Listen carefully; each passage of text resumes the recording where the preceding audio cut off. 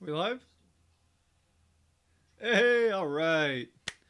Welcome into Cheap Seats, everybody. We're doing the Seattle Kraken mock expansion draft live reaction watch along show. Obviously, I can't stream the actual TV broadcast of it, but on I guess this side over here, on this side, I'll have the players that they select going there, and obviously, you can watch it on ESPN2 if you have that. Otherwise, we got half an hour until that kicks off at 5. I've got it running on ESPN2 right now, some Tony Hawk vert ramp thing. So hopefully that rolls over pretty good right up until 5. But until 5, if you have any questions, we're not going to be talking about if you've seen the leaks. Obviously, most of, if not all of the picks have already been leaked today, assuming that those are the actual picks. If you know those, please don't put those in the chat or anything like that. There are people who don't want to know. They've specifically tried to not find out so we can find out live with everyone else. So again, please don't, no spoilers in the chat. I'll be trying to watch that and take those down if I see them. And I won't be talking about the leaks until after the player is picked. If the player gets picked that was leaked, I might mention, yep, we kind of knew that, but I'll try to give a genuine reaction. And then again, won't be mentioning who we think the player that's going to get picked is until after the pick is official. See what do we got here? Fan.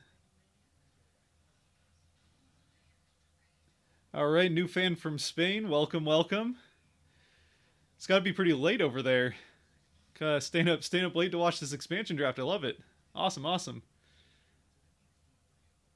Let's go Tampa.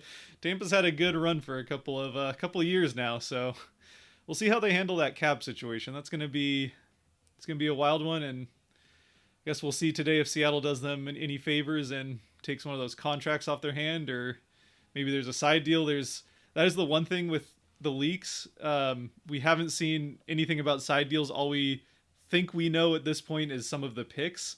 So, and there's definitely some weird ones, but yeah, we don't know anything about side deals. So there could definitely be some wild side deals that maybe explain some of them a little bit more. Or, I mean, if you look back at the Vegas draft, if you just saw that list of names, you probably wouldn't think that there were side deals where Vegas actually got something for taking the players that they did. So yeah, we'll see what those look like. Can you explain why the Kraken would select an RFA or a UFA? Yeah, so RFA. So basically, the difference between an RFA and a UFA, and it's a little bit more complicated in this, but the basic thing of it is that with an RFA, a team's so up through the expansion draft. We'll start with this. Up through the expansion draft, the player, whether they're set to be an RFA or a UFA, is still under contract with the team, which is why the Kraken would still select an RFA or a UFA. With an RFA, a team still has some power over, let's say they don't sign them before free agency starts. If another team makes an offer, they still have some power to match that offer or do something to keep that player on their roster. With a UFA, if a player goes to free agency, then once they hit free agency, which starts after the expansion draft, once a player hits free agency as a UFA, then it's fair game. Anyone can claim them. It's if the team that wanted them hasn't signed a contract by that point, then they have to enter the bidding war for them, same as everyone else. So like Dougie Hamilton's a good example from Carolina, where if the Canes still want to hold on to him, then they're going to have to, enter a bidding war with everyone else, assuming he doesn't get selected by the Kraken. So that's kind of the thing there. Why the Kraken would select an RFA or a UFA? Well, with an RFA, again, they would have some control over keeping the player. So there's a little bit more incentive there, because teams would, if they want to keep an RFA and they have the player already, then they have the most power in order to make that happen. Why they would select a UFA? It's with a UFA, let's say there's like, one would be like Chris Drieger is a UFA, but the Kraken could sign him without going to the bidding war of free agency. And basically the incentive to taking him now is that they've had a window now of 3 days to kind of work with his agent, work with him, and try and get him signed. If they wanted to gamble, they could let him go to free agency. and try to win the bidding war there, which they will have a lot of bidding power, assuming they don't go crazy with the cap during this expansion draft. Um, but with someone like Drieger, who's going to be a pretty highly sought after free agent goalie target, if they let him go to free agency and got into that bidding war, there's no guarantee they get him. So if they want him, they should just take him now. And even if they were to get him, a bidding war could spike up the price above what they could potentially want, to sign him for now. So it's a little bit of, how much do you think you could potentially get him for during free agency? Do you think you could get him? And if so, then maybe you pick someone that you won't have the chance to, that's already under contract. I hope that kind of explains it. A little bit wordy, but yeah, basically the difference is an RFA, the team who owns that contract has a little bit more control. But free agency starts in the coming hours, coming days here. So the expansion draft happens. Up until the expansion draft, those players are still under contract technically with that team.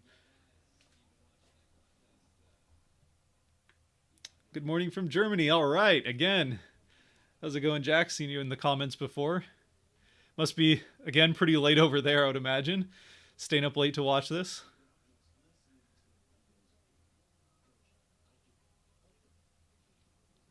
$1:30 in Europe. Yep, that's some dedication. It's awesome. I've over the last couple of years, kind of since Drive to Survive came out on Netflix, I've been getting more into Formula One. So that's a little bit different. That's more getting up early than staying up late. But a lot of those races on the West Coast US here are like 4, 5, 6 a.m. start time. And 6, it's still kind of early, but it's not terrible. But I mean, there's a couple of the like Middle East races that are like 2 a.m. Yeah, it's tricky to follow a sport that's not on your continent.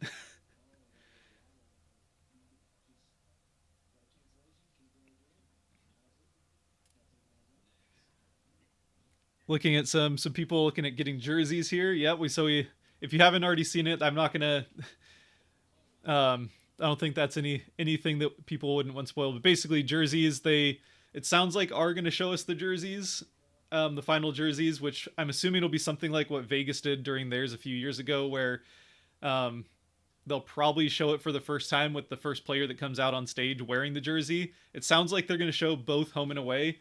And I think with Vegas, they had just homes at the time. I could be wrong about that. It's been a few years. Sounds like we'll get to see, though, what the home and away jerseys look like officially tonight. And then those go on sale to general public September 15th is what the team said. So still got some time, which is for the best. It's for the best, definitely, that we have until September 15th. Because another thing with the names that we see tonight is that these are probably not the final names that are going to be on the roster. A lot of them will be, but sounds like there's already been a lot of side deals, and there's going to continue to be trades over the next few days. The only difference being that after tonight, anybody can make a trade, whether it's with the Kraken or anybody else. So, but yeah, it sounds like there's been rumors. This doesn't have to do with leaks, but there's been rumors about different players that are going to be potentially picked by the Kraken for the specific purpose of trading away to someone else. So yeah, even if a guy gets picked tonight and isn't traded right away, it could still happen in the next few days. So it's for the best probably that the jerseys don't go on sale until the 15th, because you wouldn't want to get a jersey right away and then suddenly that guy's traded 2 days later and never plays a game, never even flies to Seattle maybe.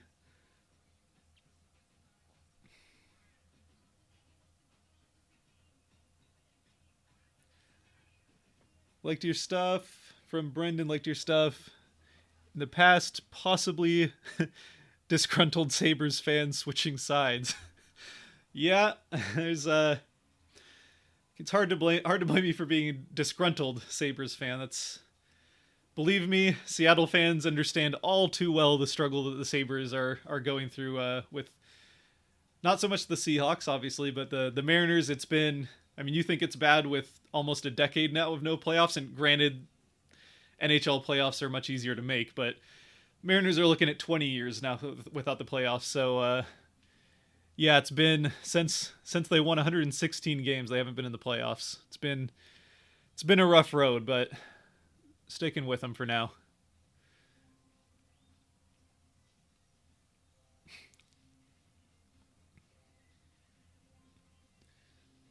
NHL.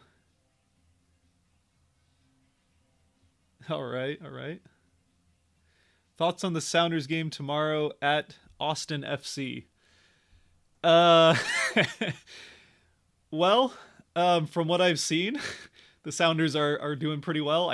Last I saw they were top of the table, which is pretty good. Obviously, they've had a good run of it. Two championships now and a couple of other appearances in the championship game, but to be honest with you, I don't follow soccer all that closely, or football for you Europeans. Um, yeah, it's a little slow for me. I maybe eventually I'll get into it, but um, to me, that's like the part of the beauty of hockey. Like I'm a huge baseball, football, American football fan.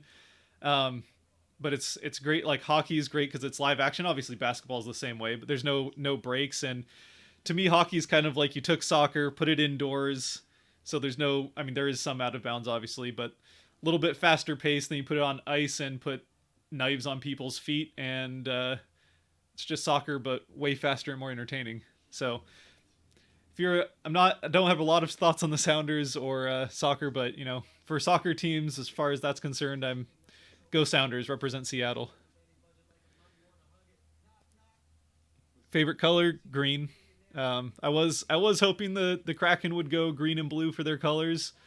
I know it's the same as the Canucks, and that's why they didn't. But there's a lot of green and blue in Seattle sports, and yeah, green's the favorite color, and blue makes sense. So go with that.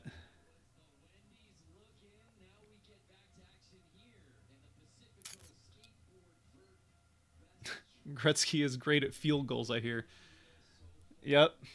Um, don't know if he's good at field goals, but we're hoping he's good at doing broadcasting. So he'll be joining. I think it's the TSN broadcast or the TNT broadcast that he's joining for this next season. They're kind of trying to do like a similar thing what TNT does with Charles Barkley and Shaquille O'Neal.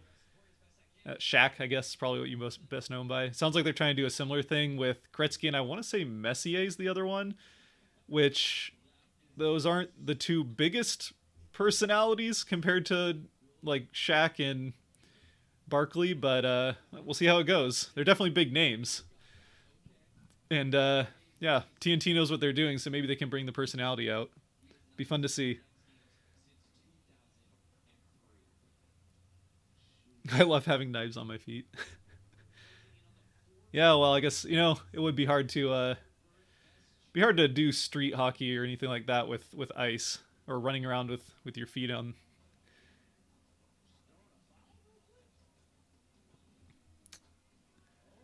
Who thinks the leaks are 100%? Again, let's not get too carried away with. Let's try not to spoil any leaks too much for people. But as far as the leaks go, without saying any names, I I trust a lot of the sources they came from. So I would imagine most, if not all of them, will be probably the final picks.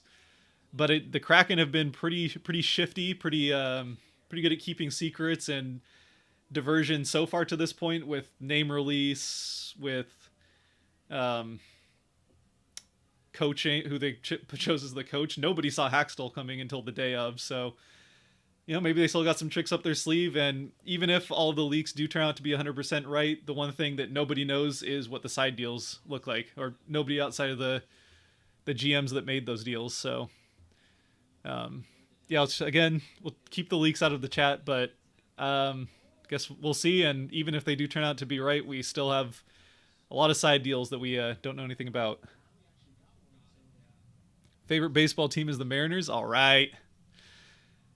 If you're not from Seattle and your favorite baseball team is the Mariners, then I imagine you're a 90s kid like me and still holding on to having Griffey as your hero. But maybe you're into Ichiro, or I guess Ichiro is another one. A lot of Mariners fans from the Ichiro days, or maybe Felix. But unfortunately, the Mariners didn't do a lot of winning with Felix.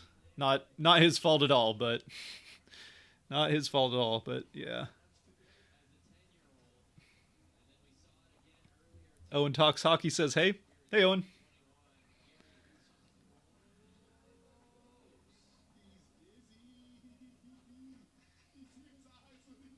I guess.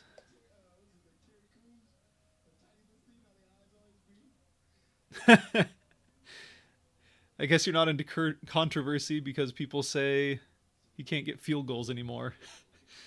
Yeah, I mean Gretzky's a little older, so I don't know if he's going to be putting it through the uprights too often. Fortunately, the Seahawks have their kicking pretty well figured out. I don't know much about Edmonton's team, and I know they're not the Eskimos anymore.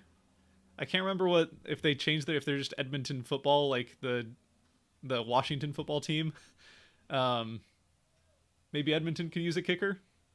Gretzky's probably not your guy, but you never know. When does it start? It'll start in about 15 minutes on ESPN2, 5 o'clock p.m. Pacific time. So Seattle, 5 o'clock local. If you're on the East Coast, that's going to be 8 p.m. obviously, and if you're in Europe, I assume you have some way of figuring that out because I don't really know. I think London's 8 hours ahead of Seattle if I remember right, but daylight savings kind of throws that into whack because we still do that stuff over here. Um, yeah, but about 15 minutes, or I guess 13 minutes from now is when it'll start. So whatever time it is now, wherever you are, plus 13 minutes.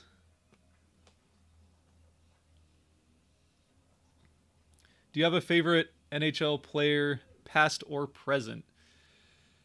Um, Not. I wouldn't like nothing like I do with football or baseball so much. Um, Present. I mean, it. The easy answer is McDavid. He's just so much fun to watch.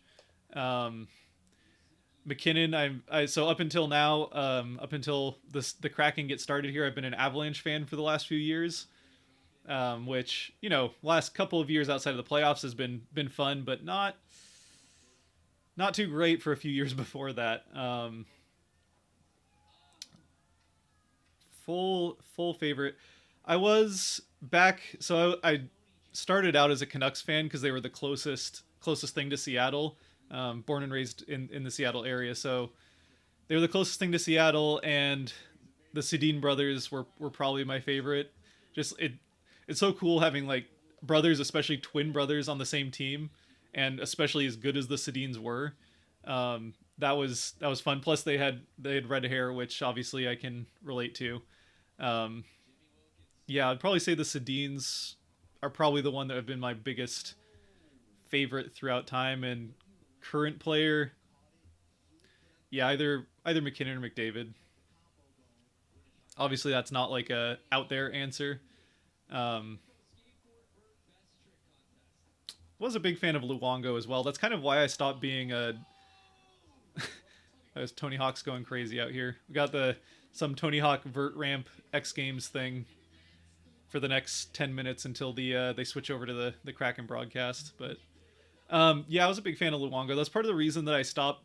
I kind of switched from the Canucks to the Avalanche almost 10 years ago now. Was all the kind of the Luongo got like run out of Vancouver. And I always liked Luongo, so that was kind of like, you know what? I don't live in Vancouver. Might as well switch sides. But been a Mariners and Seahawks fan my whole life, and that's not changing anytime soon. As much as the Mariners have tried. Almost 3 a.m. in Finland. All right, that's some dedication. Hopefully you don't have any. Hopefully you're not having to get up early for work. Although you might not have as crazy of a work schedule over there as we do in the States. I'm not really sure. I know Sweden and Norway I know have a bit more relaxed and we'll say forward thinking way of looking at full time work. Not sure if that translates to Finland, but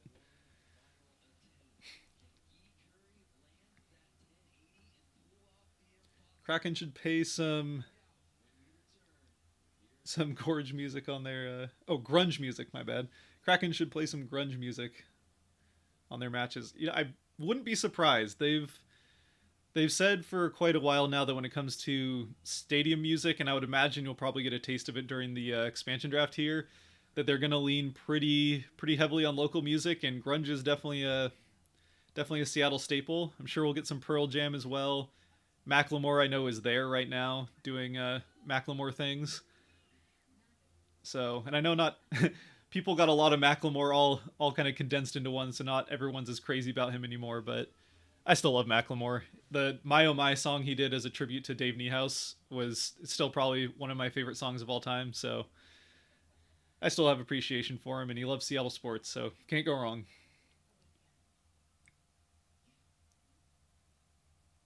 Obviously, Jimi Hendrix as well. I don't know how much they'll lean on Hendrix, but get some in there.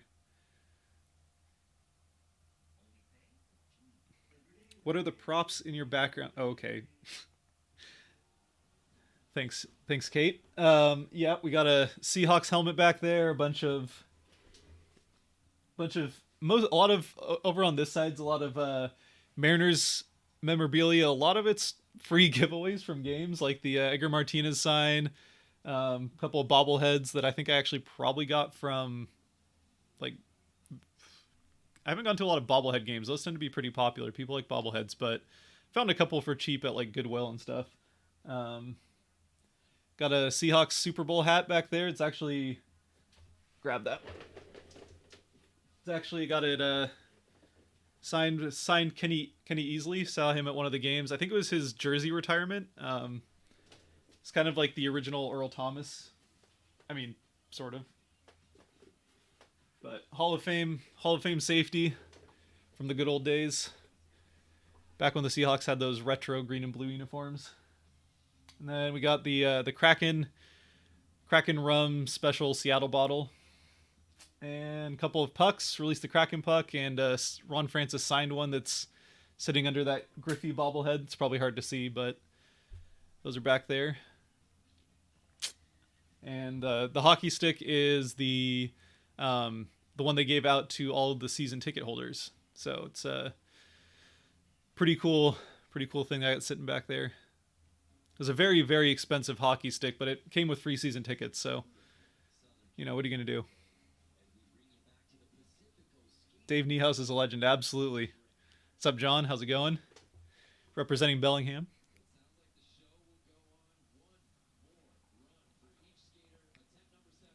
Two Swedes here. All right. Personally, I'm of Norwegian descent, so, got a healthy sibling rivalry there, just like the Canucks and Kraken are about to between Sweden and Norway, but love Scandinavia. I've been over to Norway once. Would love to go a couple more times. It's great over there. Love it. Haven't been to Sweden yet, but be fun to check out Sweden as well. Not as many fjords, which are pretty cool, but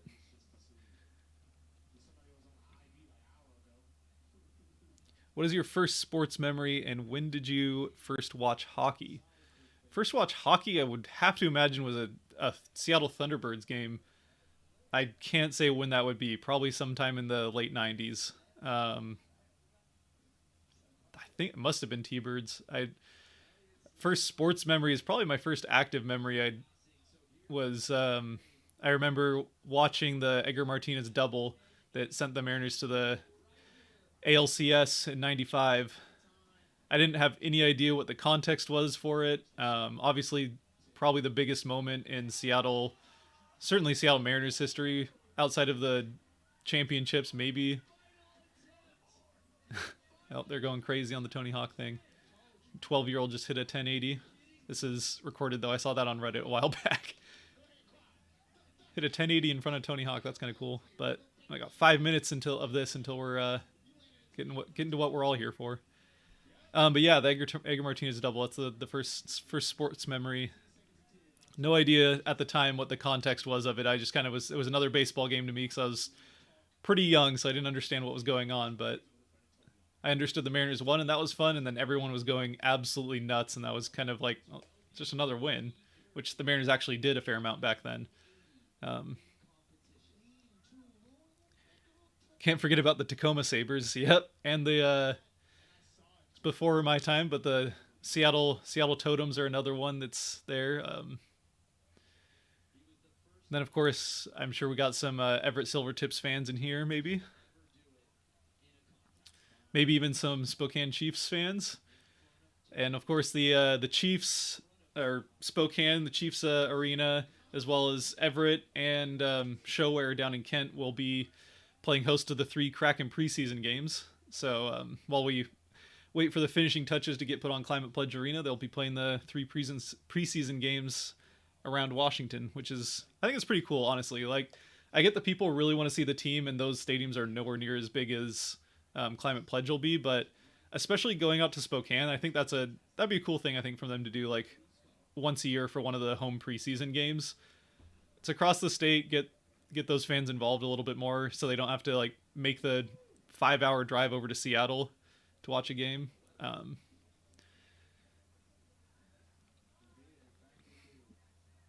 Do you watch wrestling?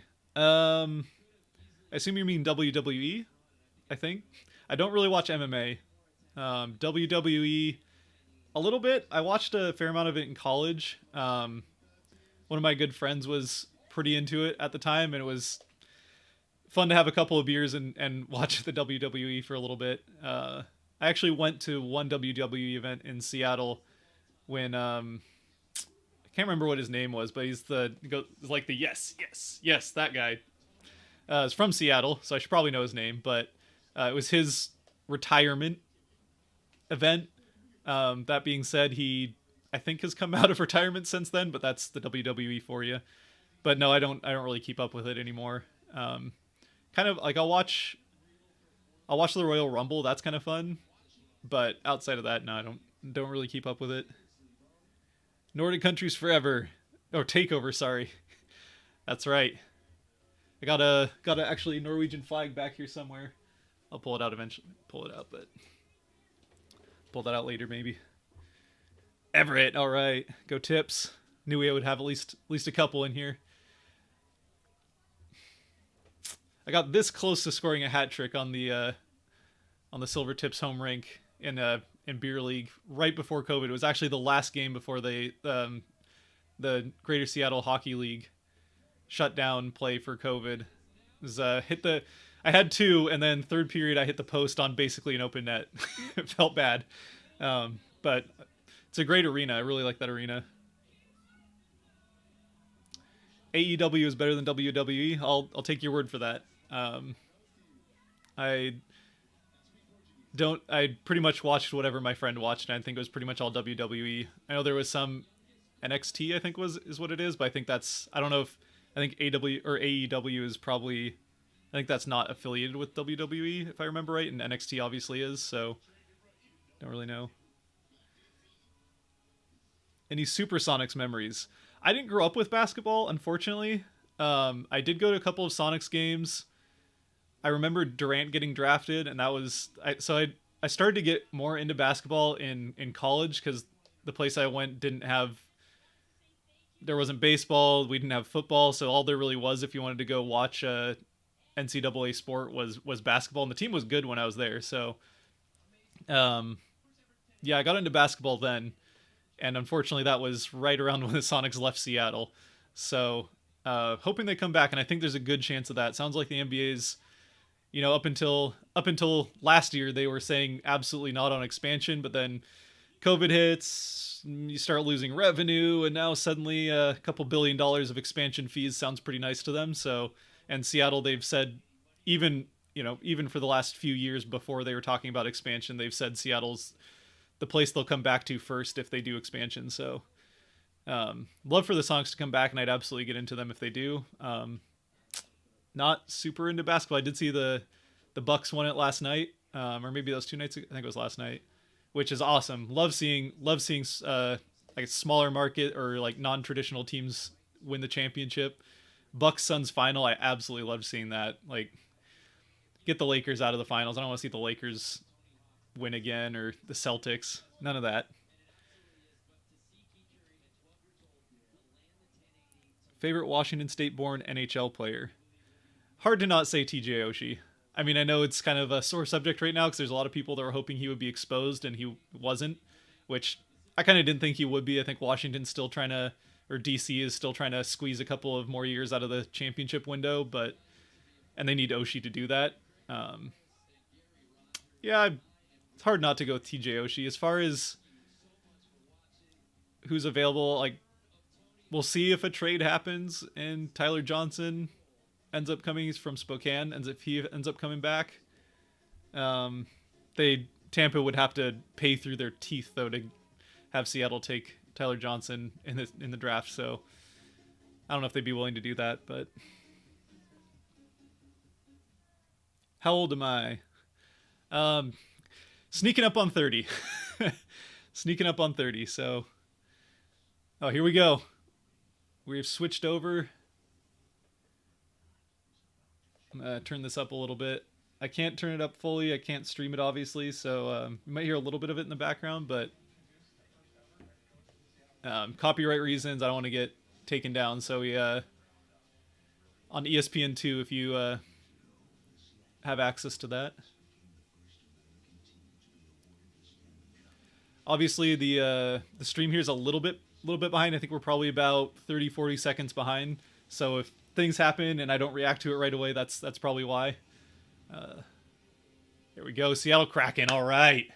Oh, I love that logo. A lot of boats out there on Lake Union. A lot of boats. They got that screen out in the middle of the water. That's pretty cool. Watched a few 4th of July fireworks show from out on the water out there. It's starting. You old. Yeah. Oh, Seattle already knows to boo Bettman. Come on, he just gave us a team. Well.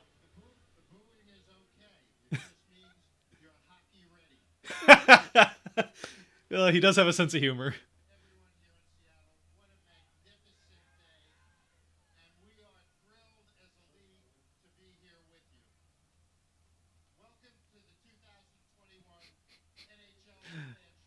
Imagine some fans of other cities watching this. They're going to be maybe think a little bit more of Seattle as a hockey market because we booed Bettman right away.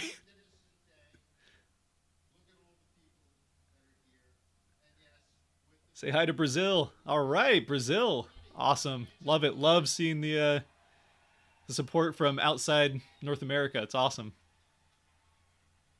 Brazil. I think that's how you pronounce it. Sorry if I butchered that.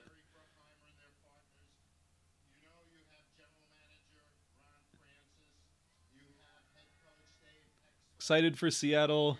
I'm a Sharks fan from Danny. There's a lot of Sharks fans that are joining the Kraken, or are going to be doing even a couple of our kind of homegrown media people are big Sharks fans that are coming over. So definitely not alone from the Sharks Nation coming over to Seattle.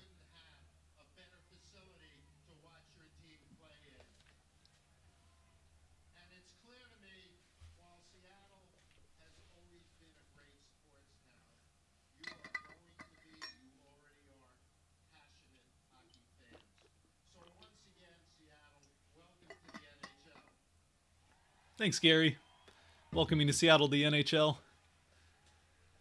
Ah, there's another Metropolitans jersey in the crowd there. Hard to miss those. Hard to miss these jerseys.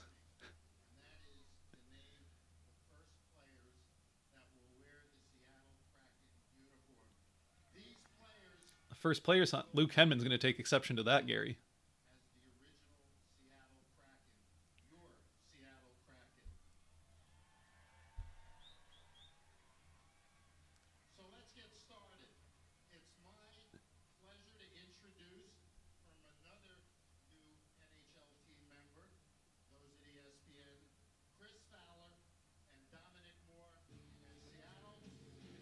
Here we go. I think this actually is the first.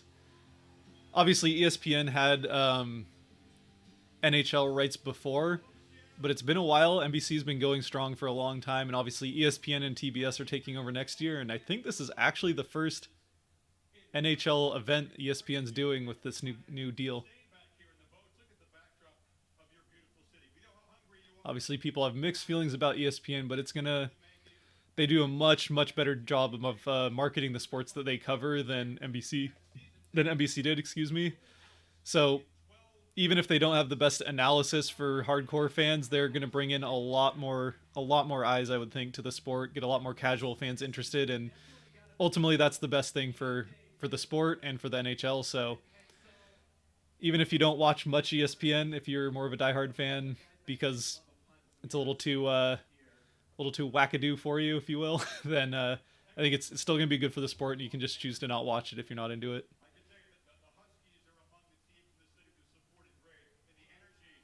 Oh, Huskies the first team mentioned. Cougs fans going to be mad. Cougs fans are going to be mad. Sexy jersey. Thanks, Galen. Yeah, this is represent the old Metropolitans. Got a Ron Francis jersey back here as well. Hang this up over on the side here. Boom. It's a Ron Francis Whalers jersey.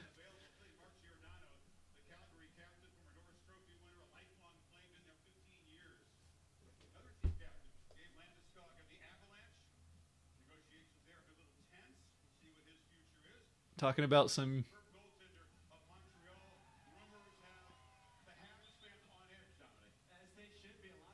talking about the big names. They're of course mentioning Price and PK Subban. I would be surprised if Subban comes to Seattle, and kind of surprised if Price does too. But I mean, it's Price obviously big name. So if they get him, then it's a lot of marketing potential there, and he's still got something, just not $10.5 million worth of something. Oh, there we go. Some stars there. Gary Payton, Sean Kemp, I think.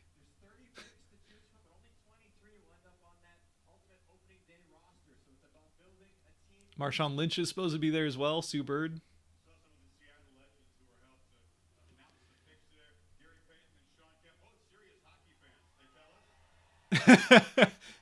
Both serious hockey fans. Pans over to them and they're like, "Yep." Oh, Bobby Wagner as well. Yeah, that's right.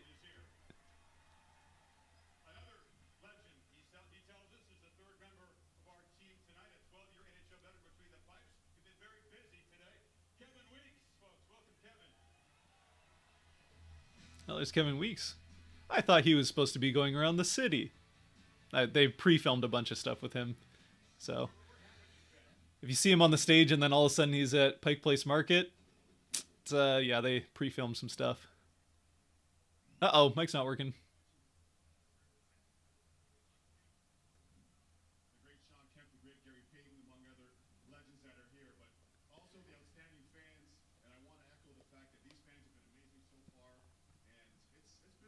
Can't watch it in the UK. Oh no.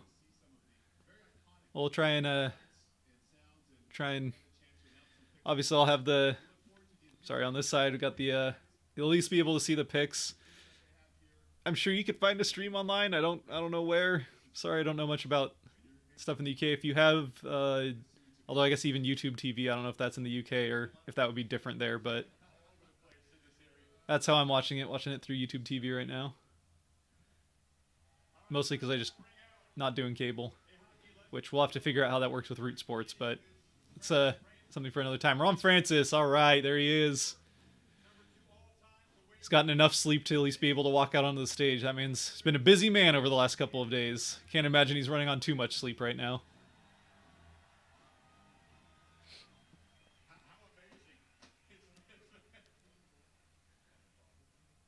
ESPN is a shill. I don't know. They're not going to destroy the sport.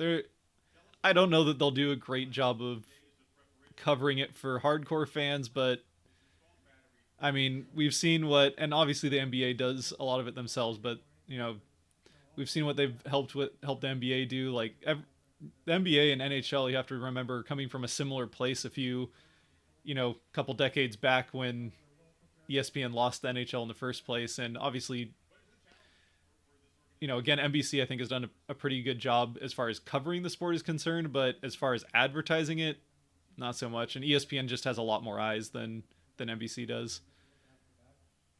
The Hartford jersey is pretty sweet. It's got the day they announced Ron Francis as the GM. I already wanted a Hartford jersey, but I was like, oh, that if we're gonna have Ron Francis as the GM, then Better pick up the old C on the jersey and get Francis on the back of it. So still probably my favorite logo in like the history of sports. Honestly, it's just such a great logo and awesome colors as well, as we talked about before, blue and green.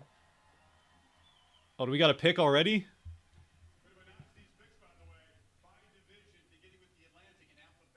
So we're going by division in alphabetical order.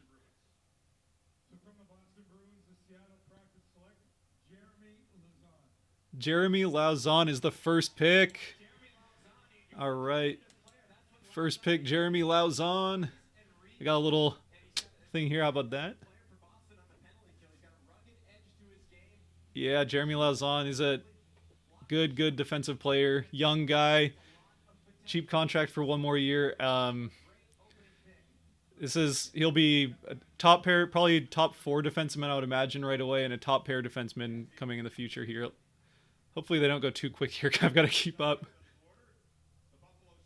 Oh, we're going pretty quick. Buffalo Sabres are up.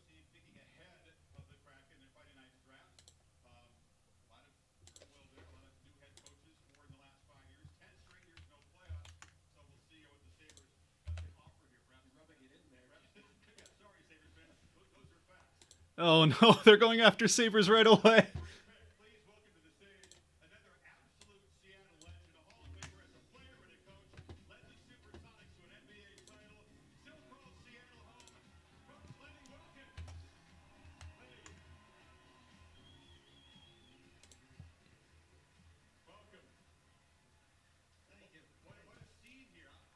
All right, Lenny Wilkins here to announce the Sabres pick. Let's see who this one will be. Lauzon, I think we kind of saw that one coming, even if you didn't see any of the leaks. That was easily the best pick from Boston, so that's solid pick. Definitely happy about that. I would see some lists that didn't have Lauzon on them, and I was like, if they don't take Lauzon and didn't get a side deal, then that would have been disappointing.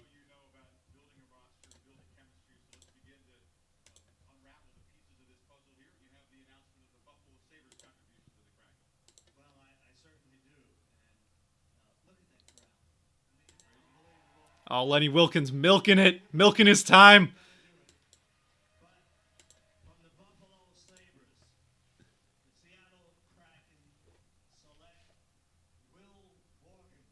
Seattle takes Will Borgen from the Sabres. Interesting. All right, it was either him or Colin Miller. Yeah, good. Another good young defenseman. Definitely going young, which is kind of what we expected. I think we're expecting this to be a pretty cheap roster that's definitely on the younger side.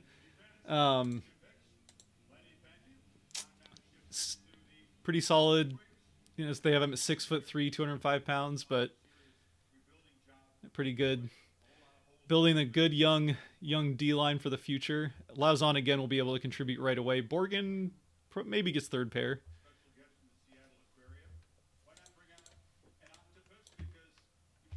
Oh, we got an octopus announcing the.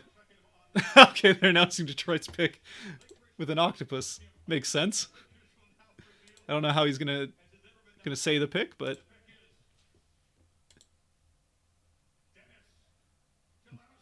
Dennis interesting. All right, that was definitely one of the guys I was looking at. Probably not. I was thinking of Evgeny Svechnikov, but again, another younger guy. Yep. So we're lots of defense right away. We're already at 3 defensemen, so and they're going quick. So I'm trying to keep up here with the little sideboard here.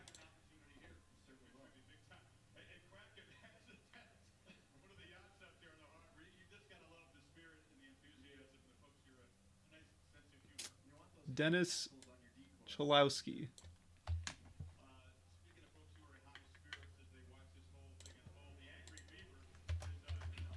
All right, Angry Beaver shout out. Let's go.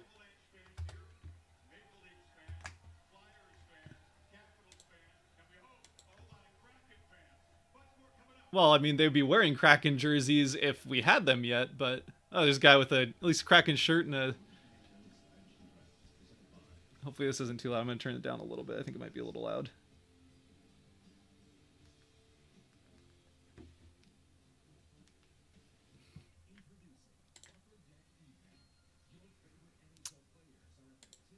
JPEG.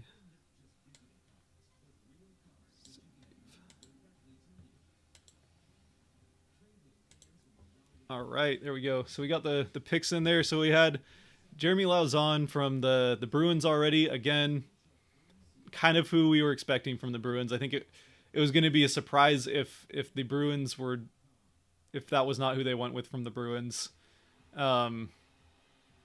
Obviously Nick Ritchie was another one people were talking about, but he's solid, but I just don't know if he's worth the contract. And Lauzon is, again, he's, as we I'll pull his back up again, just $850,000 on his contract for next year, and then he's set to be an RFA, so they'll have control. Again, as we talked about at the beginning, with him being an RFA, they won't have to worry about too much losing control in free agency with him. And again, that's someone that could definitely develop into a top pair defenseman and could even start in the top 4 for Seattle. Certainly will be in the starting lineup, I would imagine, though. Let's see, who else did we have?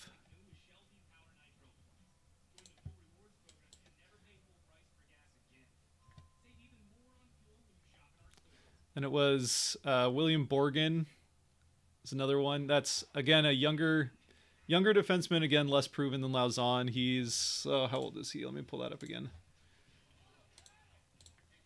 So yeah, both Borgen and Lauzon are 24. Lauzon has quite a bit more experience. He's played in 76 NHL games last season, coming off of, not a ton of points production either way, but again, you're not looking really for that from defenseman. He's very defensively solid, which is really what you want. I think kind of what we've looked at coming into this draft was that Seattle's going to be probably strong on the defensive end, which will help the situation in goal as well, where they should be pretty good. So probably a team that won't get scored on too terribly much, and then the trade-off is scoring might be an adventure sometimes. So we'll see how that goes, but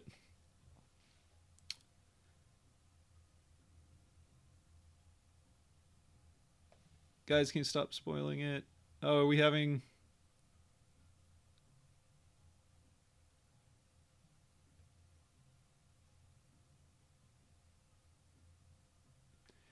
I don't see spoiling. I mean, if you have seen the leaks, again, I'm going to say this again. If you've seen the leaks, please don't post those in the chat until after. Wait like a couple minutes until after the pick is made, because again, the chat is live, but the video part is a little bit delayed. So maybe that's what some of it is. The video part is a little bit delayed while the chat is live, so that might happen a little bit before the actual announcement happens. But again, yeah, there are people that avoided the leaks on purpose so that they could watch it. So please don't spoil it in the chat. If you have avoided the leaks and you're worried about it, feel free to turn the chat off if you want as well. But I'm trying my best to stay on top of everything here, but it's a one man band right now, so. But yeah, let's try and keep the leaks out of the chat, please.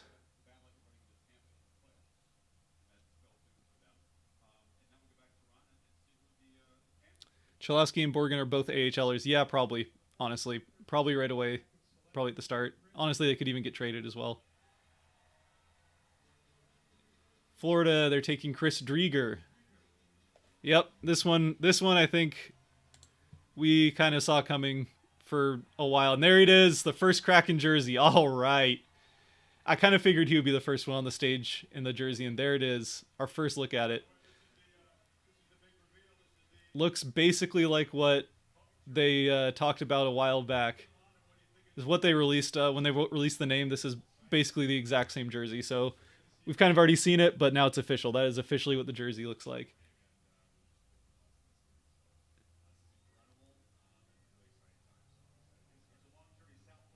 He's a good old hockey guy. Not too much excitement in his voice. That's what you like. Welcome, Chris Drieger. This guy, you're probably looking at the Kraken starter out of the gate right now. He's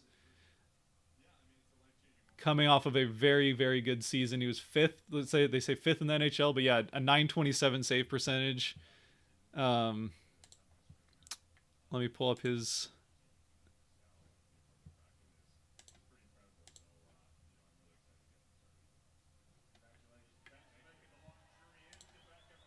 There we go. Transition that over. So there's Chris Drieger. Again, it says UFA here, but we've heard for Drieger that they have a contract worked out with him somewhere in the ballpark of 3 years, $3.5 million per. So says UFA. He is for the purposes of this draft, but probably won't be. Cale Fleury. All right, got one of the two Fleury brothers that was available. Young defensive prospect from the Canadiens from Montreal.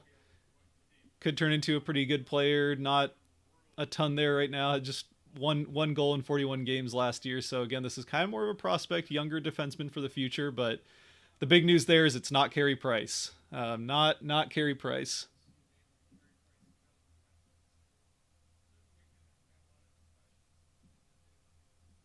Oh, get your mic up. Get your mic up there, Ron. Yeah, we talked about Price, but they didn't go with it. Yeah, we kind of knew that. Kind of knew we knew they were talking with Price and about Price, and not surprised they didn't go with him. It's for the best. Again, $10.5 million for 5 more years on Price. That's steep, and we knew that they wanted to stay a little bit lower on the cap so they can go crazy in free agency.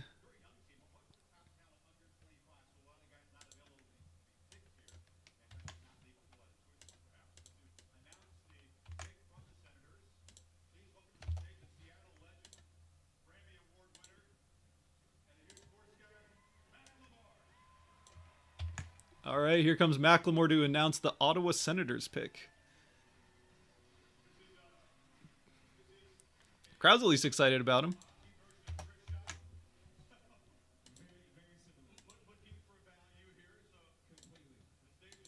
Looking for value here. Oh, he knows how to play up a crowd. There we go.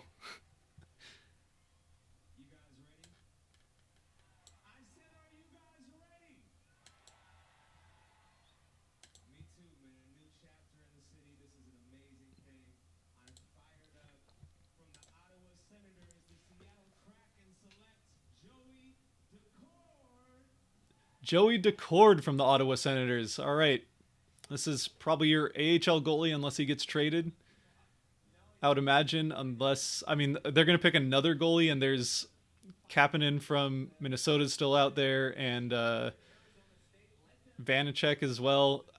I can't imagine he's even a 1B at the start of the season. He's probably the AHL goalie, unless he gets traded. But Joey Decord has played a little bit in the NHL, not... looked all right, but not amazing. Joey Decord. Oh, here we go. Tampa Bay. This is the one. Whew, we'll see what happens here from Tampa Bay. They left some big names available and all sorts of... Oh, here we go.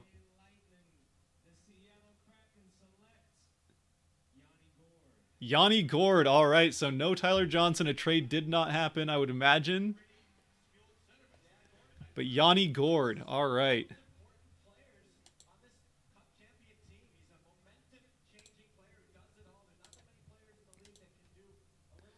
This is forward, probably center. You're probably looking at first line center, maybe second line center, depending on who else I guess they get, or free agency. Obviously, they could pick up a center in free agency, but this is the position that was probably the lightest in the expansion draft. So good pickup there. Good pickup there.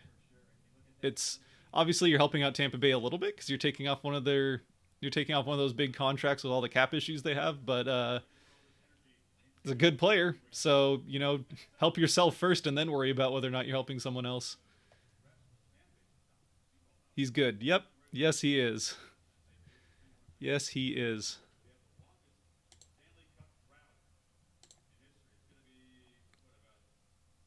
Pull up Yanni Gourde here.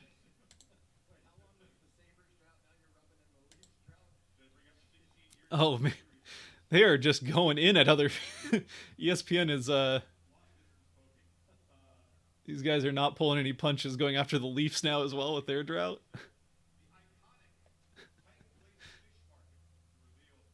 All right.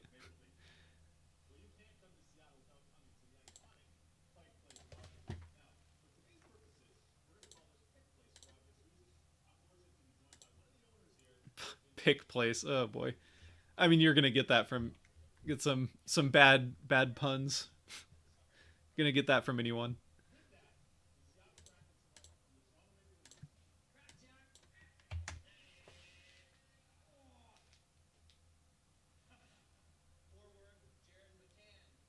Jared McCann. Oh, all right. This is hey, again another solid guy that can play center.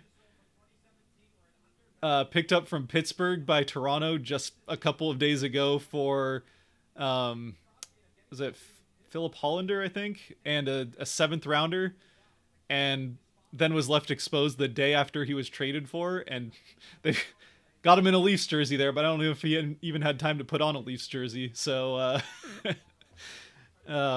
yep, traded for one day, exposed the next, and a couple days later, he's with the Kraken. Never touched the ice for Toronto. Which, to be fair, it makes sense.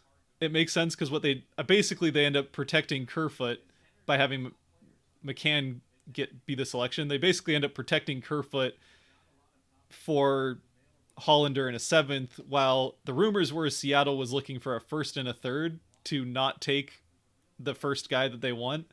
Um, so in the end, it effectively they protect Kerfoot for a prospect in a seventh rather than a first and third. So it makes sense, but it does kind of it looks funny. Definitely looks funny.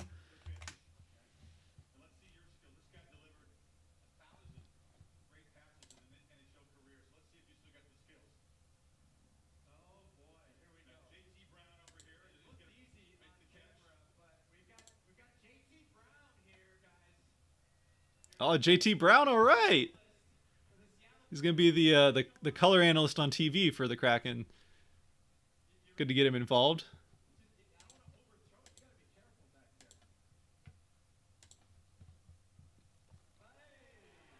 Hey, good catch. Good catch. Trying to catch up here on a set for a second. Catch up on the little ticker on the side. So give me just a second here.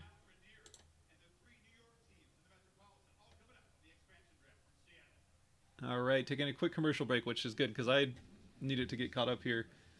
But yeah, Yanni Gord got. So we started off with a lot of young defensemen, um, which alphabetically kind of makes sense. I mean, if you've watched any of the, I mean, mine obviously or anybody else's mock drafts, it was looking like it was going to be a lot of young defensemen alphabetically from the top.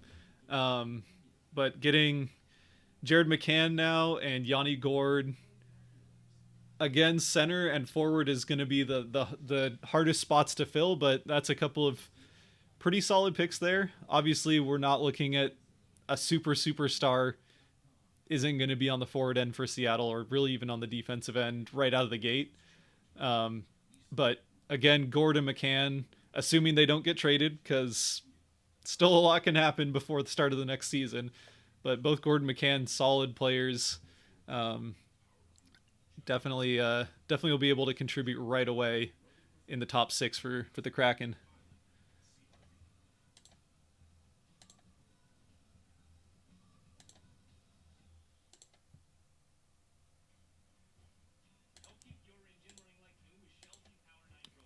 They're going pretty fast, which I guess makes sense, but trying to keep up. Oh, we gotta transition this back over. So let's get that back transitioned over.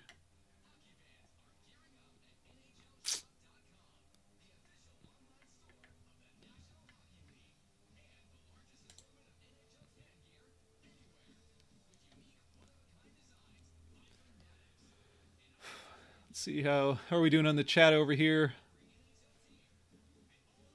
No spoilers. No spoilers. Kurgut. I'm assuming that was Kerfoot. No Kerfoot. No Kerfoot. They went McCann in Toronto over Kerfoot, which honestly, like I took Kerfoot in my draft, but it was a toss up for me between Kerfoot and McCann. McCann is a little bit younger. He's a year younger, a little bit cheaper. Like I think if I remember right, I can pull up the cap friendly here, but I want to say about a million cheaper. About 600,000 cheaper, and 1 year less on the contract, which could either be a good thing or a bad thing. If he does, play a big role in Seattle right away, maybe then he gets more money, as he'll be.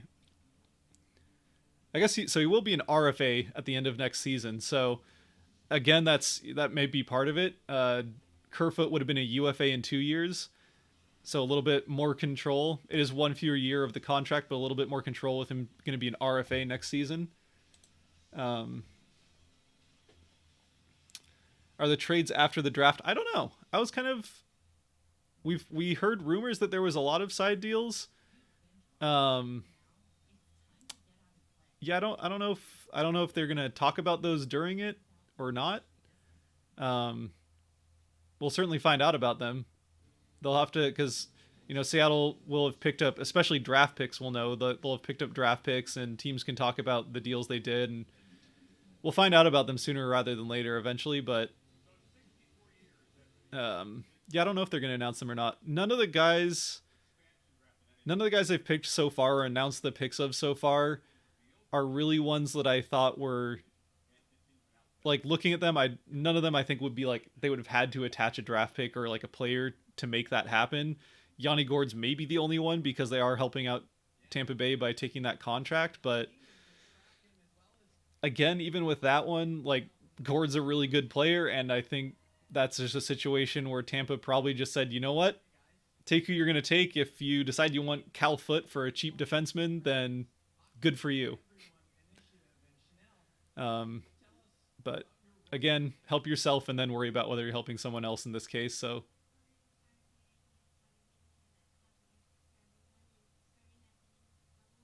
hockey for everyone. All right.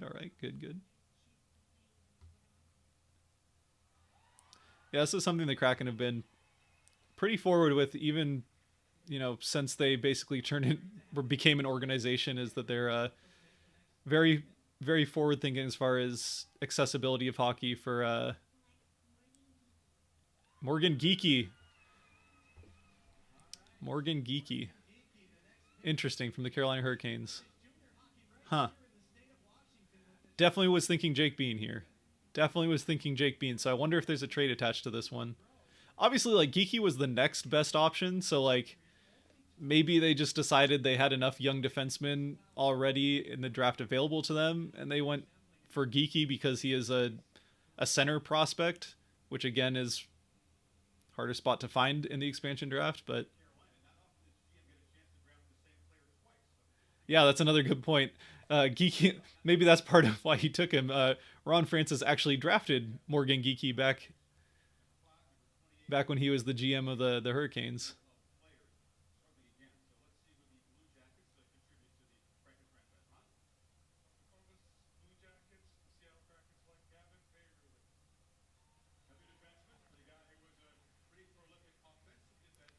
Gavin Bayreuther? What?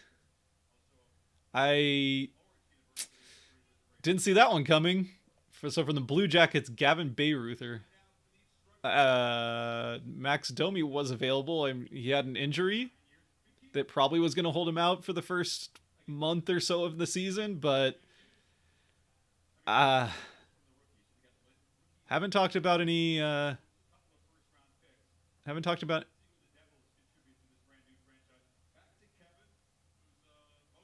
I haven't heard them talking about any trades or side deals yet, but I can't imagine they went with Bayreuther over Domi for nothing.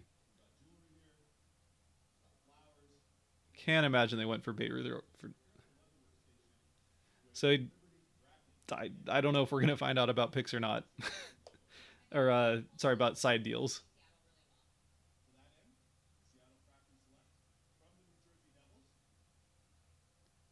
Nathan Bastian from the Devils. Yeah, that makes sense. We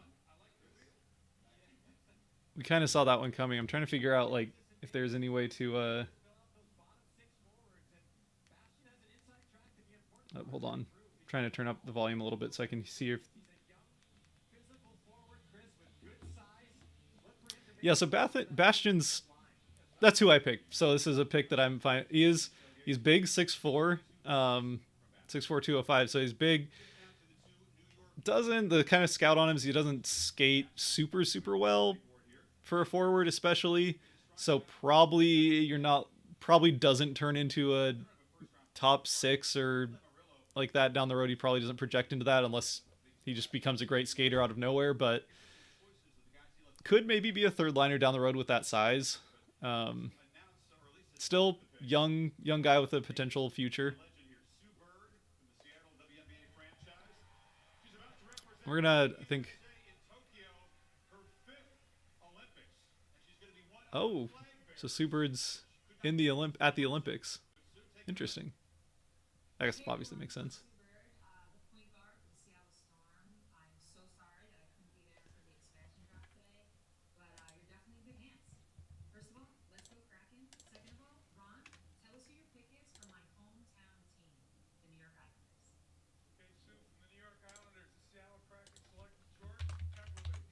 Jordan Eberle. All right, yeah. This is so. The Islanders are one of the teams where we're like looking at the protection lists come out. Oh, and here we go. Here's the away jersey. Here's the away jersey in white. Oh, that looks nice.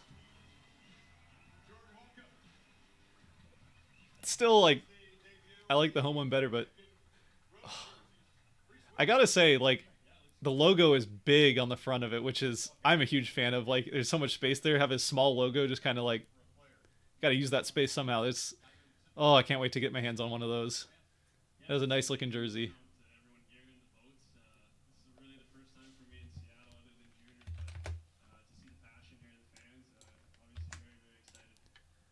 Jordan Eberle, huh?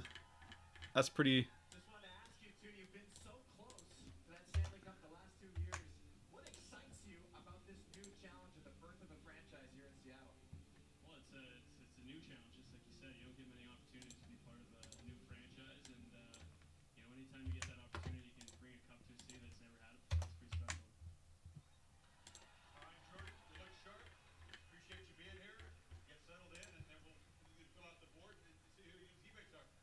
All right, I'm just trying to get caught up on the.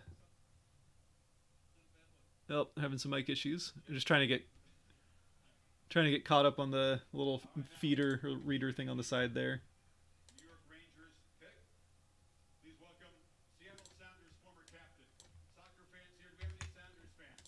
Hey, there was a Sounders shout out. We talked about Sounders a bit earlier.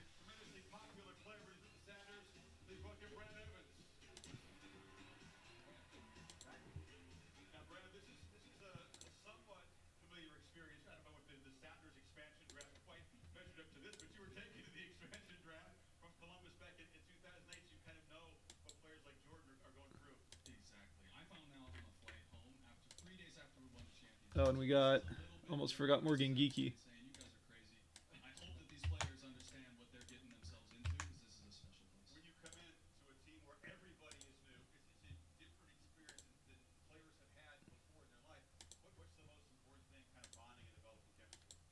I think we're almost caught up here. There we go. That should do it. Should be all caught up now. There we go. Got a little break there.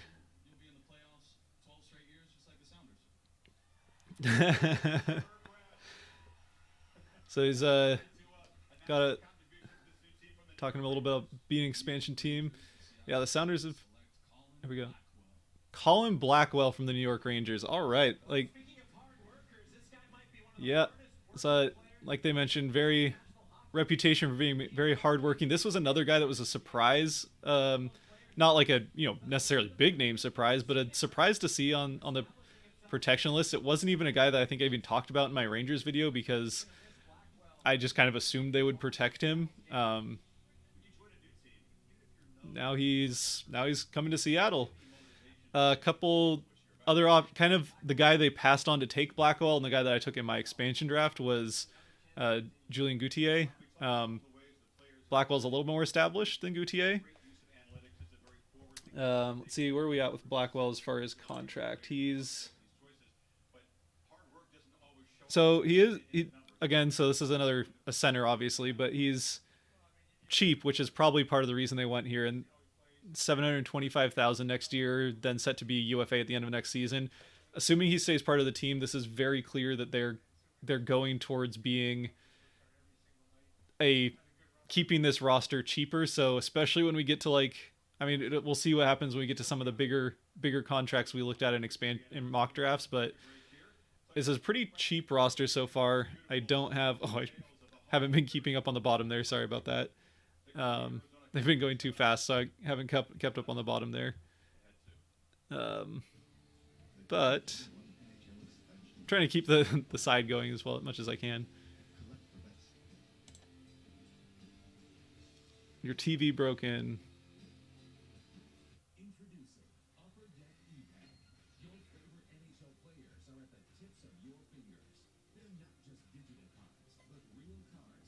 Oh, you're talking to someone in the stream. I gotcha. I was like, I think my TV's fine. Trying to keep up with. There's a lot of things to keep up with here. Vetrano over Drieger? Nope, they went with Drieger. Yep. That one they announced. And Drieger was kind of the one that was like pretty much rumored from like even before protection lists. We knew Florida wasn't going to protect him.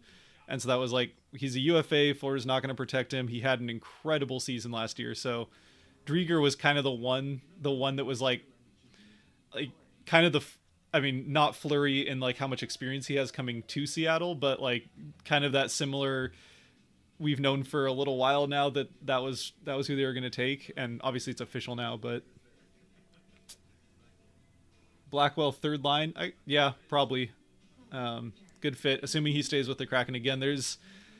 They're picking 30 players here, and I have put a video actually about this a little bit ago, but they have like if you look at Vegas's 30 draft back in 2017, 11 of the guys Vegas drafted in their expansion draft never hit the ice for Vegas once. So a lot of these guys, and by a lot I mean probably about a third of them, again, just like that, and maybe even more because of how crazy free agency is going to be, probably won't ever play for the Kraken.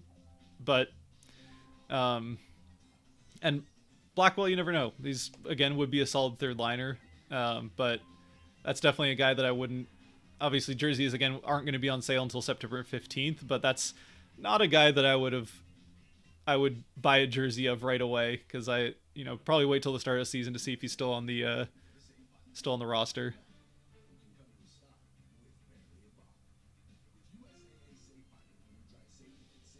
Let's go Flyers.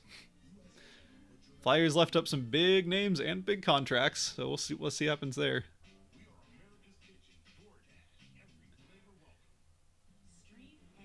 Tarasenko are done. Yeah, those are kind of the big names from the Blues.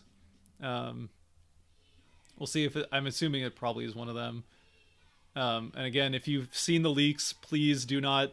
If you're just getting into the stream, please do not put any of the leaks if you've seen those over the day. Don't put any of those in the chat. There are people that are trying to watch this live and react to it for the first time and have been intentionally avoiding the leaks. So no leaks in the chat, please. But yeah, Tarasenko are done. Obviously, the question mark between those two, if it's one of them, is Tarasenko's the big name and big contract, and Dunn, solid defenseman that definitely would be probably top 4 right away, and certainly eventual top 4.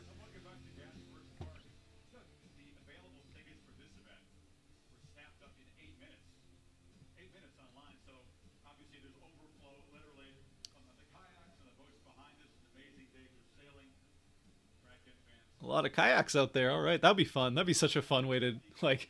Can you imagine like being one of those people like expansion draft sitting on a kayak just watching your team get selected? That's pretty cool. Pretty awesome.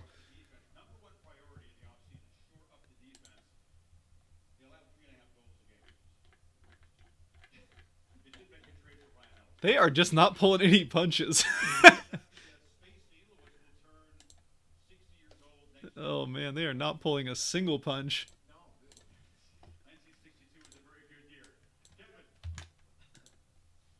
I get Colin Blackwell on here.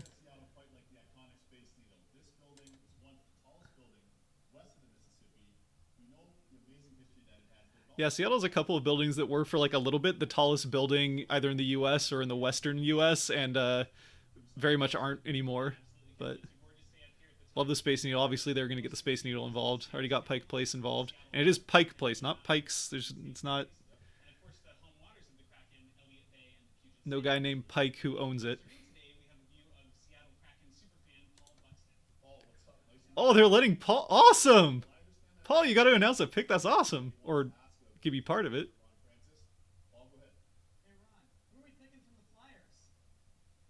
Okay, gets to ask Ron. That's freaking awesome, Paul.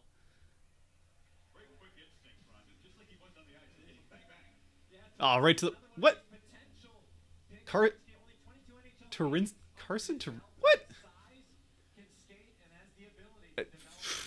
Okay.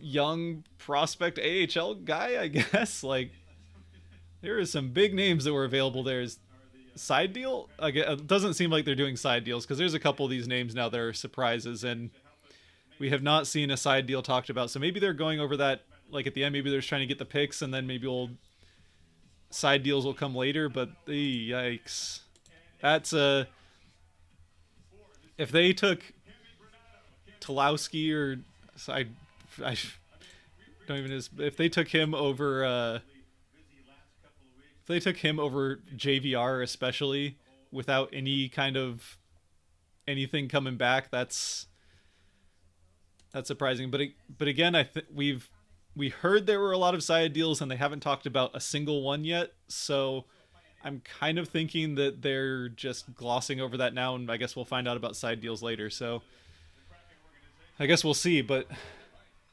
Tulowski, huh? Carson to oh, I'm getting that completely named. Torinsky.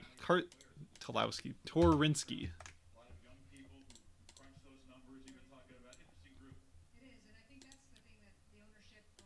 Now they're talking about the Kraken look to be a very analytically driven team, which personally I'm all about. There are definitely people that think analytics misses some things, but you know.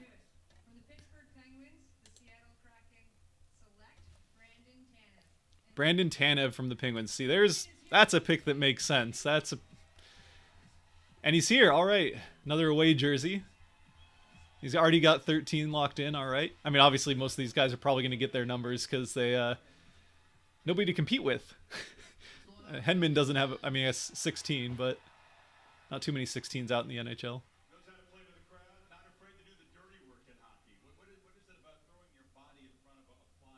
Yeah, this is.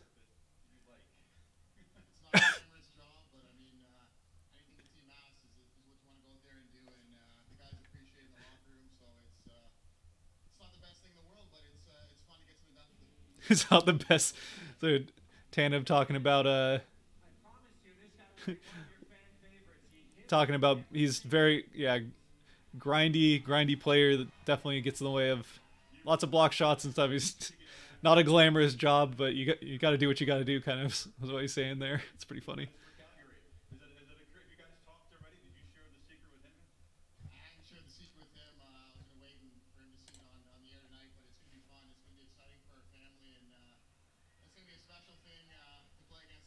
Some people not liking the Tanev pick. I think the Tanev he was. I was kind of surprised. I forgot about his photo. I forgot about that photo. Oh man.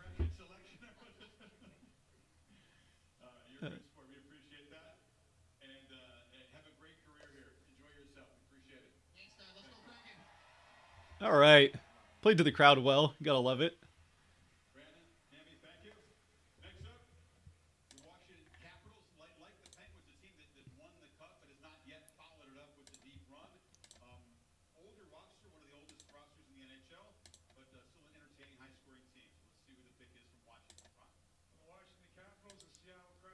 Capitals.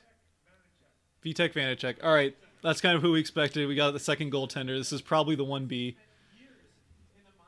I was starting to get worried with some of those other names that we saw that we weren't going to see Vanacek here. Um, yeah, there weren't a ton of options from the Caps, especially obviously TJ Oshie not available.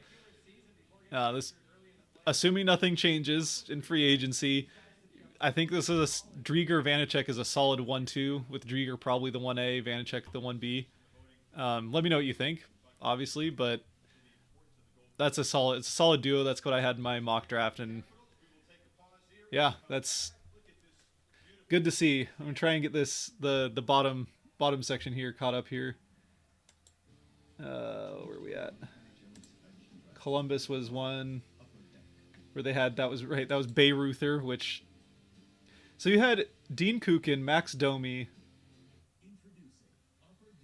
I mean, I guess that's kind of it. Those two, but there was options from Columbus that were not Bayruther that I still don't. I'm assuming Columbus gave them draft picks or something to do that one. Gotta be. Drieger was a selection. Cale Fleury, so no Carey Price again. If you're just joining in, no Carey Price. That was the big one everyone was talking about. Went with Cale Fleury there, the young defenseman, which solid option. Nathan Bastian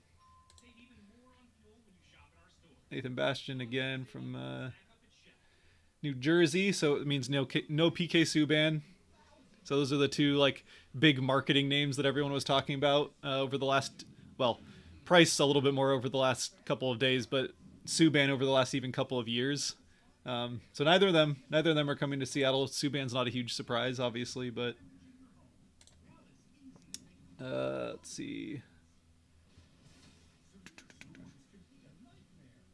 Colin Blackwell from the Rangers, kind of again third liner type of guy. Joey Decord from the Senators. Probably you're looking at the AHL third goalie there, but you know, anything as far as I've said trades a few times now, but yeah, you're probably looking at the AHL third goalie, third guy that comes up every now and then from Decord. But we got 3 goalies already, so we'll see if they take 4. That's something that's kind of been talked about. Obviously, they have a few extra spots after they meet requirements that they could take more than 3 goaltenders pretty easily here, and then trade away a couple because the goaltender market I think is pretty good right now, and they could get a lot in return for a 4th or maybe even 5th goaltender.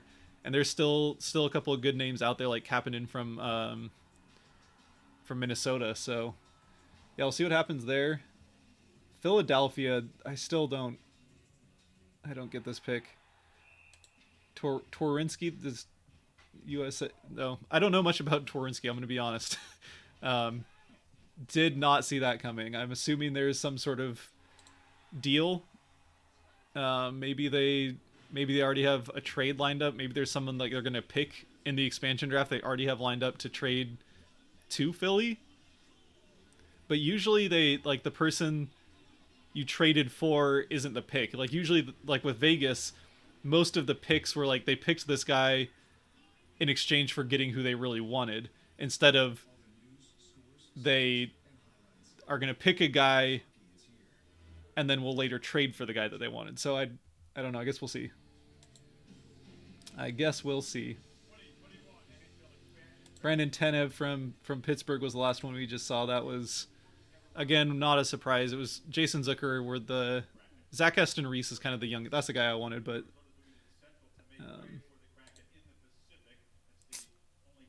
got Yanni Gord and McCann up front, back-to-back picks, so those were pretty good.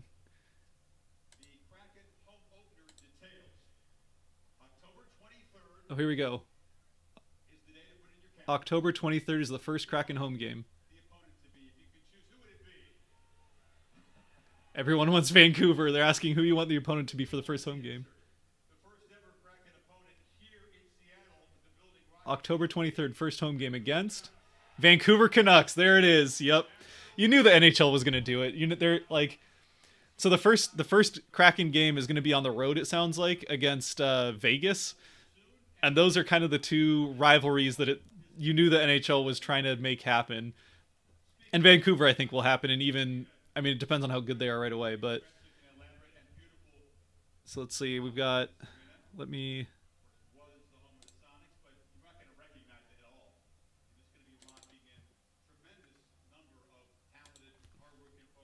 So far we've got 8 forwards, 5 defensemen, and we do have the 3 goaltenders.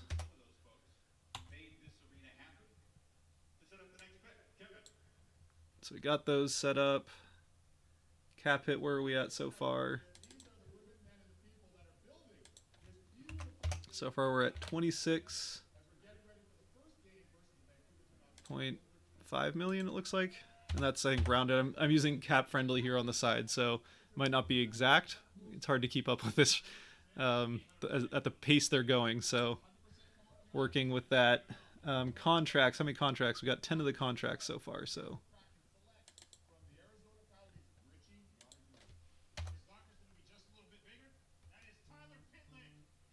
Tyler Pitlick.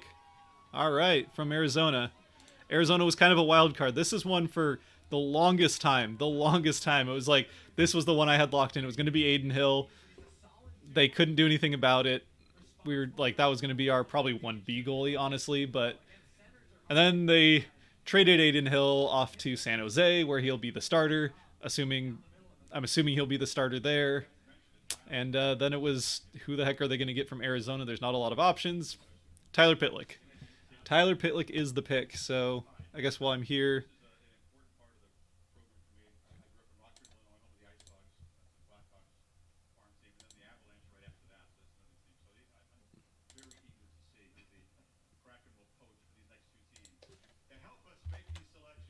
So Tyler Pitlick there. It's a forward. Cap hit, we had a little bit there. And here comes Gary Payton and Sean Kemp to make the next 2 picks. Nice. Yeah, this is hard to keep up with, I'll be honest. Trying to keep up as much as we can.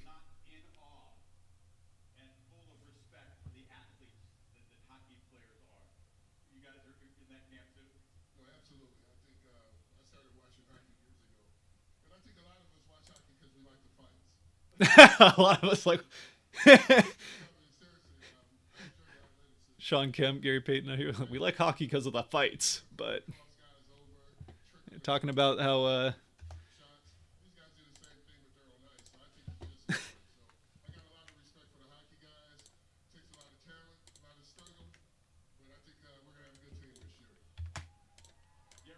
you heard it there.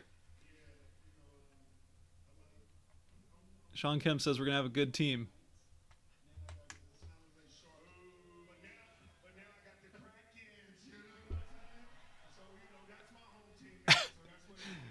You know Gary Payton doesn't. He's honest. He's an honest man. But he says he's got the Kraken. You know he's a Seattle guy, so he'll be a Kraken fan.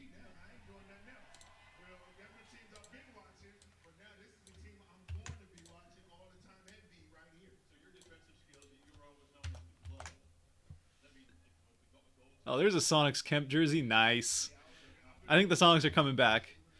5 years, I bet we know when, honestly. Like I think we'll see probably within the next 5 years some kind of Sonics expansion or move. I think expansion's more likely at this point, but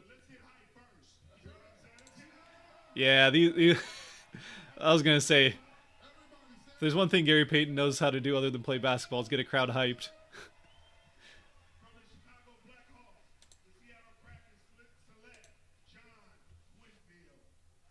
What? John Quinville from the Blackhawks? All right, there's a trade. There's a trade. There's a trade. There's no way.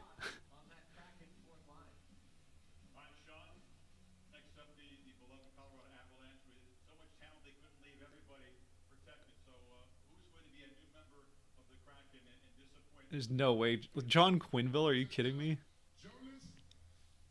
Who knows? John.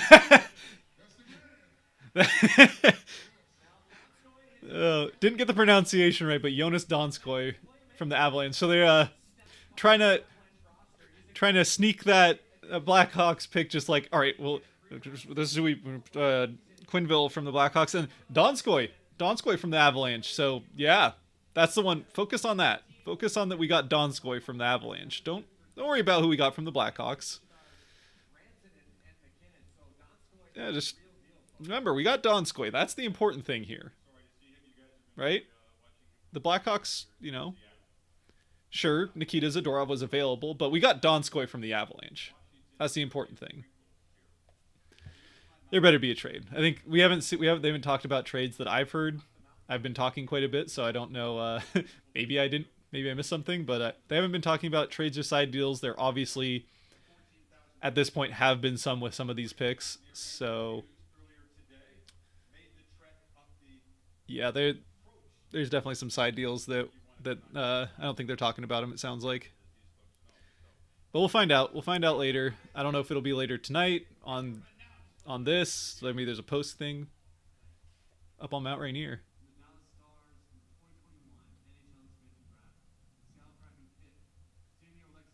Jamie Oleksiak. See, this is the one I went out on a limb with my mock draft. And I guess it wasn't that big of a limb because there's like nothing from the Stars, but that's a solid way. Oh, and he's here. All right. Missing front teeth and all.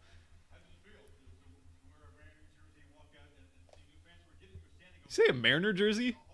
I'm assuming he said Kraken, but for some reason I heard Mariner jersey. It's definitely not a Mariner jersey.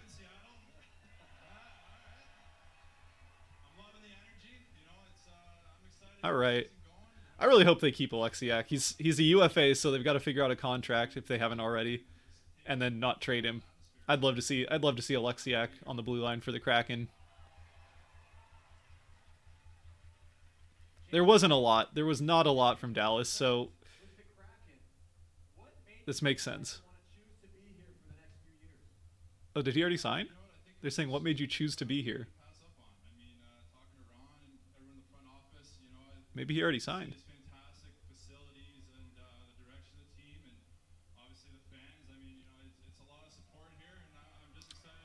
Fleury, well, not a fan of the Fleury pick. I'm assuming you probably wanted Price. If you don't like Fleury, that's why no Zadorov. Well, let's see.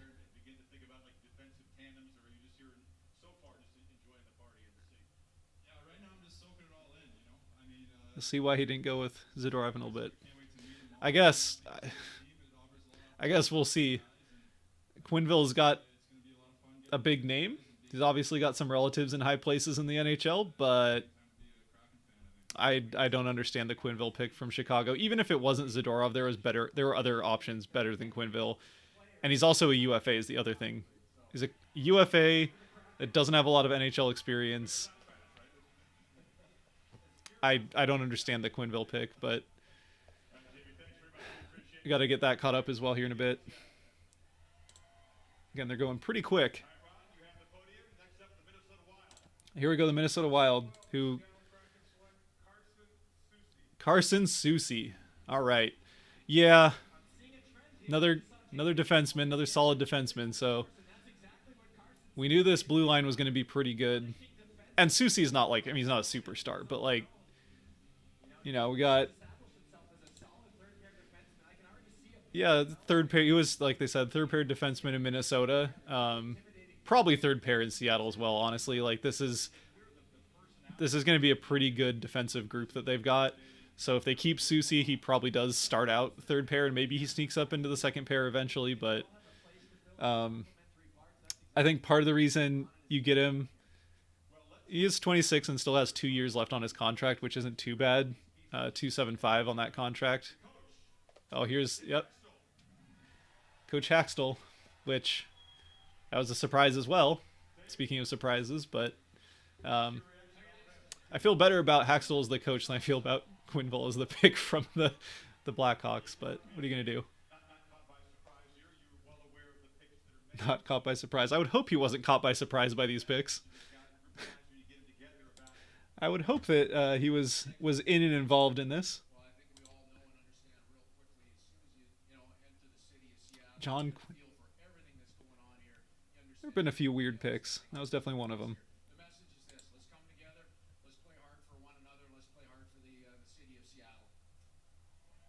Ah, good hockey coach. Yep. Hockey things, hockey words. Not too much. Not anything big, interesting. Yep. He's not bad. All right, maybe Quinville's better. I guess I don't know a ton about Quinville, and it was more. I guess my reaction there is less about Quinville and more about who else was available. Let's just look at Chicago here real quick. Obviously, Zadorov we mentioned. Calvin DeHaan is another one where like contribute right away. Granted, he is 30 and 4.5 million is not nothing, but even on the forward end, if you want a guy without a contract, there's Adam Gaudette was there. So if you're gonna go with a forward, and Quinville's 25, so it's not like he's old, but he is set to be a UFA, so they'd have to get a contract unless they're just like picking him to let him walk and save money, which could be maybe they're just picking him to let him walk. But if you're gonna do that, why wouldn't you get like Adam Gaudette's 24, brighter future, bigger, higher ceiling, and he's an RFA. So if you're just picking a guy to let him walk anyway, then I feel like you could have picked. I feel like you could have picked Gaudette and then probably gotten something honestly via trade if you weren't going to keep him anyway. So I don't know. The Quinville pick just doesn't really make sense to me, but you never know. There was like Vegas had big surprises. No one thought William Karlsson was going to turn into the player he's been for them, for sure. I like if Columbus knew that Karlsson was going to be what he is now, and maybe it wasn't because he was in Columbus the way they were then, but they obviously wouldn't have left him exposed if they knew what he was going to turn into. But yeah, weird pick. Weird pick. All right, let's try and get caught up here again. Try and get caught up again. I hope you guys like the thing on the side. It's definitely. I didn't think it was going to be as hard to keep up as it was, but I kind of was expecting there to be a little bit more time between picks for some reason. Oh.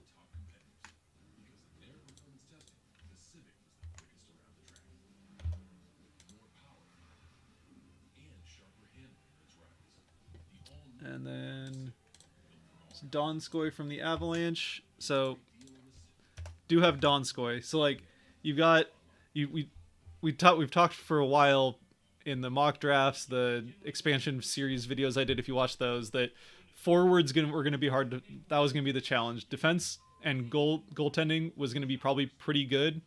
At least above average is kind of what I was expecting. Obviously no superstars, but pretty solid defense and goaltending. Forwards are going to be an issue, but you know, if you told me at the start of this season or a couple months ago that we were going to end up with Gord, McCann, and Donskoy, as well as Tanev, whether or not you like him, but especially those first three, I'd be pretty happy with that. So, and the Avalanche, obviously, like we were thinking about Ryan Graves, and that was what we thought forever, and then they trade away Graves, and you're like, well, like good team, but honestly, aren't like, but past Graves there weren't amazing or as good of options, I felt. And then they left Donskoy available as well as Landeskog, but he I think is someone they probably target in free agency. So not surprised they didn't go for Landeskog there. That's him and Dougie Hamilton in Carolina, since we know they took Morgan Geekie there. I think it looks like they're saving money for free agency, which they kind of said they were, so it's not a surprise. But I would imagine Landeskog and and especially Dougie Hamilton, I would imagine probably top targets they go for. Dallas Stars. They got Jamie Alexiak from the Stars. He's a UFA. He said something about choosing to be there, so maybe they might already have a contract. I don't know if I missed that. If they talked about a contract, I missed it. Let me know in the chat, because I might have missed a contract there.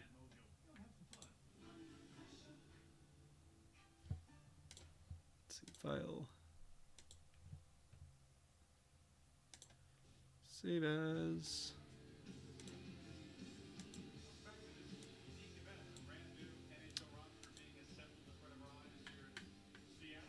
Oh, in Minnesota Wild, we got Carson Soucy. That's right.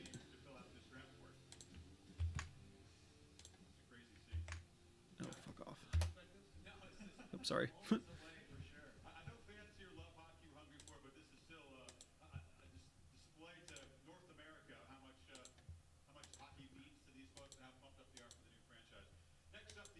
Well, I mean, they're not gonna say bad things about Seattle, right?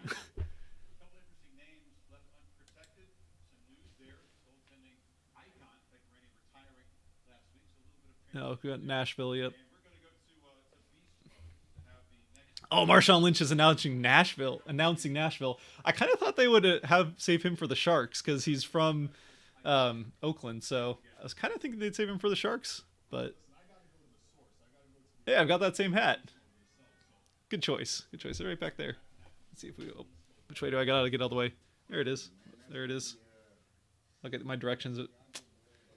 Good looking hat, Marshawn.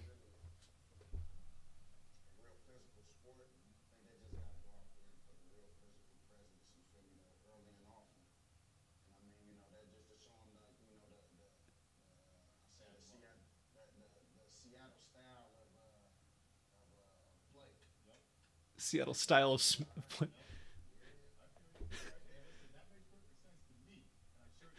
you're trying to put Marshawn in a scripted environment. It's what are you gonna do?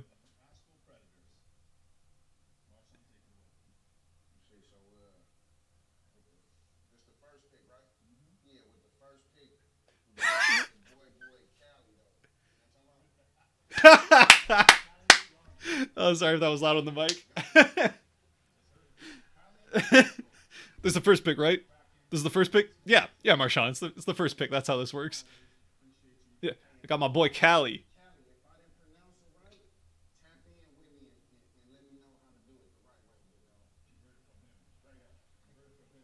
God, I love Marshawn. Who doesn't? Who doesn't love Marshawn? Got my guy Callie. Callie Yarn. He didn't say Yarncrow. He wasn't even going to try with that last name. He just looked at. He's like, got my boy Callie. Don't blame him. Don't blame him. Hockey names. Yeah. For us North Americans, there's a lot of names that we're not used to pronouncing. We'll say it that way. But I mean, Yarncrow's not that hard of a name to pronounce. But assuming I did it right, that'd be embarrassing. Callie Yarncrow though from Nashville. This is who I originally took. I ended up switching it to Jakob Trenin, and I still kind of got attached to the Trenin pick. He's a good young player, but definitely not upset with Callie Yarncroke. Another solid forward that can contribute right away. So definitely not upset about Callie Yarncroke. I kind of thought because they said they were going to go cheap. Oh, Bobby Wagner, all right, from Marchand to Wagner, gotta love it. Wonder if I didn't see it on Marchand. I wonder if he's got a Super Bowl ring.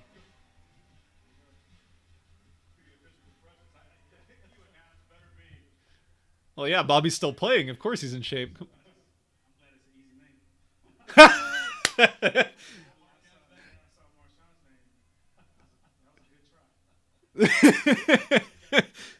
Bobby says, "I'm just glad I got an easy name to pronounce."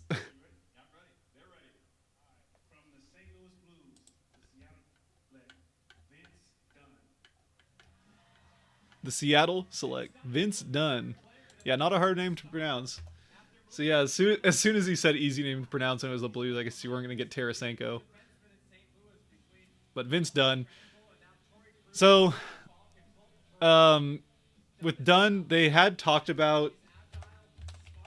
So as far as like rumors lately, I didn't want to mention this ahead of time because again we're trying to keep leaks and all that until we're not going to talk about that until after picks happen. But there was some talk about them selecting. Oh, here we go. Here's another selection. Mason Appleton. All right. Yes. Another redhead. Gotta love that.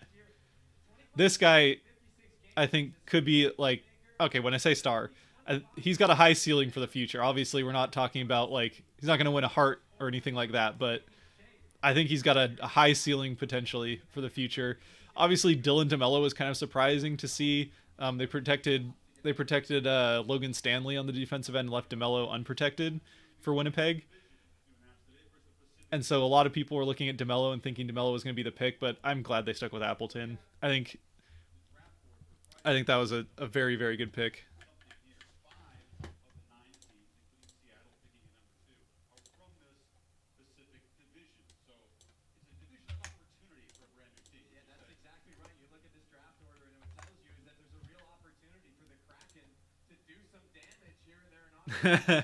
All right, we're getting to the Seattle's rivals now. So we're getting to the Pacific Division, and now that's right. Do some damage to your division rivals. Which, uh, good thought.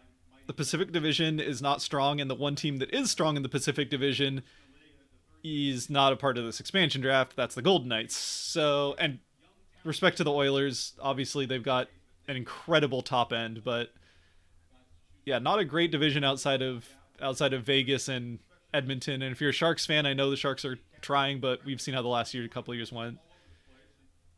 And Aiden Hill will help. I think Aiden Hill will help the Sharks in goal. Um, but we'll see.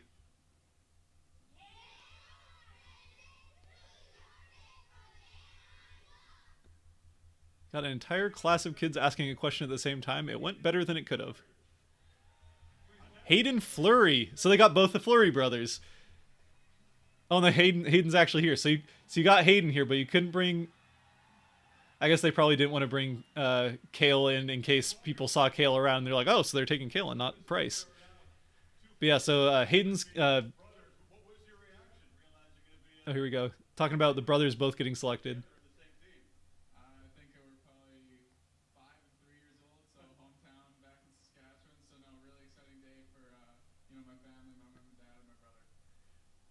Bobby, Bobby photobombing in the back.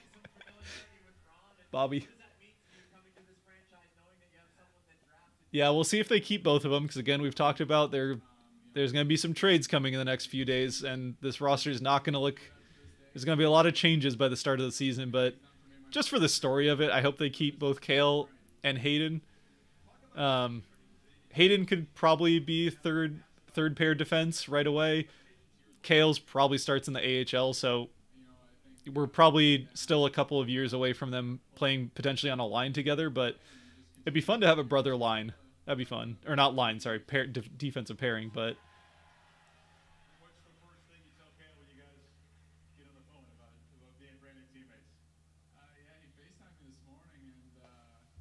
that's fun though. That's fun. Both brothers. Hayden's 2 years older.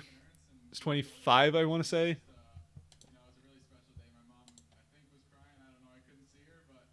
Yeah, Hayden's 25 and Kale we saw earlier he's 23, so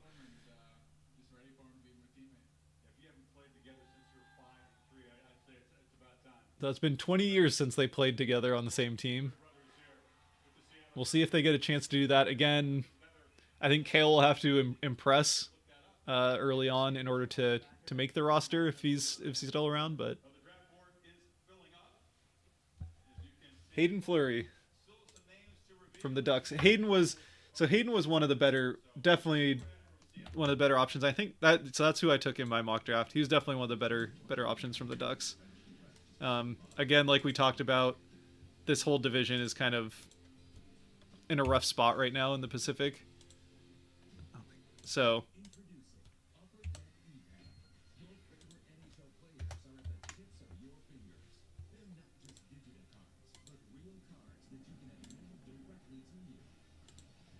and I'm sorry I'll do try and keep up with the chat here in a little bit. It's happening fast. So we're trying to, and obviously the little bottom thing here. See, this is why TV organizations have a full crew of production doing things, so you're not got one person doing like 4 jobs at once. It would have been fine if they spread this out over like 2 hours. So with Vegas's draft, they did it during the NHL awards, if I remember right, and so there was a good amount of time between picks, which I knew it wasn't going to be during the NHL awards, but I was kind of hoping for a little bit more time between picks to keep up with some of this stuff here, but doing the best we can.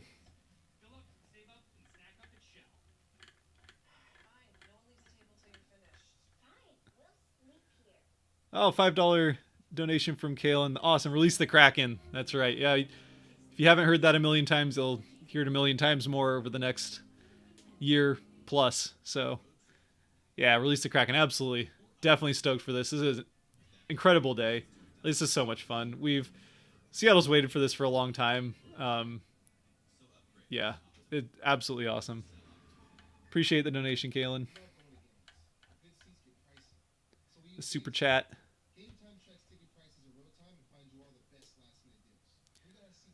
31 teams would like Tanev. Well, yeah, I guess. I mean, I'm sure Pittsburgh wasn't excited about losing him, but they didn't protect him, and they if they made a trade, they certainly didn't do it to keep him. So at least 30 teams might want him. At least 30 teams. Let's see what else. Who's left? Vince Dunn went from there. Mason Appleton from Winnipeg. And I know people are gonna wish that they took Dylan Tamello. I still think Mason Appleton was a wise pick. Definitely some big names on Nashville's exposure list, but big contracts and not guys probably that aren't worth those contracts anymore, if we're being completely honest. And so we're talking about Ryan Johansson and Matt Duchene. Both of those are big contracts with long term. Like Duchene still has 5 years left on his, and Johansson has 4 left on his, and those are both $8 million contracts per year. So it's pretty clear, like they've taken some decent sized contracts, but it's pretty clear with this, especially with what happened in Philadelphia, for example, that they didn't go with JVR, that they're trying to stay pretty low cap wise, smaller cap. So we'll see what happens now with the Flames. We'll see what happens here.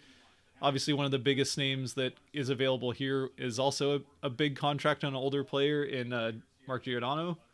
So we'll see. But Shillington would fit more what they're trying to do right now. So we'll see if they go Oliver. Here we go.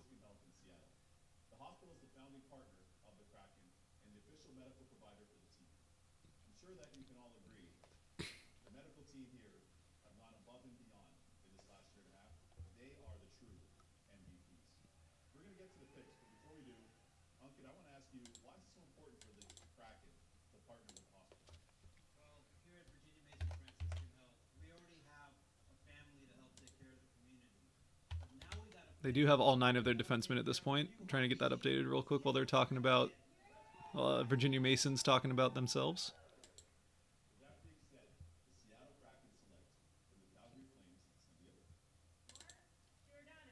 Wow, they did go with Giordano. All right, so they've got Giordano and Alexiak. It's an experienced blue line for sure with a couple of those guys. So, wow. All right, so they avoid some big contracts elsewhere and then end up with Mark Giordano. Giordano? No. Sorry. If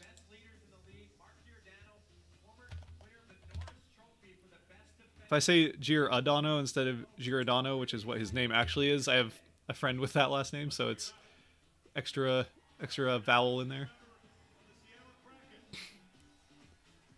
Is he here? Oh, he is. Wow. Yeah, 15 years in Calgary. And now he's got it for the first time a different jersey on.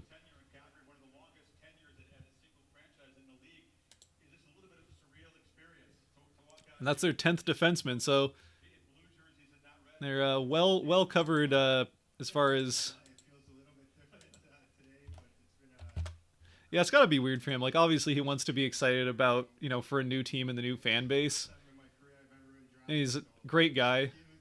Yeah, but it's gotta be weird having been with the same fan base, same team for 15 years, and now wearing a different jersey. So, but yeah, him and Alexiak together, it's definitely a pair. Definitely a pair.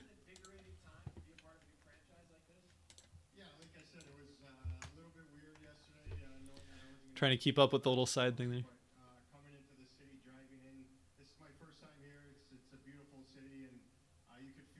Really, it's his first time to Seattle. I mean, I guess Calgary's not close.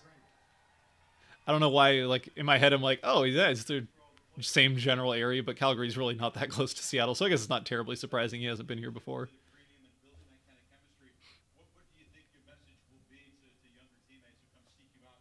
Yeah, this is definitely a guy that they have for a locker room as well.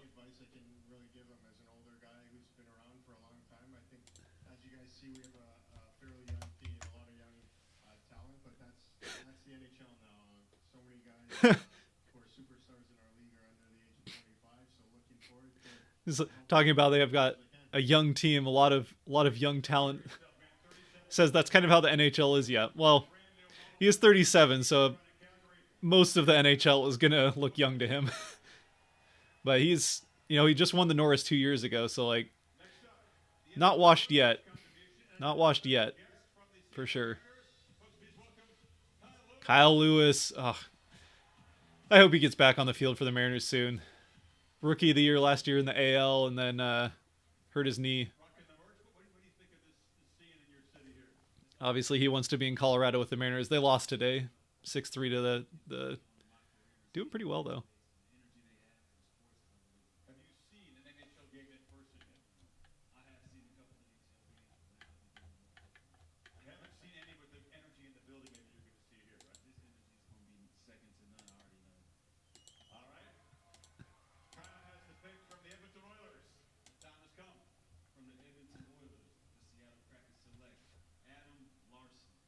Adam Larson from the Oilers. Interesting. All right. Interesting. So he's a UFA. So again, another guy that I guess I'm sure they've been talking contract with, and hopefully have something lined up. Okay, so they're saying he did sign a new contract to join. They didn't. So to be clear with the UFAs and RFAs, they didn't have to sign a new contract right now. Obviously, if they want to keep, especially a UFA, if they want to keep them before they hit free agency, I think tomorrow, then a contract, they should have figured one out. But yeah, so they're saying he has signed a contract. I wonder what that looks like. I haven't. The only contract I saw anything about was Drieger's. So we'll see with him and Alexiak. It sounded like both of them have contracts lined up. We'll see what those look like. But Adam Larson from Edmonton. Now they Curtis McDermott? Huh. That's a surprise. Yeah, he's a yeah, like they said, big forward. They're definitely going. They got some big size. They got a lot of size on this team, so they're going big and physical, which McDermott definitely helps with. But Andreas Anastasiou was there. Yeah, there were some options I definitely expected over. Again, not like there's amazing options necessarily from LA, like a lot of the Pacific Division right now, but like Cale Clegg on the defensive end was one. Blake Lizotte, Austin Wagner, who we talked about, Brendan Lemieux, Andreas Anastasiou, Martin Ferk. None of these guys are superstars by any means, so like I don't think it makes a massive difference. But I wonder if a trade happened there because I was not expecting that McDermott on the defensive end there.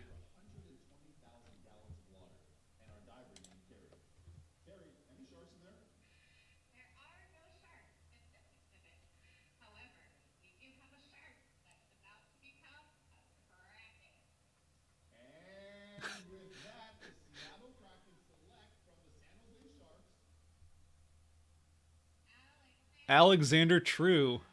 Interesting. So I was expecting Dylan Gambrell, and then Ryan Donato was also available without a contract. I kind of figured if they're going to go with a guy without a contract, they would go with Donato. And so I didn't think, like, because Donato was exposed, which was a surprise, I didn't think that Donato would be. I didn't think that True would get past Donato as a pick, and with again Gambrell probably being the one I was expecting. But solid young prospect type player.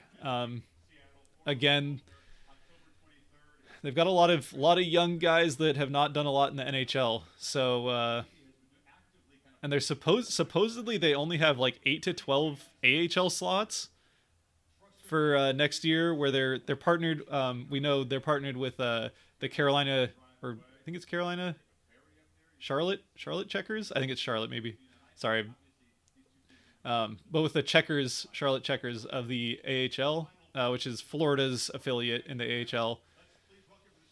but they're only supposed to have 8 to 12 slots with the checkers, and they've got a lot of guys now that are more AHL than NHL at this point. I think they all have some NHL experience, but not a lot. So yeah, it'll be interesting. Interesting to see what they do with the AHL. Yeah, good point. Good point.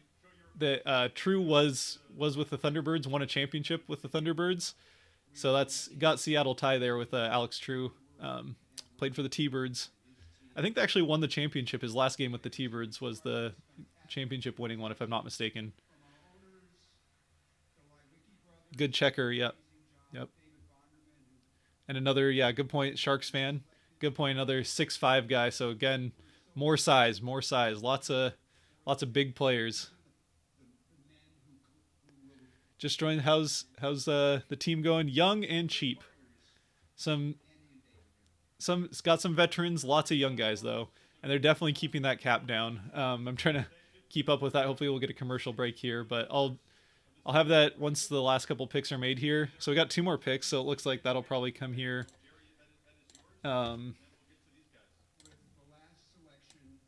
Okay, last selection. Cole Lind.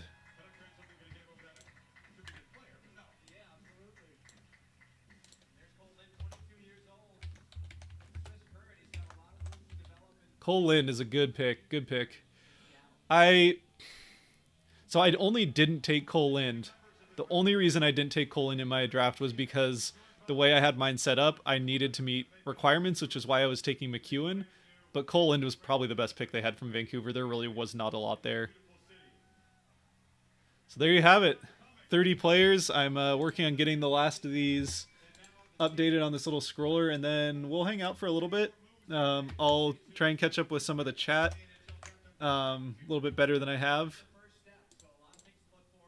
But there you have it. Full Kraken team, getting the last couple put in here.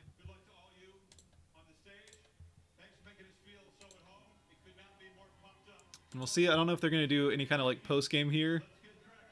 Yeah, Ron's going home to sleep. Actually, no, he's not. Let's be honest. Ron's going home to... He's not even going home, probably. He's probably going back to make more trades. Although it probably happens tomorrow, but...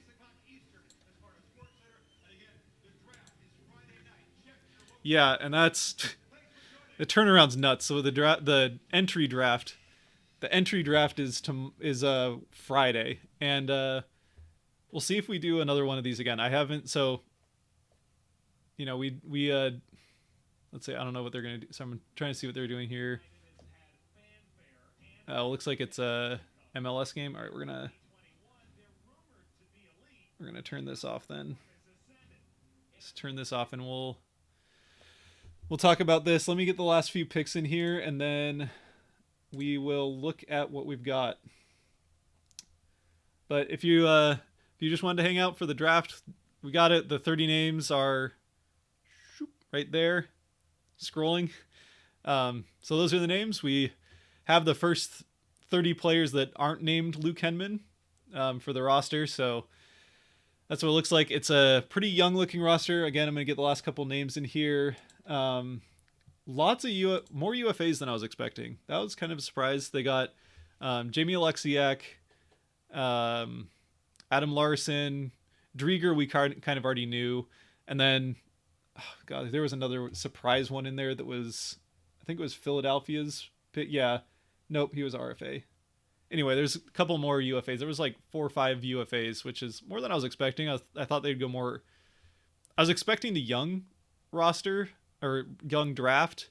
I was expecting more of them, more RFAs though than some of the UFAs they got. But the 2 that I picked in my mock draft, in Alexiak and Drieger, granted Drieger wasn't super out there, but not that Alexiak necessarily was either, but got both of those right. So yeah, I'll probably not going to look at how I'll compare that and put a video out probably in the next few days as far as how the mock draft looked out. But yeah, let's see. Let me get the last couple of picks in here. Alex True was one from San Jose over Dylan Gambrell, who is both are 24-year-old centers. Gambrell just has a contract for 1 more year, and Alex True they'll have to sign. So, I thought Gambrell was probably a little bit better of a pick there, but not enough that I would expect a side deal happened. And they didn't talk about side deals at all that I saw. So we know that some happened. There's no way they didn't have a single side deal, obviously. And some of these picks, like Carson Twarynski there, some of these picks are definitely scream side deal. We'll say that. We don't know what those were, other than there were some. So I guess we'll find out that in a little bit. And then contracts. So it looks like, I guess, so based on the cap friendly thing here, they only have 18 contracts, it looks like, but I'm guessing that the I didn't think that they counted, so I don't, maybe I missed something wrong, but they must be counting the UFA contracts, or maybe cap friendly isn't fully updated yet. But we know that they signed Drieger.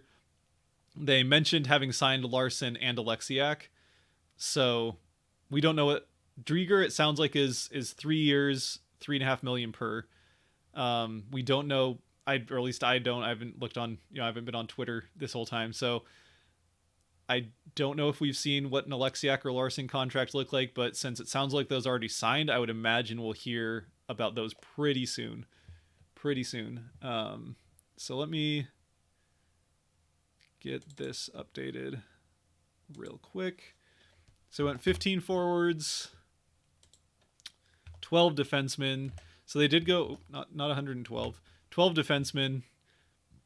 So they did go heavier on defensemen, which before I did my mock draft is kind of what I thought they would do, and then I did a couple of mock drafts and ended up with more forwards than defensemen somehow. But going heavier on defensemen, and then, I mean, they can only, carry 6 on an active game, like only 6 guys are on a game roster, maybe 7 if they get wild and wacky for a couple of games, but usually you just have 16 guys or 6 defensemen on the bench. So, and some of those guys are young, like Cale Fleury's probably doesn't make starting roster.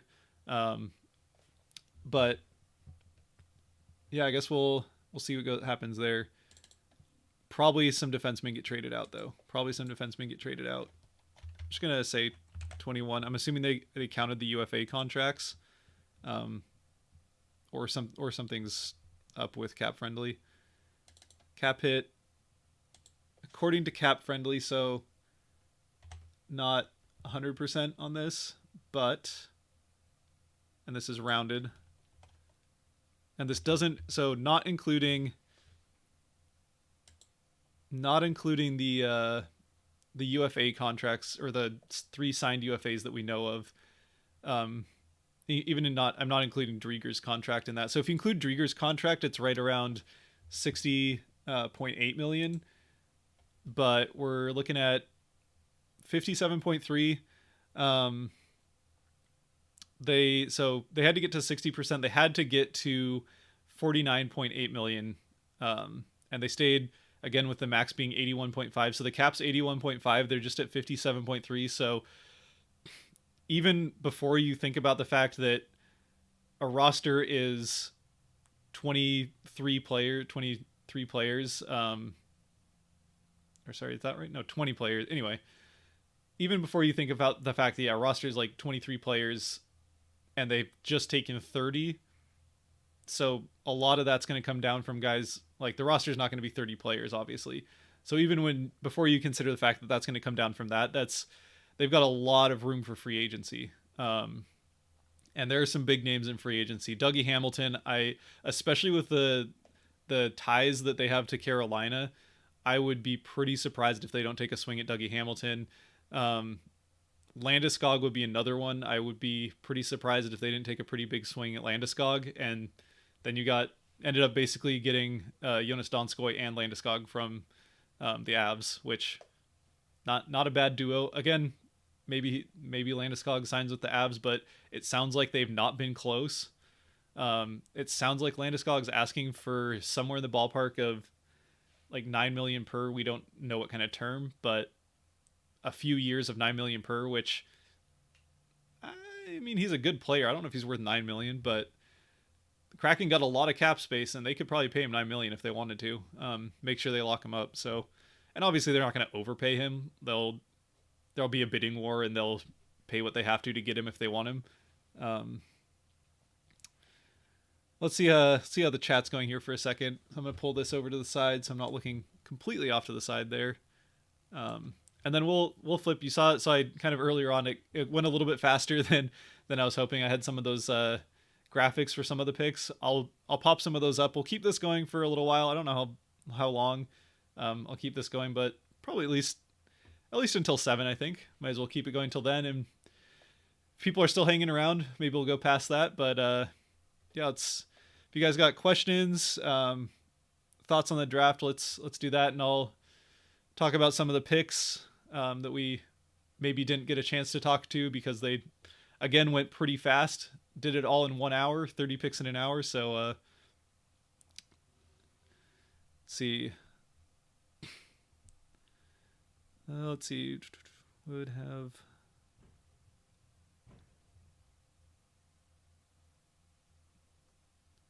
Yeah. So. Yeah. So okay. As we got Esoteric pointing out here in the chat, this is something I talked about when the Philly pick happened, because that's one of the surprising ones. That's one of the surprising ones because they ended up with Carson Twarynski, if I'm pronouncing that right. That's one I'm not sure about because I've honestly I don't know much about him at all. We heard rumors, as he mentioned here, that they were going to pick Tarasenko from the Blues, not because they wanted Tarasenko, but because they might have a trade. They were working on a trade with Philadelphia, potentially to. The one that I saw was that they were going to pick Tarasenko and then pick Hag from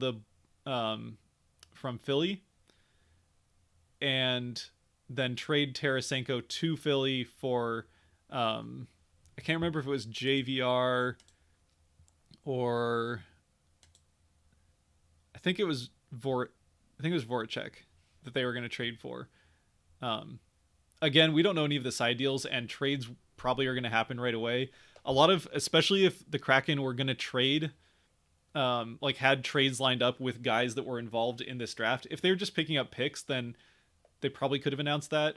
But if they're already have trades lined up, which they very well may with some of the guys that they just took in this draft, that I'm not surprised that we didn't hear about now, but we probably will hear about that in the next day. So this, we've already got the Kraken front office has already, I'm sure been working on the entry draft, which is on Friday. They've got that in 2 days, but even by the entry draft, I would imagine at least 2 or 3 of these guys get traded. Slash they probably already have been traded. It's just that, again, it has to, things have to open up. And now that the expansion draft is open, things will open up. Free agency will open up here in a little bit. So we'll see. The freeze is now off. Trades can happen between teams. Teams can sign players. So a lot's going to happen here in the next couple of days as well. It's been a busy week around the NHL. Let's see what else we got. Alexiak is 5-year for 23. Larson is 4 years 16. Okay. I'm assuming that's 2.3 million and 1.6 for those. Anyway, nice job, fun draft. Thanks, John. Appreciate it. Yeah, first stream. So let me know guys what you guys thought of the stream. Obviously, keeping up with some of the stuff in the side there was a little tricky. But let me know what you thought of the stream. Anything you'd like to see improved. Obviously, this is the first one we've done. I haven't decided yet whether or not I'm going to do one of these for the entry draft because of all the craziness with the expansion draft and the research and stuff that went into that mock drafts. I really have not done, and this is not like a big name draft as far as the entry draft is concerned. I have not done a lot of research on these prospects, so we might do another one of these streams. I don't know that I'd have a lot of analysis to give you, so we could just kind of have fun and hang out, maybe talk more about the expansion draft. So we might still do an entry draft stream, but Let me know if you guys would like that. That is on Friday though, so pretty quick turnaround. I would have taken a chance on Drouin, Vetrano, Tarasenko, and Domi, as well as Dadonov. Yeah, so Drouin. We don't really know what's going on. He left the Canadiens towards the end of the season for personal reasons and didn't come back during the playoffs. So we don't really know what's going on there. I would assume he wouldn't have been left exposed if the Canadiens didn't have a feeling that he might not be ready to come back at the start of next season. And I would also assume that Seattle probably gave him a call with him being exposed, and again may have come to the same conclusion. That's why he wasn't picked. Vetrano, honestly, I think Vanacek in goal was a better pick there, especially because they didn't go with Kapanen from Minnesota, which is another one. A lot of people had both of those guys coming to Seattle, but especially because they went Susie in Minnesota. Vanacek, I think I'm glad they went there instead of Vetrano. Not that Vetrano's would have been a bad pick, but I think Vanacek offers a lot. Young goalie with NHL experience this last season that played pretty well for a rookie goaltender. Got into 37 games. I actually have that here. Let me pull that up. Yeah, he got into 37 games, had a 908 save percentage and a 2.69 goals against average, which both right around league average, which again for a rookie goalie is pretty good. So I'm happy with Vanacek there. Tarasenko, I really like the Dunn pick. It sounded like Seattle wasn't super jazzed about the idea of having Tarasenko, but there were some rumors about them picking him and trading him. And I'm sure they worked that as hard as they could and just came to the conclusion they'd rather have Dunn. We know Ron Francis likes defensemen from his time as a GM in Carolina, so I'm not terribly surprised that they ended up going with the young defenseman that has a pretty high-looking ceiling. So, yeah, not surprised they went Dunn there. But obviously Tarasenko's the big name. Love the stream. Appreciate that. Thank you, Isaiah. Awesome stream. Thanks, John. Appreciate it. Stream more. Yeah, so like I said, I will be doing, I think, hell, I haven't fully decided yet. We'll have to talk about it with the wife if she's watching. How's it going, Kate? Yeah, we haven't talked about it, but I think I'm leaning towards we'll do one for the entry draft. I'll make an announcement here, either on Twitter, at Scott Brendan on Twitter, by the way. Yeah, I'll make an announcement either on Twitter or in the community feed here on Twitter or on YouTube about that in the next couple of days. But entry draft is on Friday. I'll probably do a stream for it again. I don't have a ton of insight on a lot of the players outside of like Owen Power, Matty Beniers, who looks like Matty Beniers looking like the pick for the Kraken is really him and Eklund are really the only ones I've really looked at a lot. So, but we can hang out. We can talk about this expansion draft more and just kind of watch what happens in the entry draft. There'll be craziness there. Trade picks. I mean, who knows if the Kraken may have picked up another couple of first round picks in this entry. Like Vegas picked up a first and a second, I think, if I remember right, or maybe 2 seconds for their first entry draft during their expansion draft. So there's a chance the Kraken will be picking a second time in that first round on that first day. But yeah, I think we'll do a stream then. Outside of that, I haven't decided as far as what videos are going to look like during the regular season, if it's going to be a video after every game, or if I'm going to do a video at the end of the week, kind of like doing a week kind of summary of the week.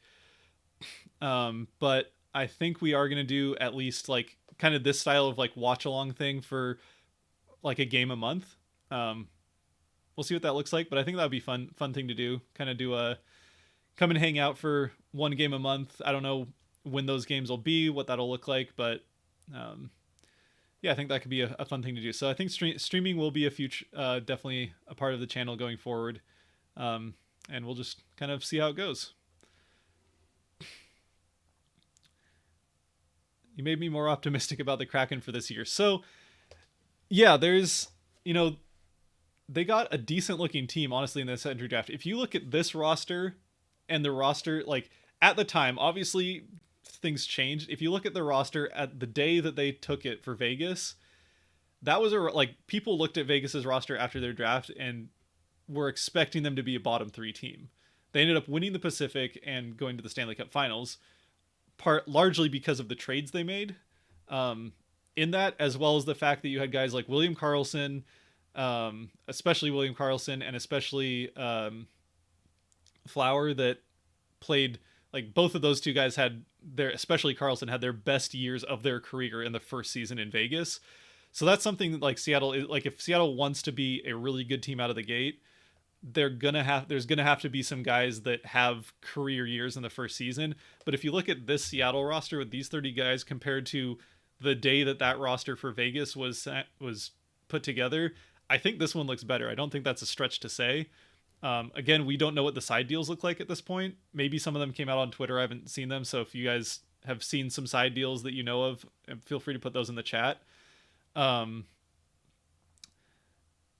So we'll see what the side deals look like. We'll see how free agency goes. Again, 11 of the guys Vegas took in their expansion draft didn't ever play for them. So some of these guys will never play for the Kraken either. Some of the guys that got taken. But they should be a pretty decent team right out of the gate. And obviously, I wouldn't blame you for looking at it and thinking, how is this team going to score? But like, how are they going to put up points? And like, Vegas still the most points a single player has had for Vegas in a single season, if I'm not mistaken, was William Karlsson in that first season with, I want to say 75, 71, somewhere in the 70s, low 70s. So the scoring is going to be a lot more spread out from the Kraken than it would be from most teams. Like, there's no superstar. There's not like a heart. Somebody who's going to be competing for the heart, like in Nathan McKinnon, Austin Matthews, Connor McDavid, that's going to be putting up, like, we're not going to come into the season expecting 100 points out of anybody on this roster. It's going to be spread out. Time on ice, I would honestly expect to be pretty spread out, especially among the forwards as well. You're not looking at a first line that's probably going to command as much first line minutes as a typical first line, and the fourth line probably gets more ice time than the typical fourth line. So this is a roster that I think could be competitive in the first year. 78. Okay, so it's upper 70s. Thanks. Yeah, so 78 for Karlsson. I think that's still the most in a single season points wise for. Marchessault as well had a career year his first season, and that was. So that's something the Kraken will need. We know they're going to do things in free agency, and there's some big names because there were teams that specifically signed a lot of contracts over the last few years so that they would expire this season because they wanted more flexibility when it came to making protection lists. But what that also does is it now makes this free agency period one where there are a lot of names available, more so than the typical free agency period. And now the Kraken are coming in with a lot of cap space to play with. Again, with just 57.3 million, or a little bit more than that, somewhere in the mid 60s in cap if you include the UFA signings that they made.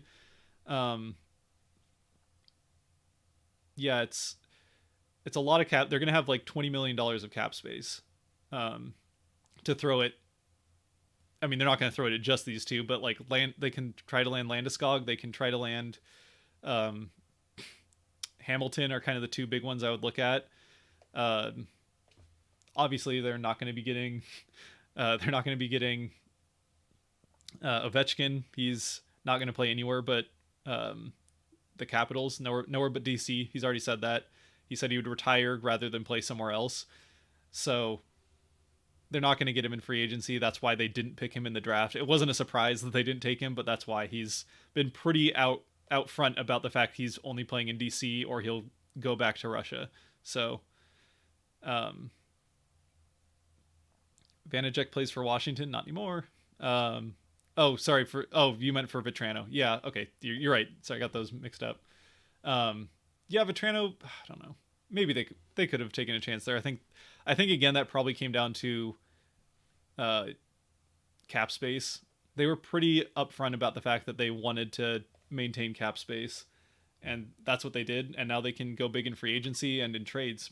They can pick up some contracts via trade now, and have a lot more freedom there than having to worry about we can only take contracts of exposed players. Now they can make trades for contracts of guys that they wanted that might have been protected.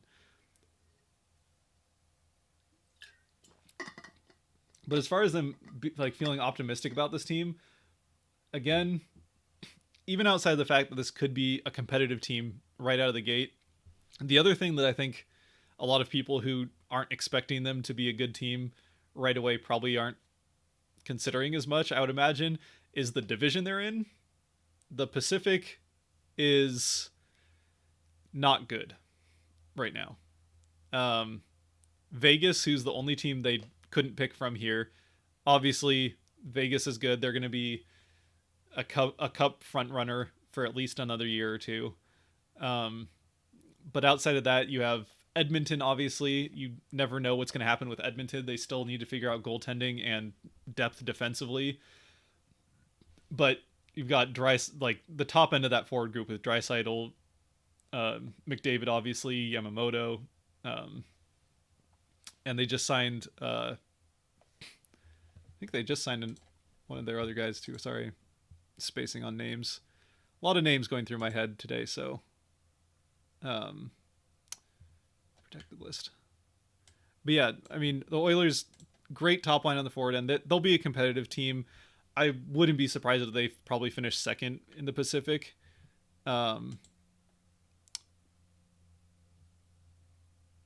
Puljujärvi as well. Like, so Puljujärvi, Nugent Hopkins is the one that just signed a contract. But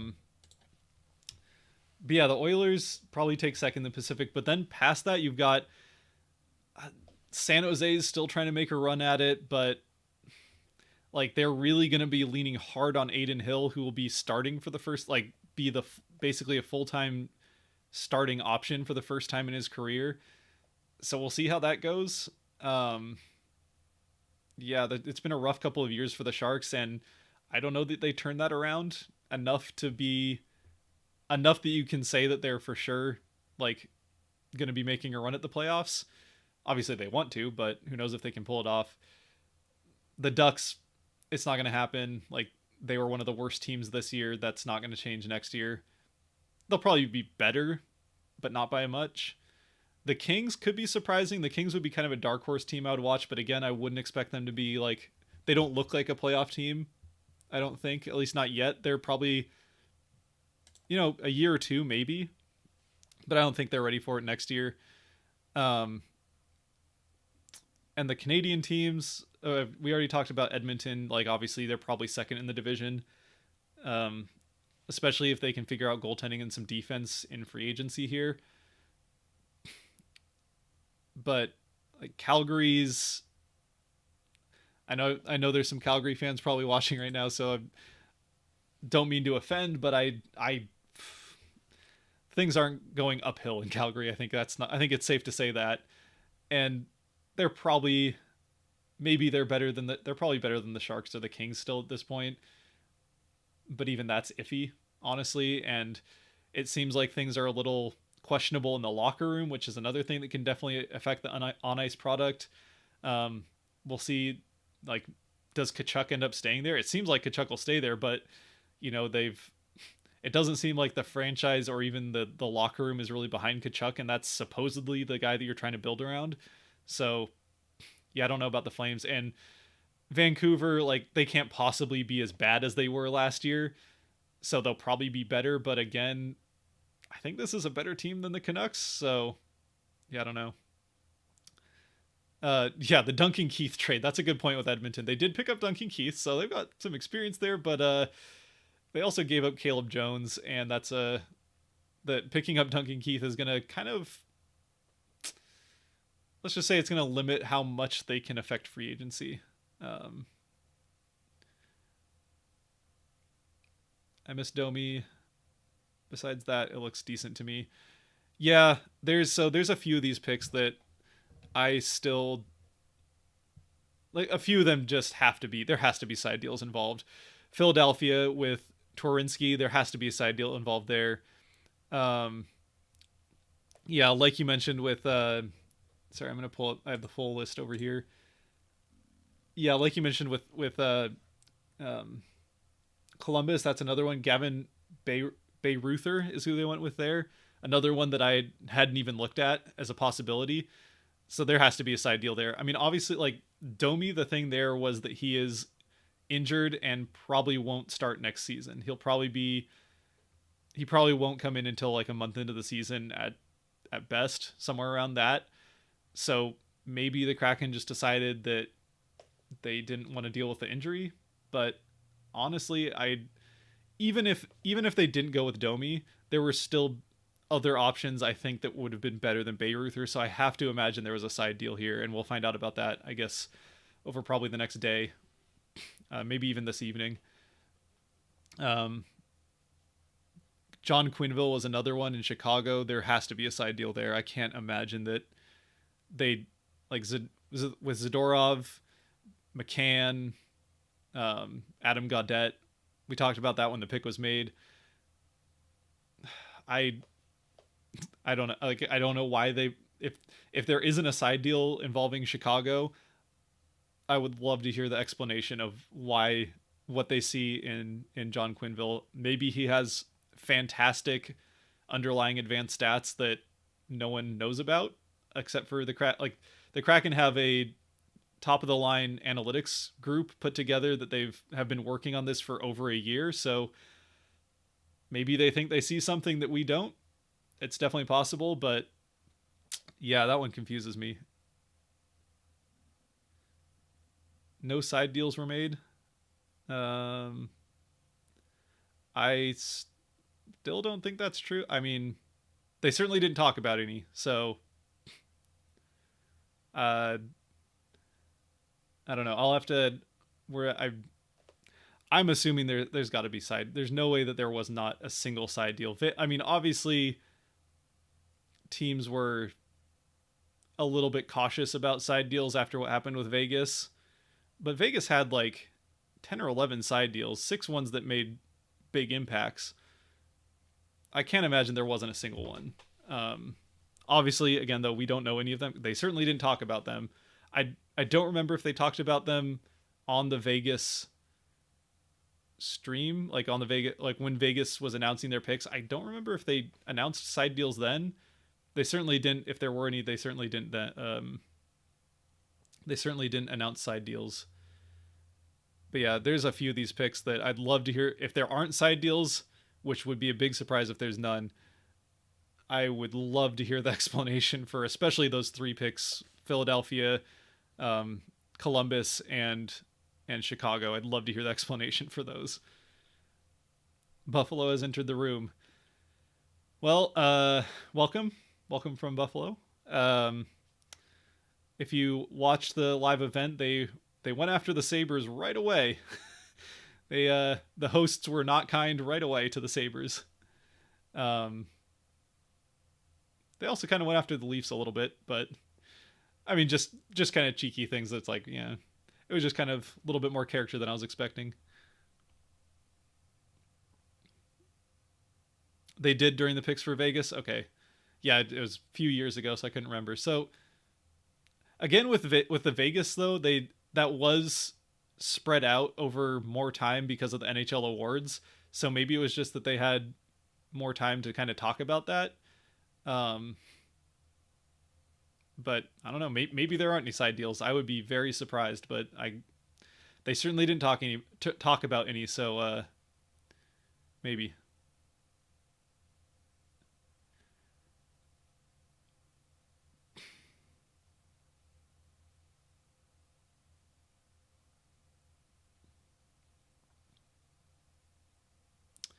Yeah, so even if there aren't side deals, there will be trades.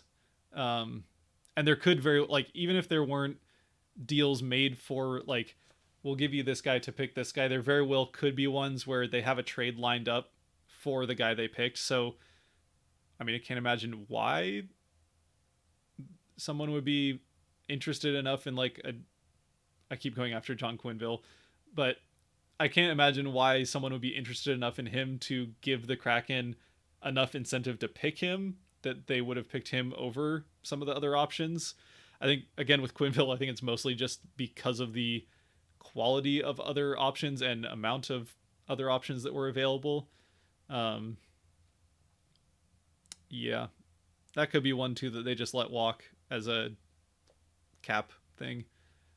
Um, and especially with, like, even with, again, the Columbus, also Philadelphia, both of those don't make sense either, because there was Domi in Columbus was a big, like, for big names with contracts, which obviously they went cheap, but they had space to use. You could have gone with Domi, and you don't need him to start right away. You can let him take his time with his injury, heal that up, rehab it, and then you've got a solid center coming back to your team mid-season.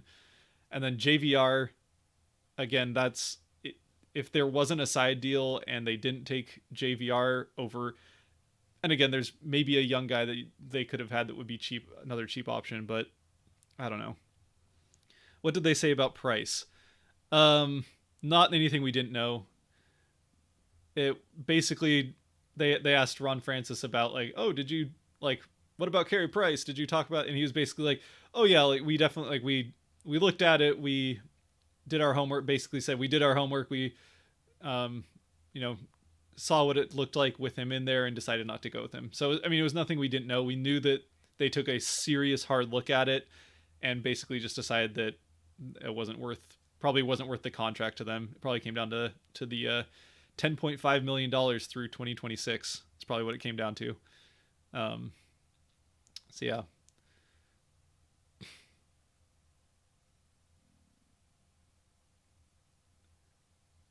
Let's see. She's one of those wives? No, my wife's great. She's been incredibly supportive of this YouTube thing all along. Yeah, I just want to make sure that we don't have anything else going on. I'm not always the best about the schedule, so yeah, I gotta make sure. She's been incredibly supportive of everything that I've done here. Could not be more thankful for. She was out at Skull tonight with a couple of my other friends promoting promoting the channel, not because I asked them to, but because they wanted to do it, to be supportive, and definitely driven by her. So yeah, huge shout out. She's been awesome.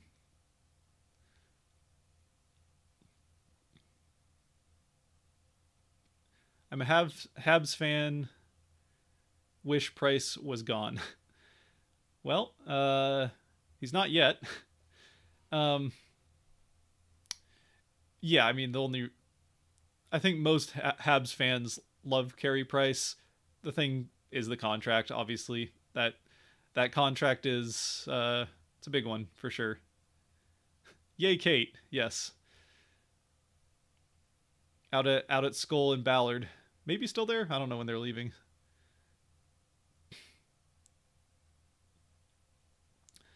Are we happy overall just tuning in?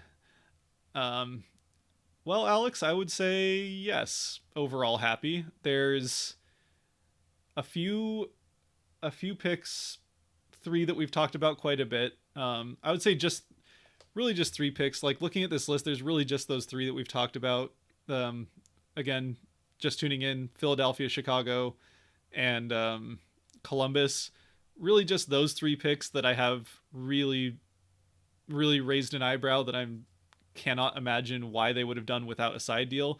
But overall, yeah, I would say I'm happy. It turned out, maybe not the names all exactly how I expected, but overall roster looks basically like what I was expecting. Few solid veterans, couple of decently sized contracts. The biggest contract, if I'm not mistaken, is Giordano. Yeah. So yeah, that's the biggest contract, and he's 6.75 million, which for a 37-year-old is pretty big, but it does expire at the end of this year. So even if he does fall off of a cliff, which, you know, he's 37, so like the fact that he, again, at the age of 35 2 years ago, won a Norris is kind of crazy. Even if he just doesn't do anything in Seattle, it's 1 year. So that's It's not a lot. Overall, though, yeah, I think it went basically as we expected and pretty well. Raid, where's this coming from? HTH Raid. Awesome. Welcome in, guys. Welcome in. Hot Take Hockey Raid. Awesome. Welcome over from Hot Take Hockey. Hope that stream went well. I'm assuming he was streaming as well.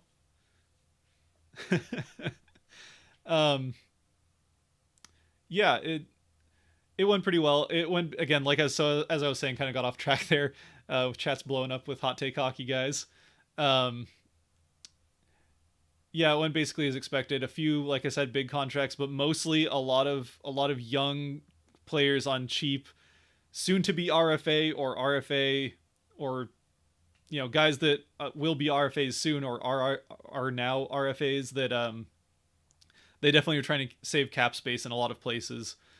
And they're going to go, it's kind of what we've been talking about for, pretty much this entire year.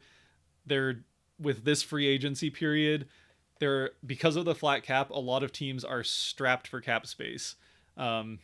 Because the contracts that are still going right now were not signed. Most of them were not signed thinking that there was going to be, that the cap was going to be stuck at 81.5 million for now 3 years going, and it's going to go past that. So Seattle's coming into this with, now they've got somewhere in the low 60 million range. So they've still got $20 million of cap space, which makes them one of the teams that'll have the most buying power in free agency. So free agency is going to be big. Buying power as far as trades are concerned as well. They can take on some contracts there. Yeah, it'll be interesting. It's like I said, so yeah, basically what we expected. Probably the forward end, like I was expecting more from the forward end after we saw protection lists and some names that were exposed, but the forward end actually looks like, with the forward group that we have here, especially with like McCann, Donskoy. Sorry. Mouth getting a little dry there, but yeah, especially like McCann, Donskoy, and Gord, especially those three. Like if you told me we were going to get those three all on the forward end, I would be pretty happy with that. They also got like Brandon Tanev's not a bad player by any means either. Mason Appleton, I'm super excited to see where he goes. That's a younger guy that I think has a bright future. So I'm excited to see him in Seattle. Hey,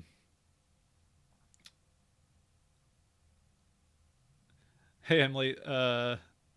Sorry, I'm late. You look nervous. Seattle's playing Money Puck. They are definitely playing Money Puck. Do I look nervous?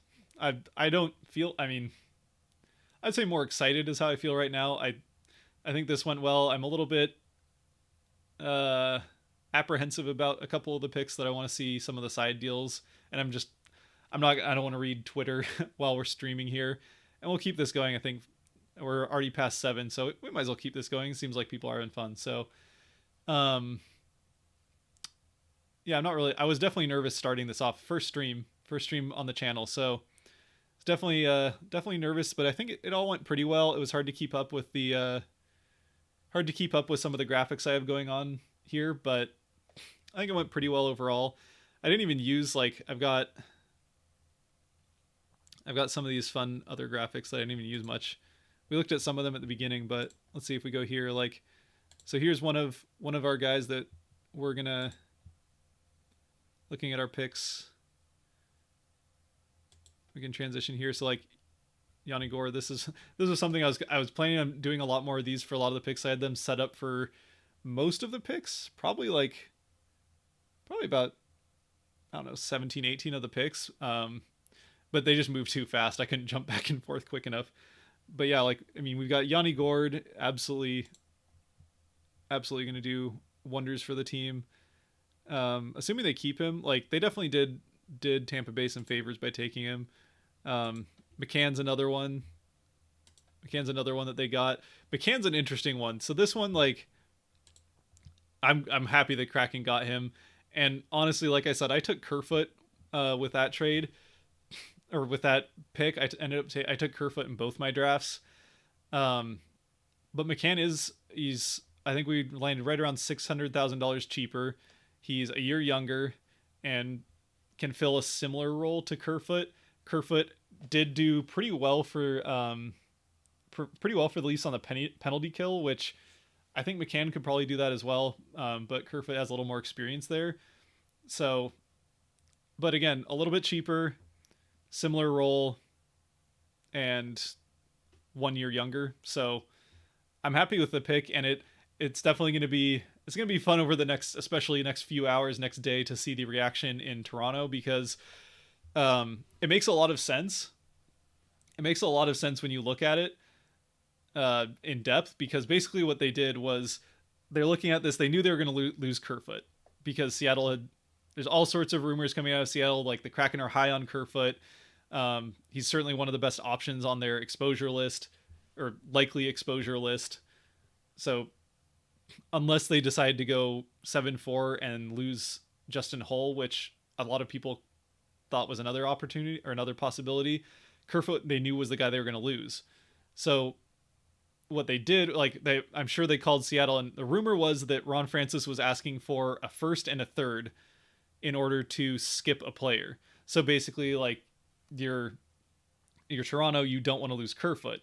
Then Seattle's saying, look, if you want us to skip over Kerfoot, basically give you one more protection spot, we want a first and a third. That's a steep price. And even then, if they skip Kerfoot, they go take Dermott. So then they get a first, a third, and Dermott.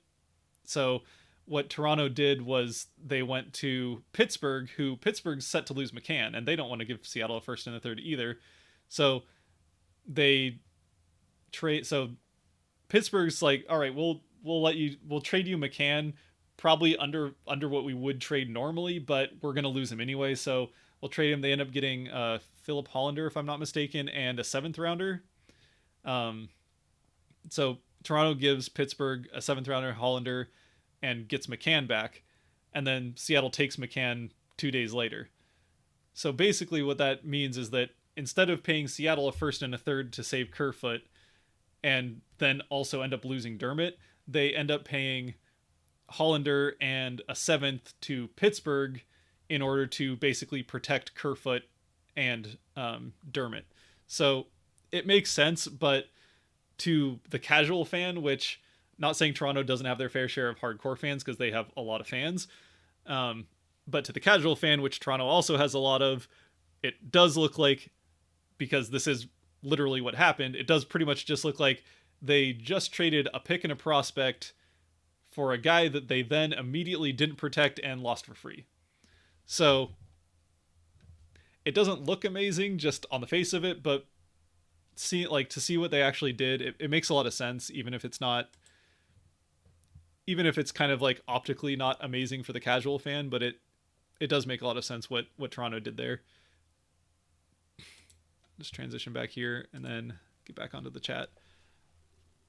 Let's see. Announced tomorrow. Oh, hey, Scott. Gord Miller just announced that there were side deals, and we don't have them announced yet. Announced tomorrow, 1 p.m. Eastern. So that'll be... Oh, gosh, math is hard because I'm so... a lot of things going through my brain right now. So it's been a crazy hour. It's been a crazy week. So a little bit scatterbrained. So sorry if I'm rambling a little bit. Yeah, that'll be 10 a.m. tomorrow. We'll see the side deals. So thanks, Kalen, for that. Appreciate good looking out. And sorry if someone else already said that and I didn't see it. It's hard to keep up with the chat sometimes. Doing great. Keep it up. Thanks, Kevin. Appreciate it. Kevin been a great supporter of this channel for quite a while, since I was probably around, I mean, Kevin might remember, but since I was probably around like 200, probably before that, I was probably more around 100 subscribers when first started seeing Kevin in the comments. So appreciate the support, Kevin. Tom, thank God there are side deals in place. Yes. That is very true. Thank goodness they have side deals in place, because again, we have talked about it quite a bit now over the last few minutes here, but there's some picks that need explaining, and side deals will do that explaining. Forward group sucks. Depth wise, yes. Obviously, like they were never gonna get like they're picking from teams' third lines for the most part, right? So they're not gonna get first liners for the most part in this expansion draft. The first liners, if they're gonna get them, would come through free agency or trades. I don't know that side deals are going to improve. Like Kalen's saying we'll see the side deals at like 1 p.m. Eastern, 10 a.m. 10 a.m. Is that 11? 12? No, 10 a.m. Pacific. I wouldn't expect the side deals to add a ton to the forward line.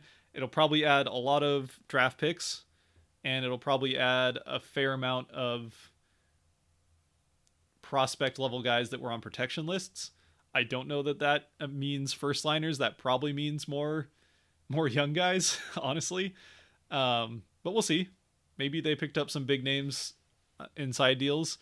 Again, there's some like skipping on Domi, skipping on JVR,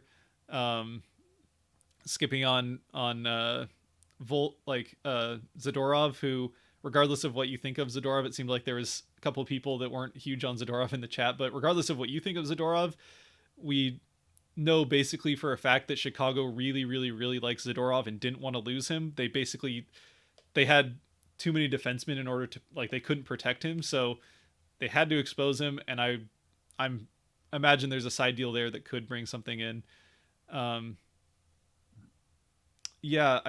mean, still though, like the top names on that forward group, if you had told me we were going to get, again, Gord, McCann, and who's the other one I was thinking of?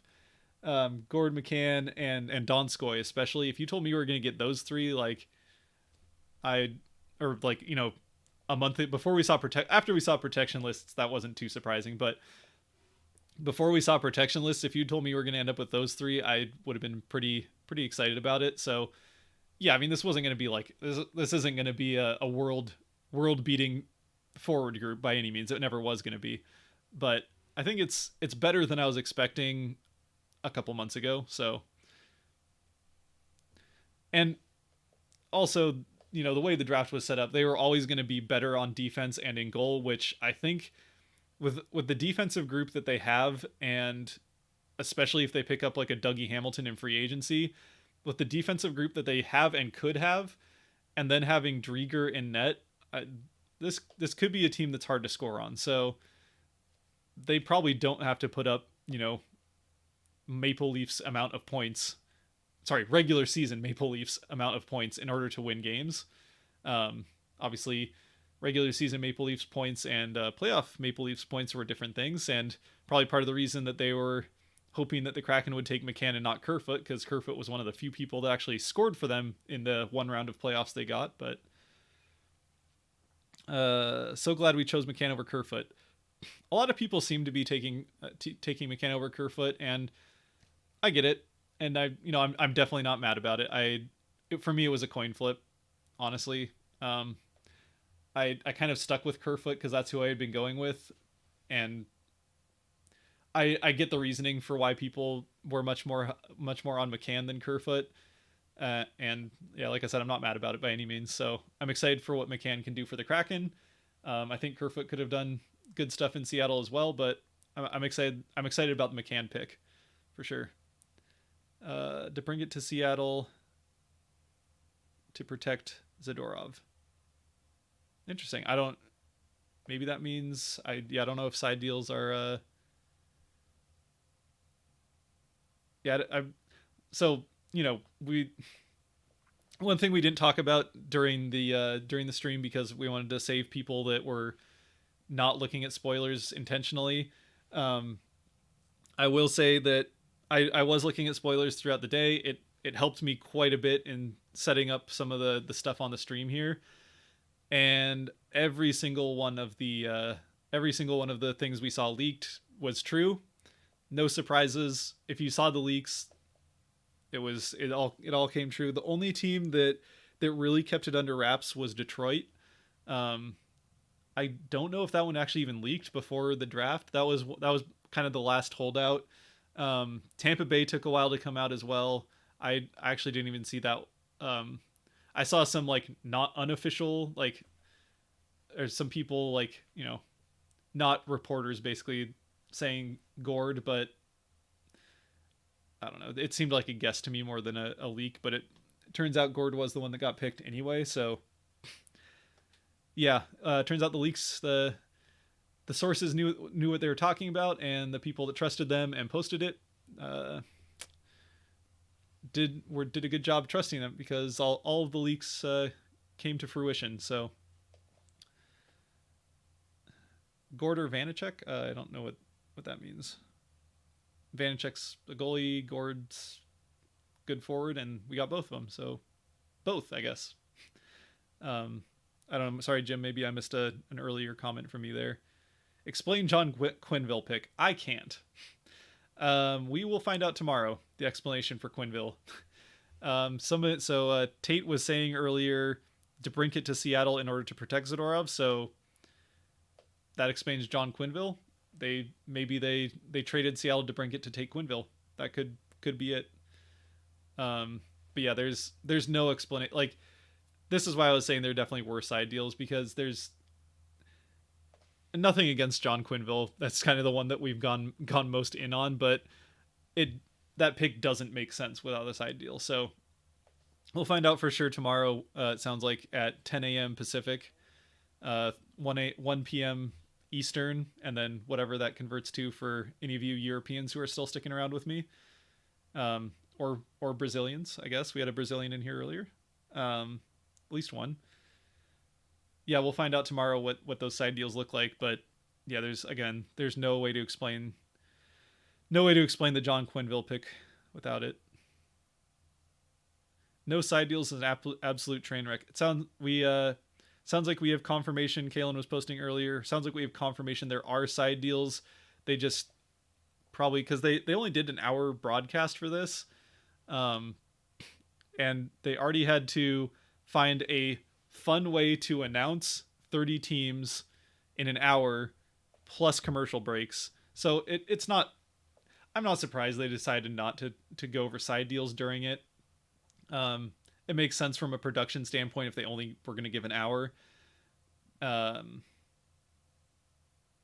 Because that's, they had basically enough time to do the pick, give a quick spiel about the player that was, just a quick, like, 30-second little thing of like, yeah, he's a big, strong, hardworking forward. Will get down in the, isn't afraid to get in the crease, isn't afraid to block pucks, and that kind of stuff. Just quick little spiel about the player and then moved on. That was basically all they did. Went to the next pick, and in a couple of cases, like with the Quenneville, and then Donskoy was the next one. They basically just said, from the Blackhawks, John Quenneville. And then, all right, I think Sean Kemp was announcing it. They're like, all right, Kemp, who do you have from the Avalanche? And then he butchered Donskoy's name, but that is totally fair. If you are not a hockey person and you're looking at hockey name for the first time, yeah, hockey names for North Americans looking at hockey names, it's not always easy if you have not heard of the people before. So anyway, yeah, that was basically back to back. They went Quenneville right into Donskoy pretty much. So not a lot of time to talk about side deals, and that's something you'd want to have time to talk about if you're a broadcasting crew. So I'm not surprised they decided to basically just say, we'll deal with it tomorrow kind of thing, which sounds like what they're doing. Cale Fleury over Danault, wrong move. So Danault's a free agent, I think is probably the thought there. He's a UFA, I should say. And we'll see with some of the UFAs. So Landeskog, it sounds like Landeskog in Colorado, unless this is just a big bluff by Colorado this whole time.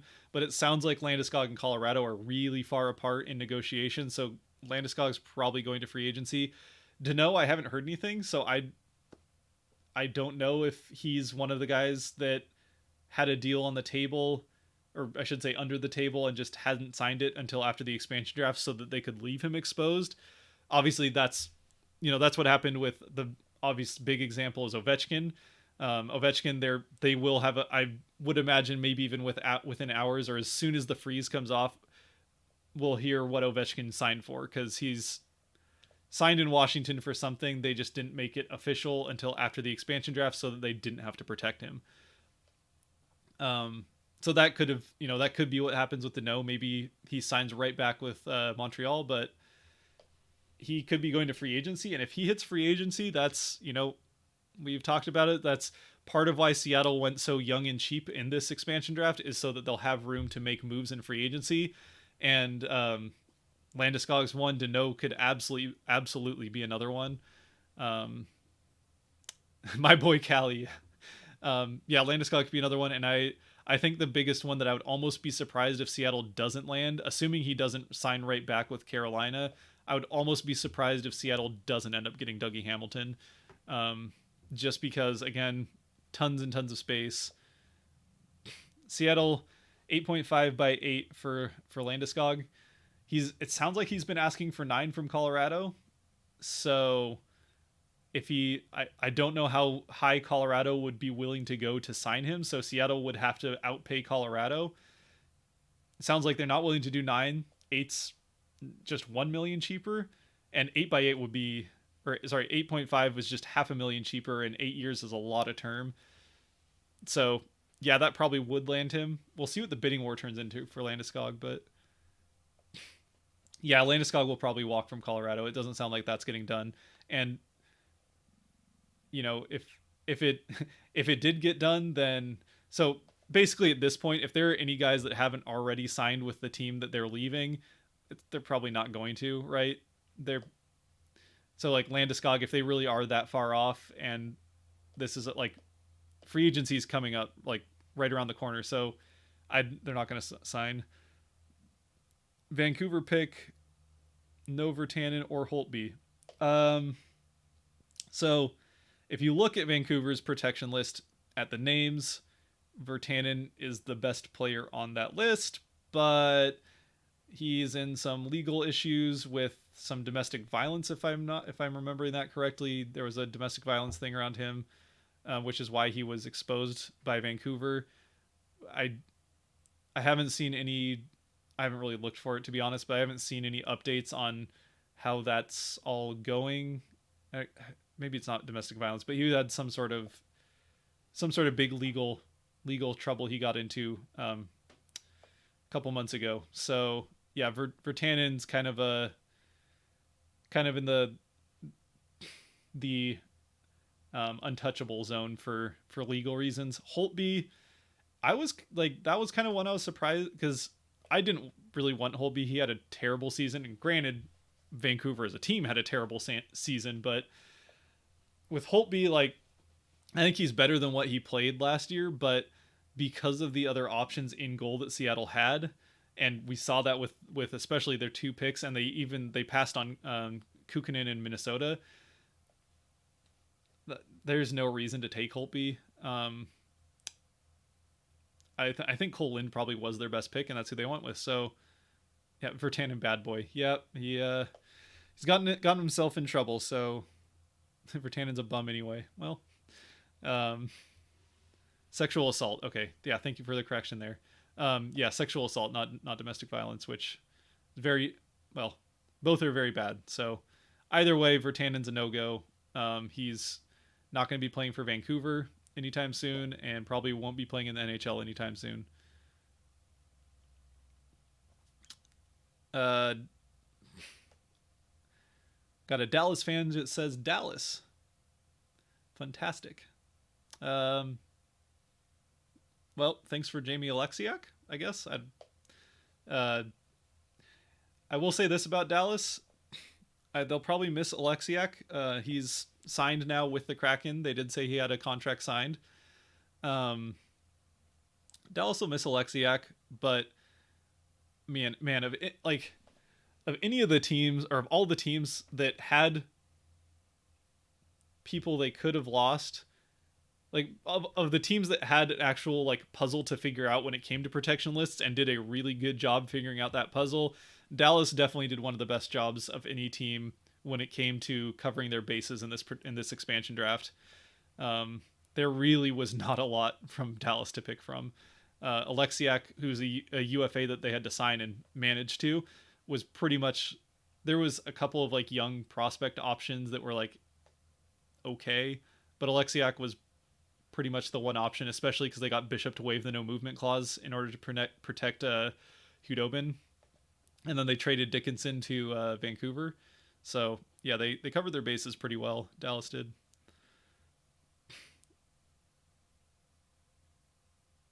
Hometown Vancouver boy not representing the city very well.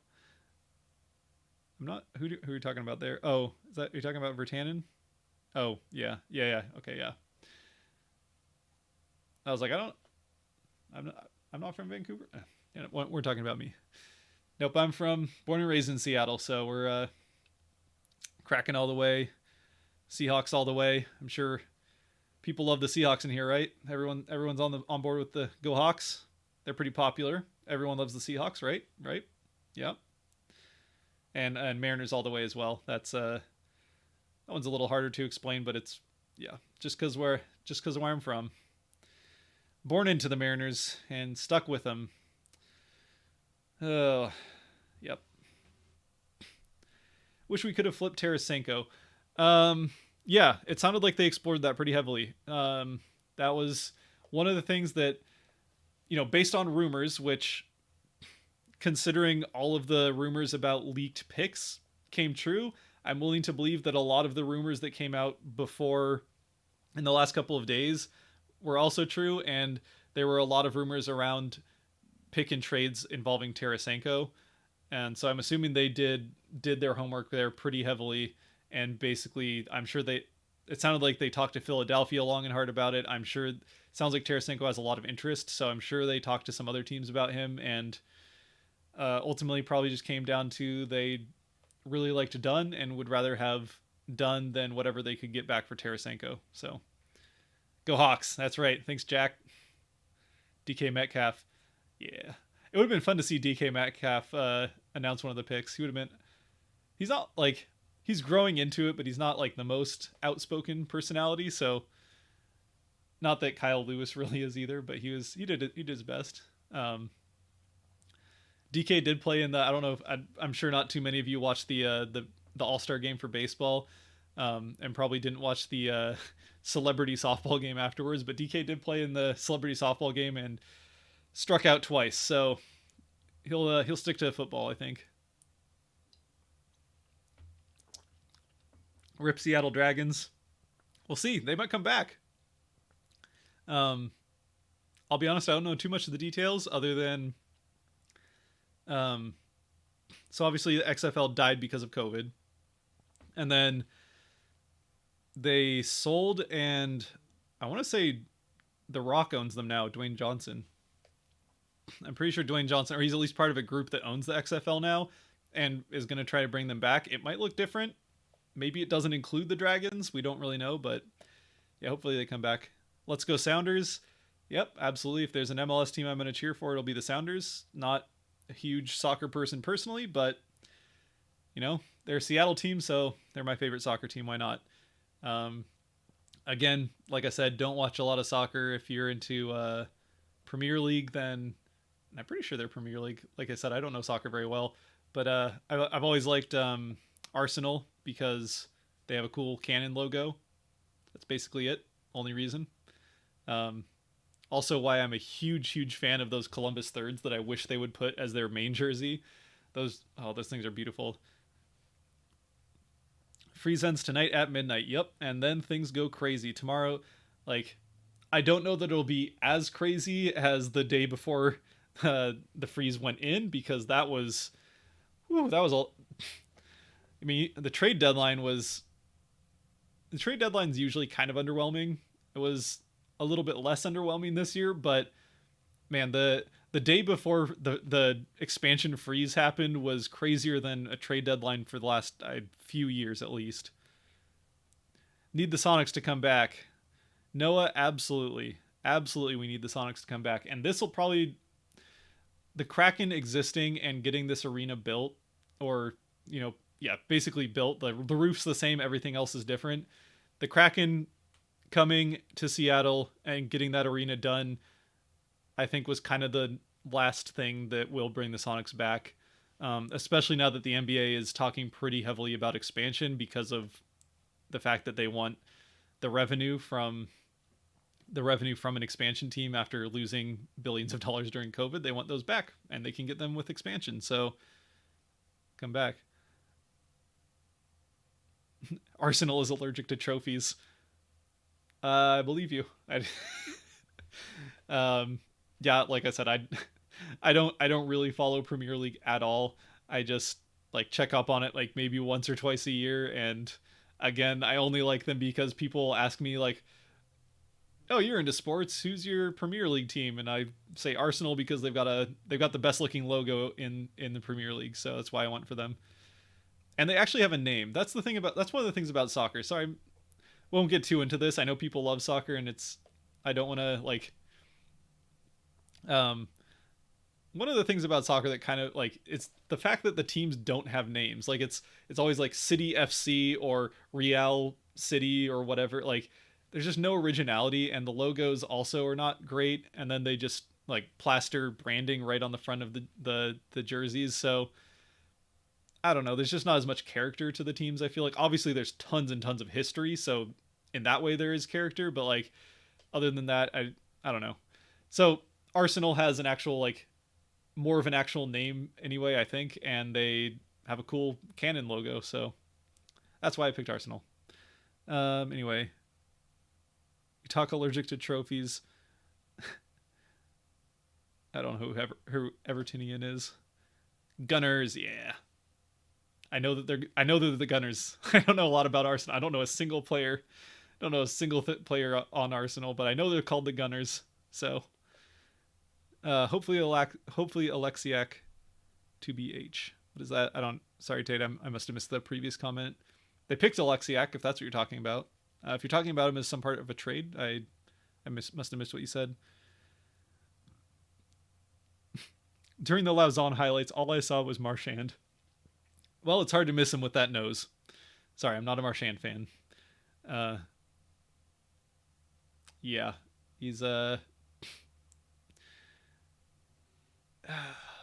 like obviously he's such a good player that there's no way he would end up in Seattle. But that's like I would cheer for him if he was in Seattle. He would be one of our best players right away. But it would hurt to cheer for him. I'll be honest. I don't like him. Uh, Washington football team is an underrated name. To each their own. There was a rumor at one point last year that the Washington football team decided that were talking about keeping that as the name because they liked it.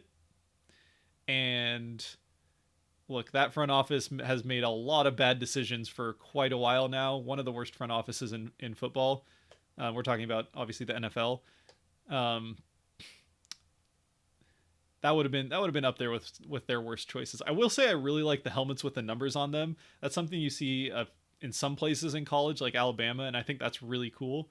Especially like Pittsburgh. I mean, obviously they've got classic helmets, and they wouldn't ever, but it would be cool to see them put like the numbers on the side of the helmet. So anyway,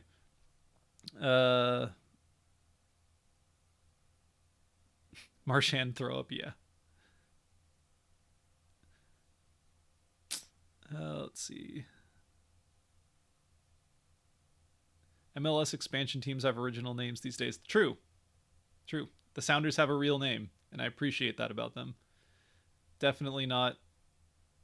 There are some bad, even with the teams that have real names. Like I know there's been some moving around, so I don't know if the Columbus Crew still exists, but the Crew, really? It's not like I'd almost rather like if I was a fan, I'd almost rather them be Columbus FC than the Crew. That's kind of, I don't know. Anyway, were you in Seattle at the expansion draft? I was watching and saw someone had a jersey. No, I was not at it. So I was kind of on the fence with this stream about like whether or not I wanted to stream or if I wanted to go to it. Obviously, it would have been awesome to be there. That would have been really, really cool to be at. Um, Ultimately, I like things have been going really well with this channel. Gotten a lot of great support from a lot of you who have been in the stream or still are in it. Um, and I want to have streaming as a part of this channel going forward, and this was a really cool opportunity to like start that off. The other thing with going to the event is Gasworks Park, where they did it, is an absolute really, really cool place. I love Gasworks. Awesome park.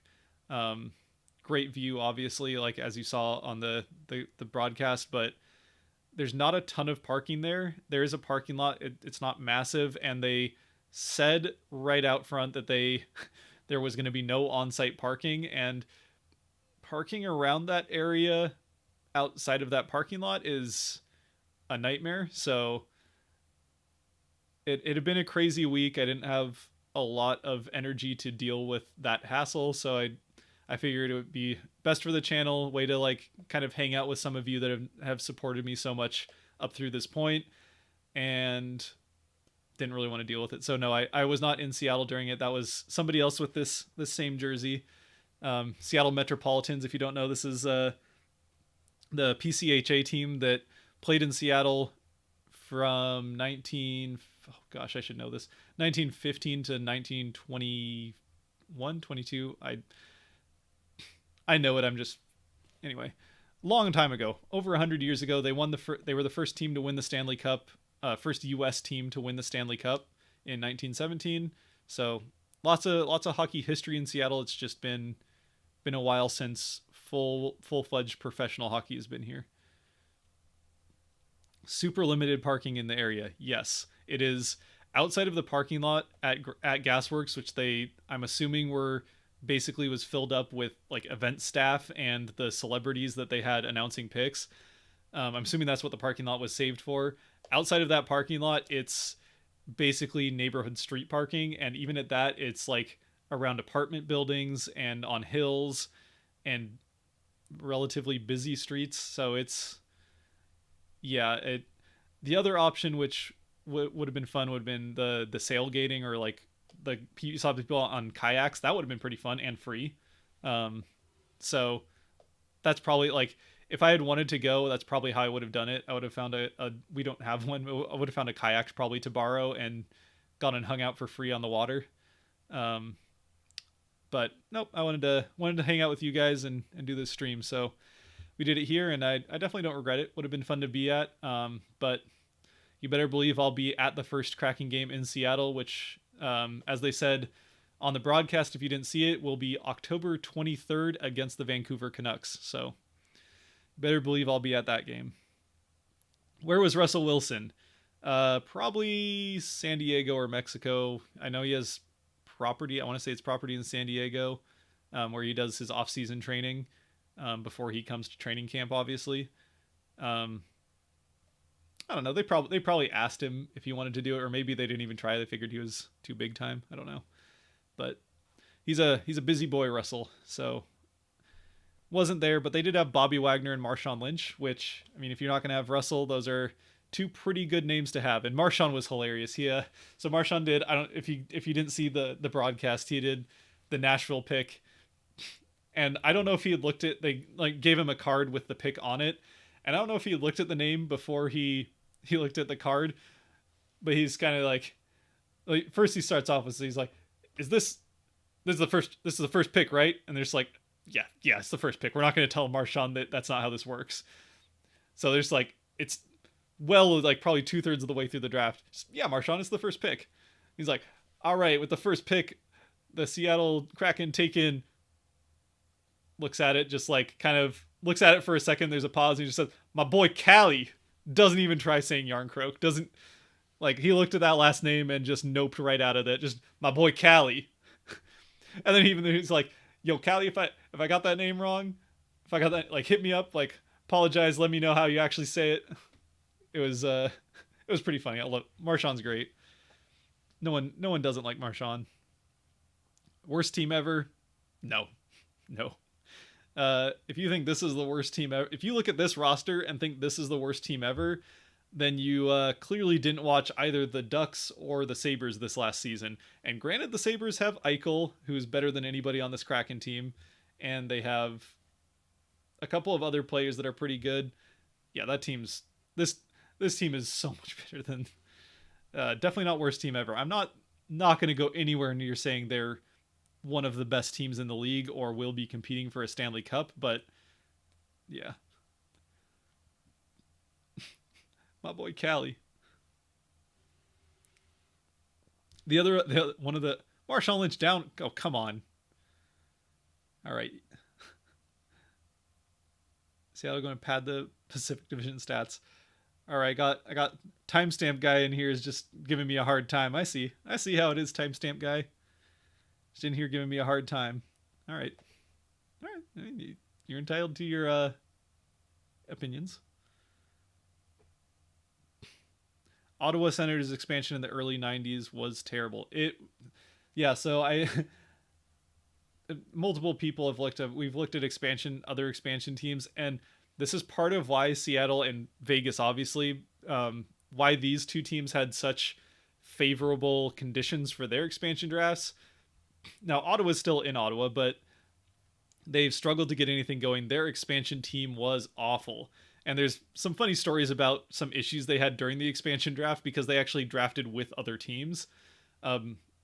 They had, like, I think the laptop they brought that had their picks on it died, and then they tried to pick like 2 or 3 players that were unavailable.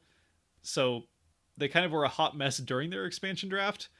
But they're not the only ones. Like, Atlanta Thrashers, terrible out of the gate, ended up moving to Winnipeg. The Capitals out of the gate, the Capitals are probably the worst team out of the gate of any team.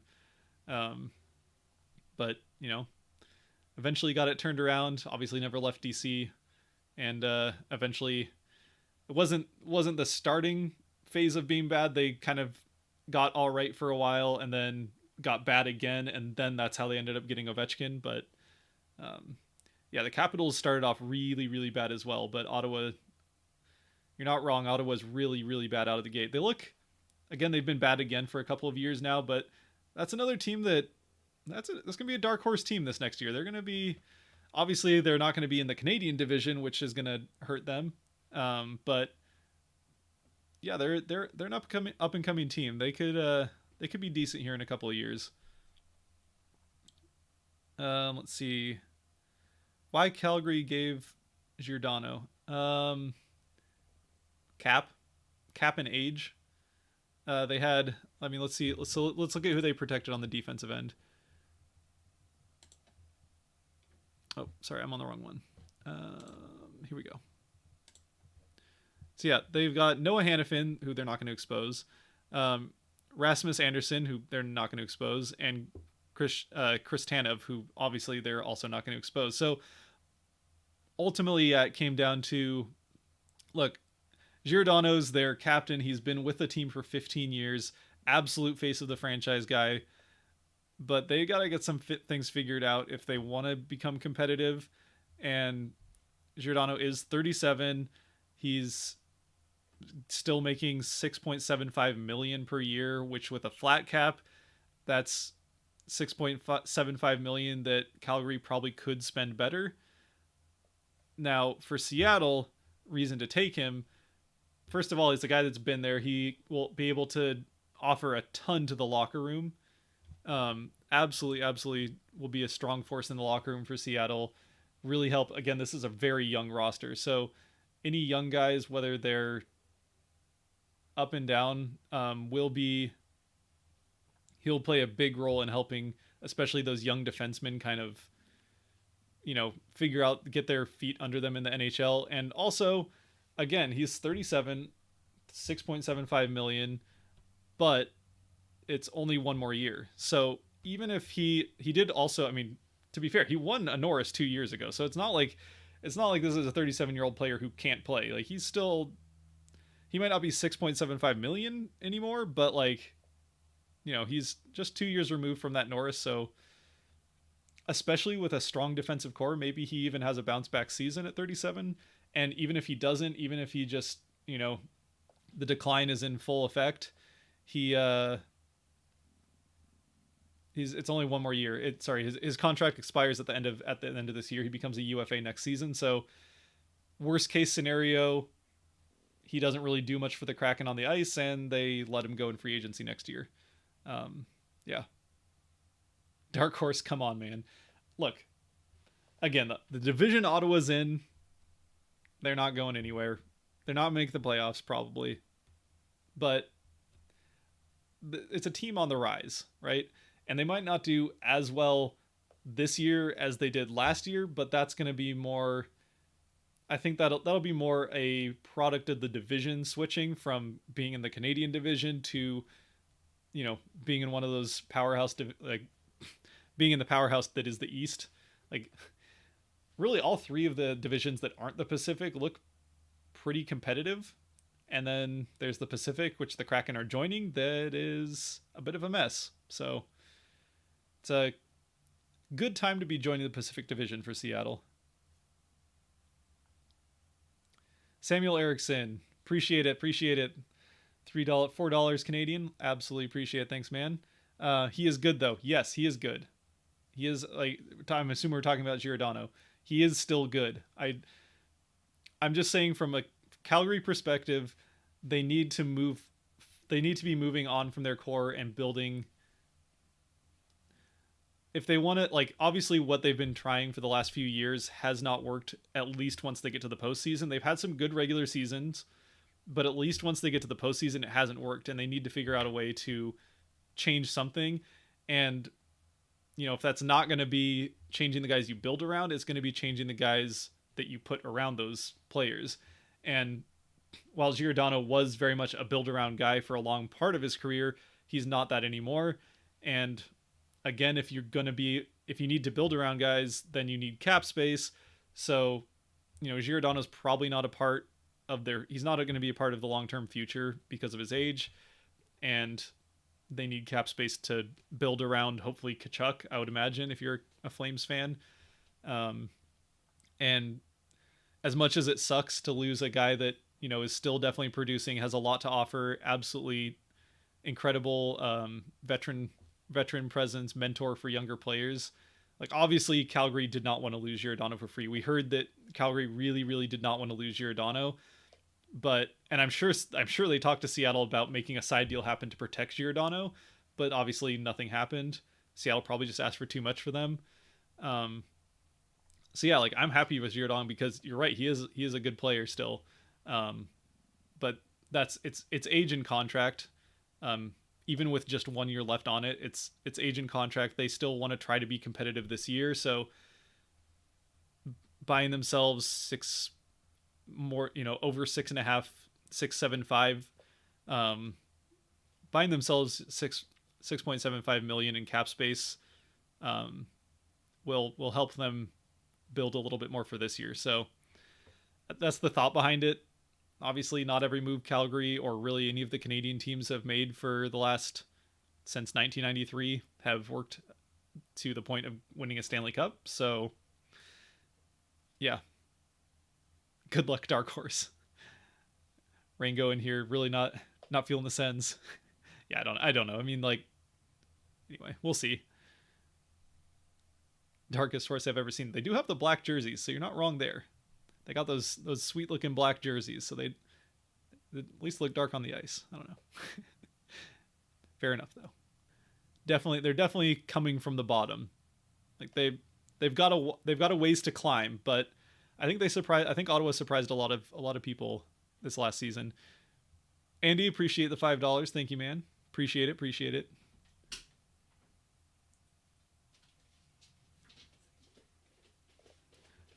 My wife is coming in here to give me rum and dinner. I now have 2 glasses of rum. I don't know if you saw her hands in there, but that was my wife, Kate. We talked about her. She's been fantastic. Huge, biggest supporter of the channel, biggest supporter of my dream of making this work. So Little quick peek there. Um, Eventually, I don't want to get to it. I have some ideas for the future, like setting up Patreon, that kind of stuff, and we might see more of her in some Patreon type of stuff down the road. But anyway, they should start an AHL team. Not making any friends in Ottawa, man. I guess, but it's fair. They haven't been good. What kind of cereal am I having? It's not cereal, actually. It's pasta.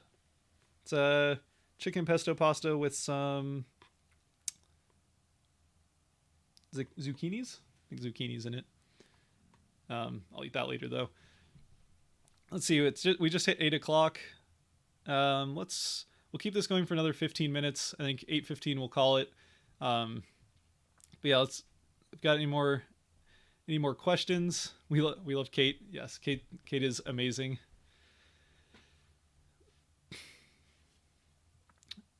Huge shout out to the wife. Yeah. Welcome in Hot Take Hockey. Thanks for the raid. That was fun. So your guys came in here and lit things up for a little bit. Who's the coach? Dave Haxtell. Dave Haxtell is the coach of the Kraken, which was a big surprise, but he did really well in North Dakota, where he was a coach for a long time. Had a rough short stint as a head coach in Philadelphia, and then was in Toronto, where he actually coached alongside one of our assistant head coaches. Y'all the real MVPs. KJ Bren, that's Kate, so there you go. That's my wife. So if you see her in the comments of my videos, know that that's just my wife looking out. Jordan Stewart, what up, Jordan? Thanks for the $1, buddy. Appreciate it. Hope things are going well. Should catch another Mariners game again. That was fun. Let's see what else we got here. Who are the ideal? Oh, sorry, with Haxtell, I got off track. So with Haxtell, yeah, it was a surprise, but his history suggests, and there's some rumors that this wasn't the case in Philadelphia when he was the head coach there, but his history suggests that, I mean, at least with his time in North Dakota as the head coach there, he was really, really good at developing young players, which obviously showed with how good North Dakota was and the amount of NHL players that they pumped out. So that was, I think, the thought, and ultimately with getting Haxtell was the fact that that was kind of one of the first big hints that they really were committed to probably being a young team, at least in the expansion draft anyway, was picking a head coach who has at least over the course of his career as a whole, a reputation of working with young players. And they definitely went young in the expansion draft for the most part. So we'll see if Haxtell, we'll see if that pans out. It was definitely an off the board hiring, but I think it has potential. So it was yeah, there were bigger names. Like, I know obviously he ended up signing as the head coach for the Rangers before Seattle signed Haxtell, but I was hoping that they would get why am I spacing on his name now? But Vegas's coach, I'm totally spacing on the name of right now. Someone will let me know in the chat. Be like, come on. Hamilton, Landeskog. Yes, Hamilton and Landeskog are absolutely the two big targets in free agency, and to know if he does not sign back with the Canadiens. Is Drieger the primary goalie? I guess we'll find out. I don't think there's a goalie they'll get in free agency that would take his spot.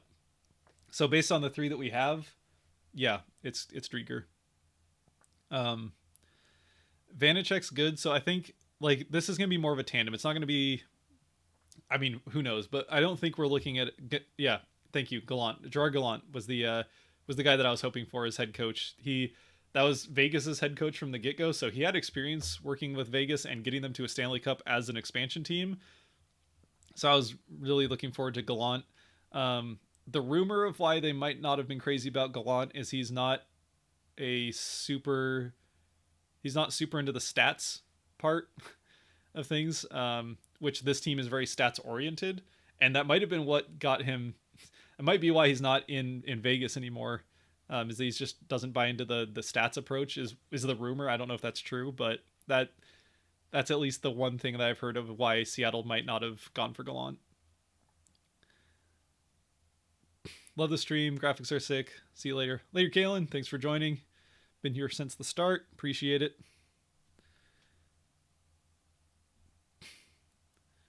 Got 10 more minutes. I think we're going to wrap this up. I'm getting pretty hungry. I do have a lot of rum now, and I don't want to drink all of that. And this is Kraken rum, by the way. That's what I've been drinking.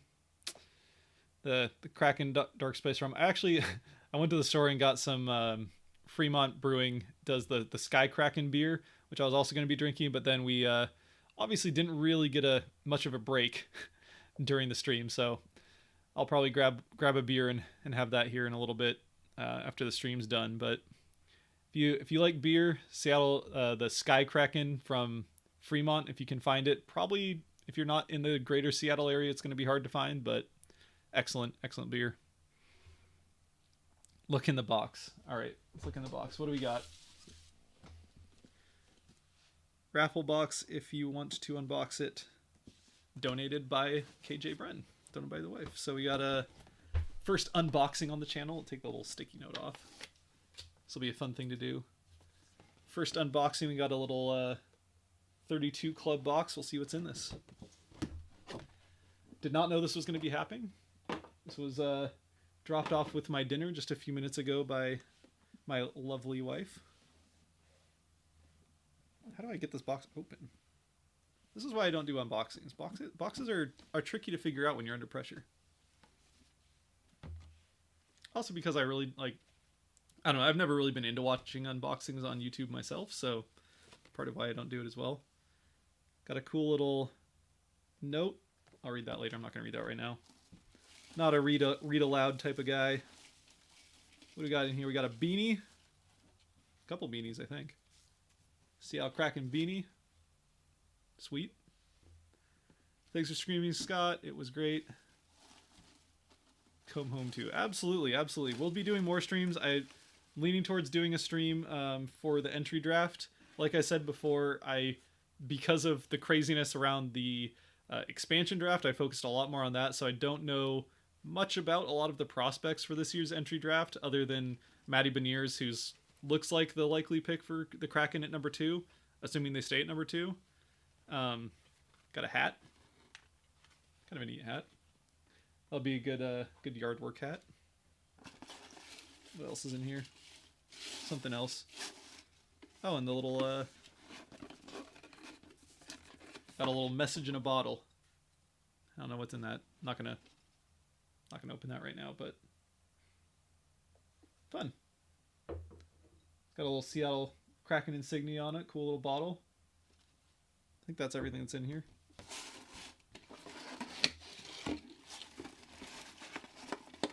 Yeah, I'm assuming that's everything that's in there.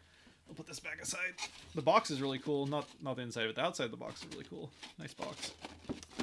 But guess things went well at Skull, where my wife was watching the draft party. Got about 5 more minutes. I think we'll hang out here for a little bit. See if you got any more questions. I'll try to catch them. I know I've not been able to get to everything in the chat. So, which free agents are you hoping to land? Kind of talked about it a little bit here over the last few minutes, but Hamilton, Landeskog are the big names, and to know if he does not sign in Calgary. There are a lot of free agents this year, so Seattle definitely knew that the free agency was going to be crazy, and they saved a lot of cap space in order to take advantage of that. So, yeah, but Hamilton, Landeskog, and Deneau would be the big ones right now.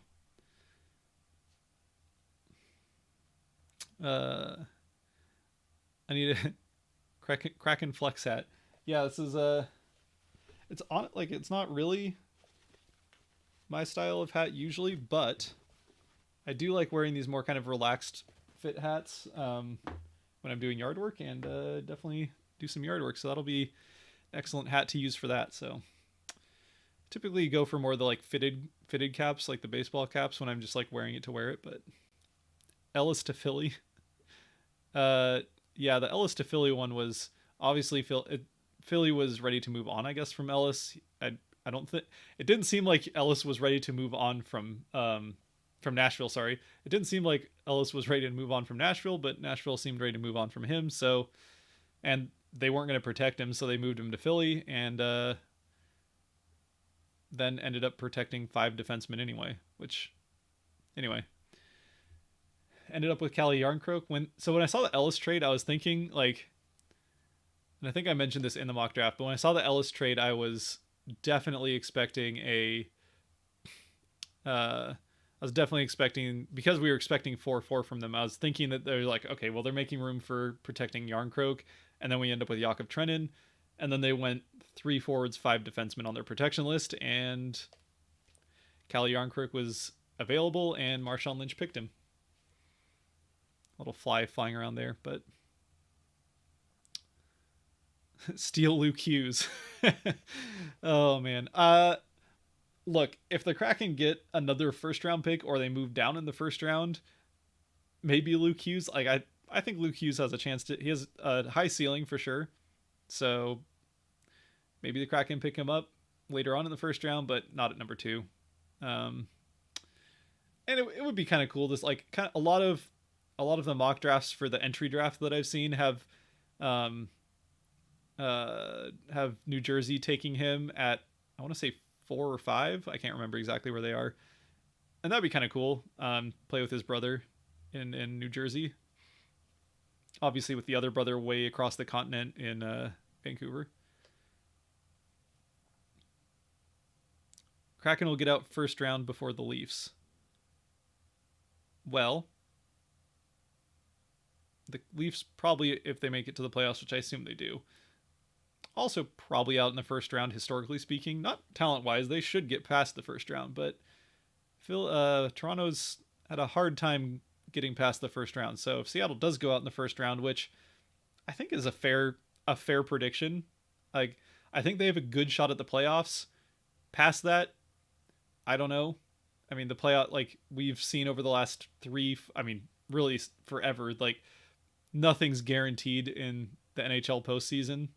I will say this though, if the Kraken do make the playoffs, the type of teams that tend to do well in the playoffs and tend to, I should say not do, but the teams that tend to outperform expectations in the playoffs are defensive, physical teams. Like that's pretty much what that's how Montreal got so far. They went defense first, and obviously Carey Price absolutely playing out of his mind. So good goaltending obviously is the first thing you want, and then defense, physical teams. Those are the teams that tend to outperform in the playoffs. And Seattle looks to have pretty good goaltending, and they are definitely defense first and look to be a big physical team. So if they do make the postseason, then anything could happen, and they're definitely the type of team that's built the way that teams that do well in the playoffs are, outside of obviously like Tampa Bay's, which, if you have a team like Tampa Bay, you're obviously going to do well.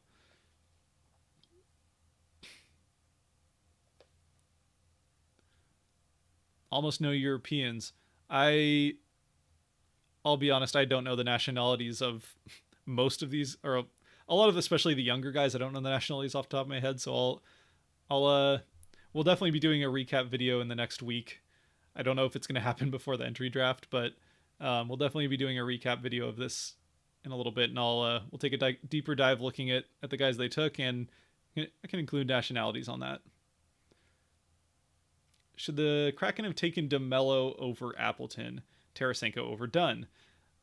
Personally, so a lot of people wanted DeMello. He's a good player.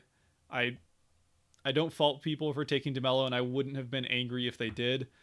I think Appleton has a much higher ceiling. I think that Appleton has a lot more he can offer the Kraken, especially as a forward, considering that they can be stronger on defense than on the forward end right out of the gate.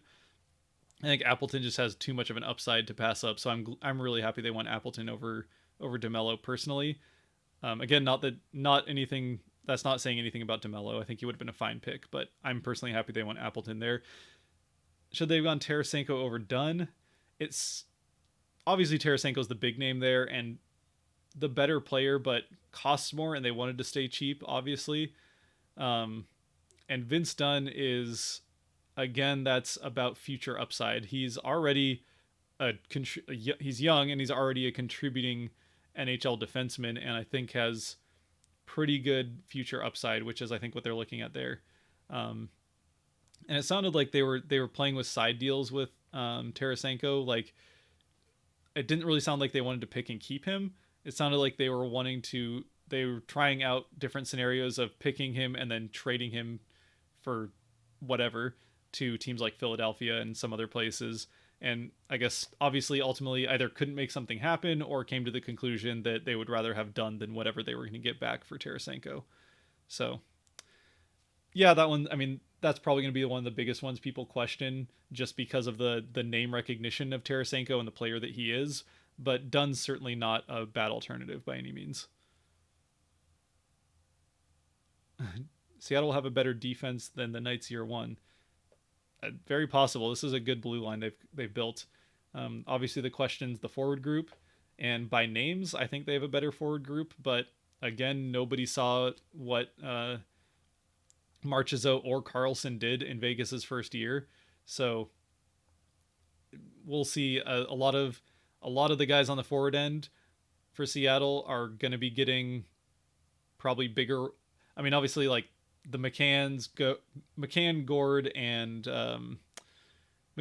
Donskoy have already, pretty well established players, and Tanev as well, and even Kalle Järnkrok. But there's a lot of younger forwards that are gonna get a lot more, especially like Appleton's one. So this is a good example of why I like Appleton. He's the type of guy that's going to get a bigger role in Seattle than he's ever seen before.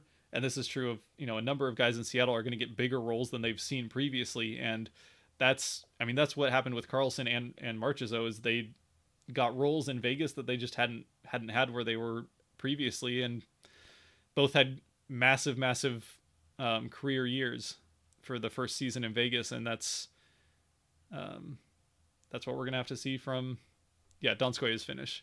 There's a few of them that I know. I just don't know a lot of the younger guys, so I don't want to get too carried away with talking about the nationalities. But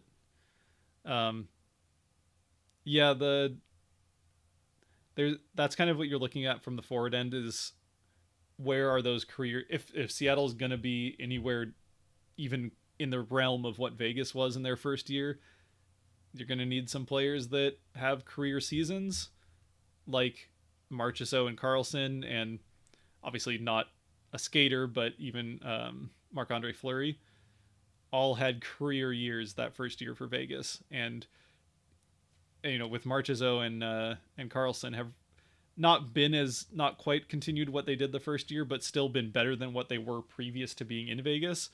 And that's what Seattle's going to need some of that. And I think that's Appleton's one of the biggest players that I look at to have that happen, because he played well, especially this last season in Winnipeg, and really the last 2 years in Winnipeg, and seems primed to be that type of guy that he may not have been ready for it before this next season, but now looks ready for a bigger role and could really shine with a bigger role. So, see, centers Gord, McCann, Appleton, Geekie. I don't know that Appleton would fit in as a center, especially a third line center. I see him more, maybe third line winger. I see him more as potentially playing his way into like a second line winger type of role. But they got decent center. Gord, McCann, those probably are. Obviously the question mark is who they get in free agency, right? Because like Danault is the big name in free agency there, where if they can pick up Danault or even Landeskog, I guess as well, although he might be more on the wing, but especially if they pick up Danault, like they could get another center there. As just these 30 names, I'd probably agree. Gord's first line center, then McCann second line.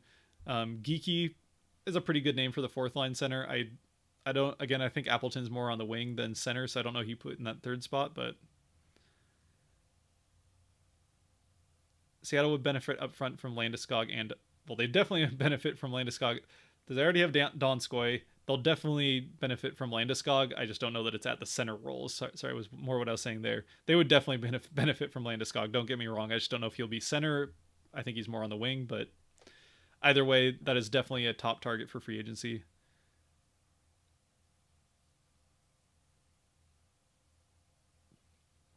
I'm from Seattle. Welcome, William.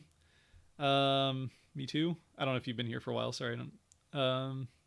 Averages for the Kraken. Here we go. So 27 years old, 200 pounds a bit, and 6'2". So that's around what I was expecting.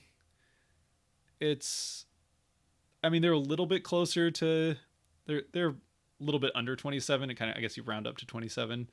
200 pounds, so kind of average there, and 6'2's also right around average for the NHL. Eric Stahl ? Too big of a contract.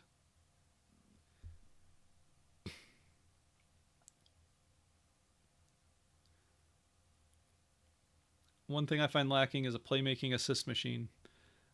Yeah, I mean, like we just talked about with the forward group, a lot of these guys are going to be playing different roles. So the big names probably you put in relatively the same role with maybe a little bit more time than what they've played before. Like Gord's not been a first line center, obviously, but like, so kind of similar role, but similar with more added to it, I think is what you look at from the big names. Then the rest of these guys, we don't really know what to expect. They could add anything. If you're looking at Vegas's first season, you certainly don't expect 78 points from William Karlsson. So we don't know where the goals will come from. We don't know where the assists will come from. Even if you have a guy that was an assist guy before in the role that he was playing for his previous team, it might not necessarily mean he's an assist guy for this expansion team. So especially the forward end, we're just going to kind of have to wait and see what happens. And we're not really going to know until halfway through the first season or at the end of the first season. Thoughts on JVR or Tarasenko? JVR, so we haven't seen side deals, so we already went past 8:15. I'll go to 8:30. So last 8 minutes here. Thoughts on JVR? Worst team ever? No. Thoughts on JVR or Tarasenko?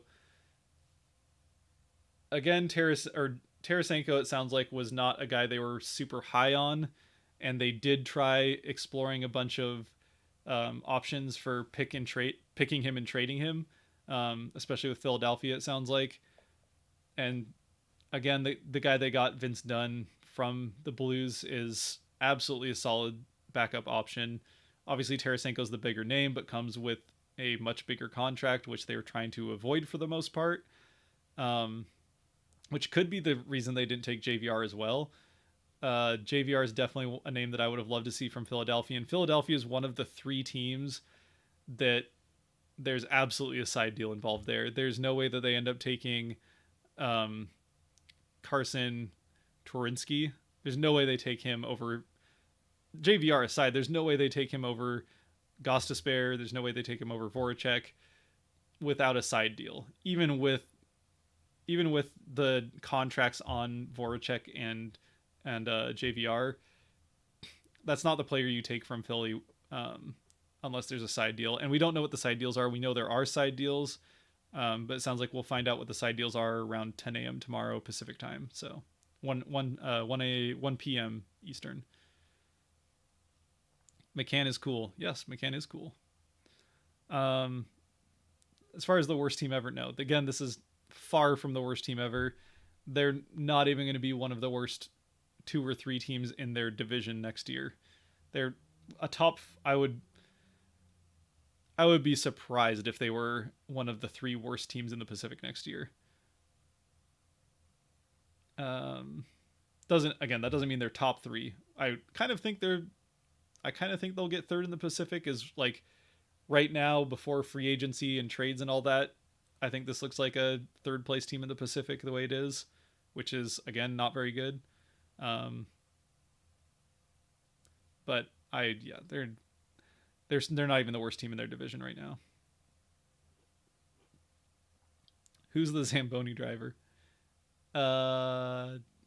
I don't know, but whoever he is, hopefully he does not beat us as a backup goaltender on national television. That would be embarrassing, right? It'd be pretty embarrassing if you got beat by not just your Zamboni driver, but if you got beat by your AHL team's Zamboni driver on national television while you're making a playoff run. That'd be pretty embarrassing, I think. Yeah. So whoever he is, hopefully he just doesn't beat us in goal for the other team.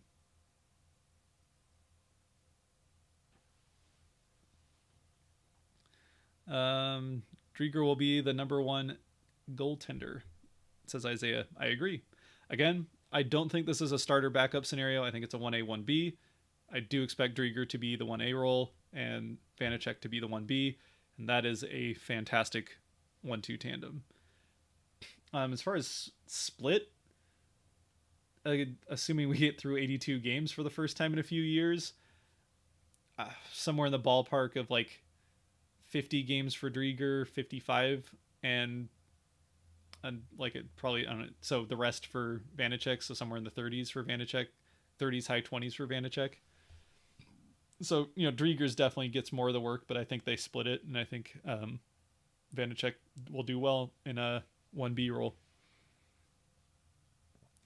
Who other free agents you think they're working on other than JVR and Philly? Well, JVR is not a free agent, if I'm not mistaken. Pretty sure he has a contract. Yep. JVR is signed for $7 million per year through 2023, so he's not a free agent.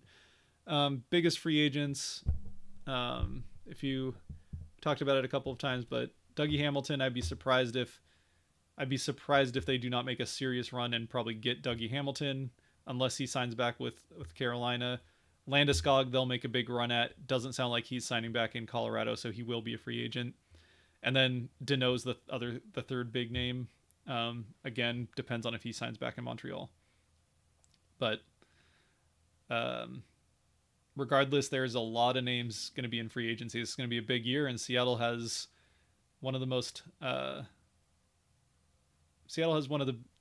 buying power when it comes to free agency by design. That's why their draft looks young and cheap the way it does, is because they wanted room for free agency, and now they have it. Oh, a couple minutes left. Let's get a couple more in here. Think they overpaid for Alexiak? I don't know. I mean, it's not a big contract. Actually, I can't remember where. I remember I forget the exact numbers. I haven't been on Twitter since we started the stream here, so I haven't seen the exact numbers for Alexiak, but somebody posted it earlier. I want to say it was like, I mean, maybe someone can put it up now, but I do not remember looking at it and thinking that was overpaid. Not cheap, but like, again, they got space, and they want to be able to lock him up, and he's can serve on a top pair. So you get a top pair defenseman for decent money, and I don't think it's overpaid. Yeah, power play, I don't know. I mean, obviously again, your big names are Donskoy, Gordon, McCann. So if maybe that's three of them there. I don't know. I would expect that we get, again, whether it's Landeskog or not, I would expect Landeskog or Deneau. I would expect that we get another decently recognizable name on the forward end by the time next season starts. So I would bet at least one of the guys on the power play is not somebody that's on the roster right now. Oh, 4.6 AAV for 5 years on Alexiak. Appreciate that. So yeah, it's not. I don't think that's too bad. 5 years is a bit long. How old is Alexiak right now? He's 28. Oh yeah, so he's not even. So for 5, so they'll have him for 4.6 through his year 33 season. That's not too bad. I mean, it's over twice what he's making now. He was on a 2.1. I don't think it's overpaid though. He's been a pretty good defenseman in Dallas, and again, if you're looking at him as a top pair defenseman and he plays like a top pair defenseman, 4.6 for one of your two best guys on D is pretty good, especially if you if you pair him with Dougie Hamilton, get Dougie Hamilton in free agency, pair your second guy on defense. Actually, I don't even know if that works if they're both on the same side. Let me check that before I start just saying things. Oh yeah, so yeah, Dougie's on the right side. So yeah, they could get Dougie in free agency, and your top pair is Alexiak and Hamilton, and I think that's a good top pair. And 4.6 is maybe a little bit higher than I probably would have expected if I was, just looking at it beforehand, but I don't think it's ridiculous by any means. And 5 years really isn't that bad either. I mean, keep in mind they could have gone up to 8, so like it's not short, but they got him signed, so they got him signed, and there were not a lot of other options from Dallas. That was really the only one. How old am I? I am older than Alexiak. Not by a lot, but creeping up on 30. So, yeah, I would not pay myself 4.6 million to play. Well, I mean, I would be happy with 4.6 million, but I don't know that I would want to be playing defense in the NHL. I think that would probably bring some bad press my way, to say the very least. Not to mention the fact I would end up stretchered off the ice real quick. But hi James. Yeah, I think we're gonna start to wrap things up though. Getting 8:30, so we've been going now for 4 hours. 4 hours of streaming is quite a bit. So we're gonna wrap things up so I can eat and drink a little bit here. But appreciate all of you guys for joining me for the first stream on Cheap Seat Sports here. We will definitely, again, streaming will be a future. I think we'll actually stream again here on Friday if everything lines up. Again, I'll announce officially about that probably tomorrow. And then we'll do some more streams, probably like once a month for a game during the season. And otherwise, yeah, I'll see you with some, definitely have some videos about this expansion draft coming out. So I'll see you in those. And otherwise, again, thanks for joining me. Hope you guys had as fun a time with this as I did, and we'll see the Kraken at the start of the season. Go Kraken. All right, I got to close this. First time closing a stream too, so, smooth transitions. Yes, end.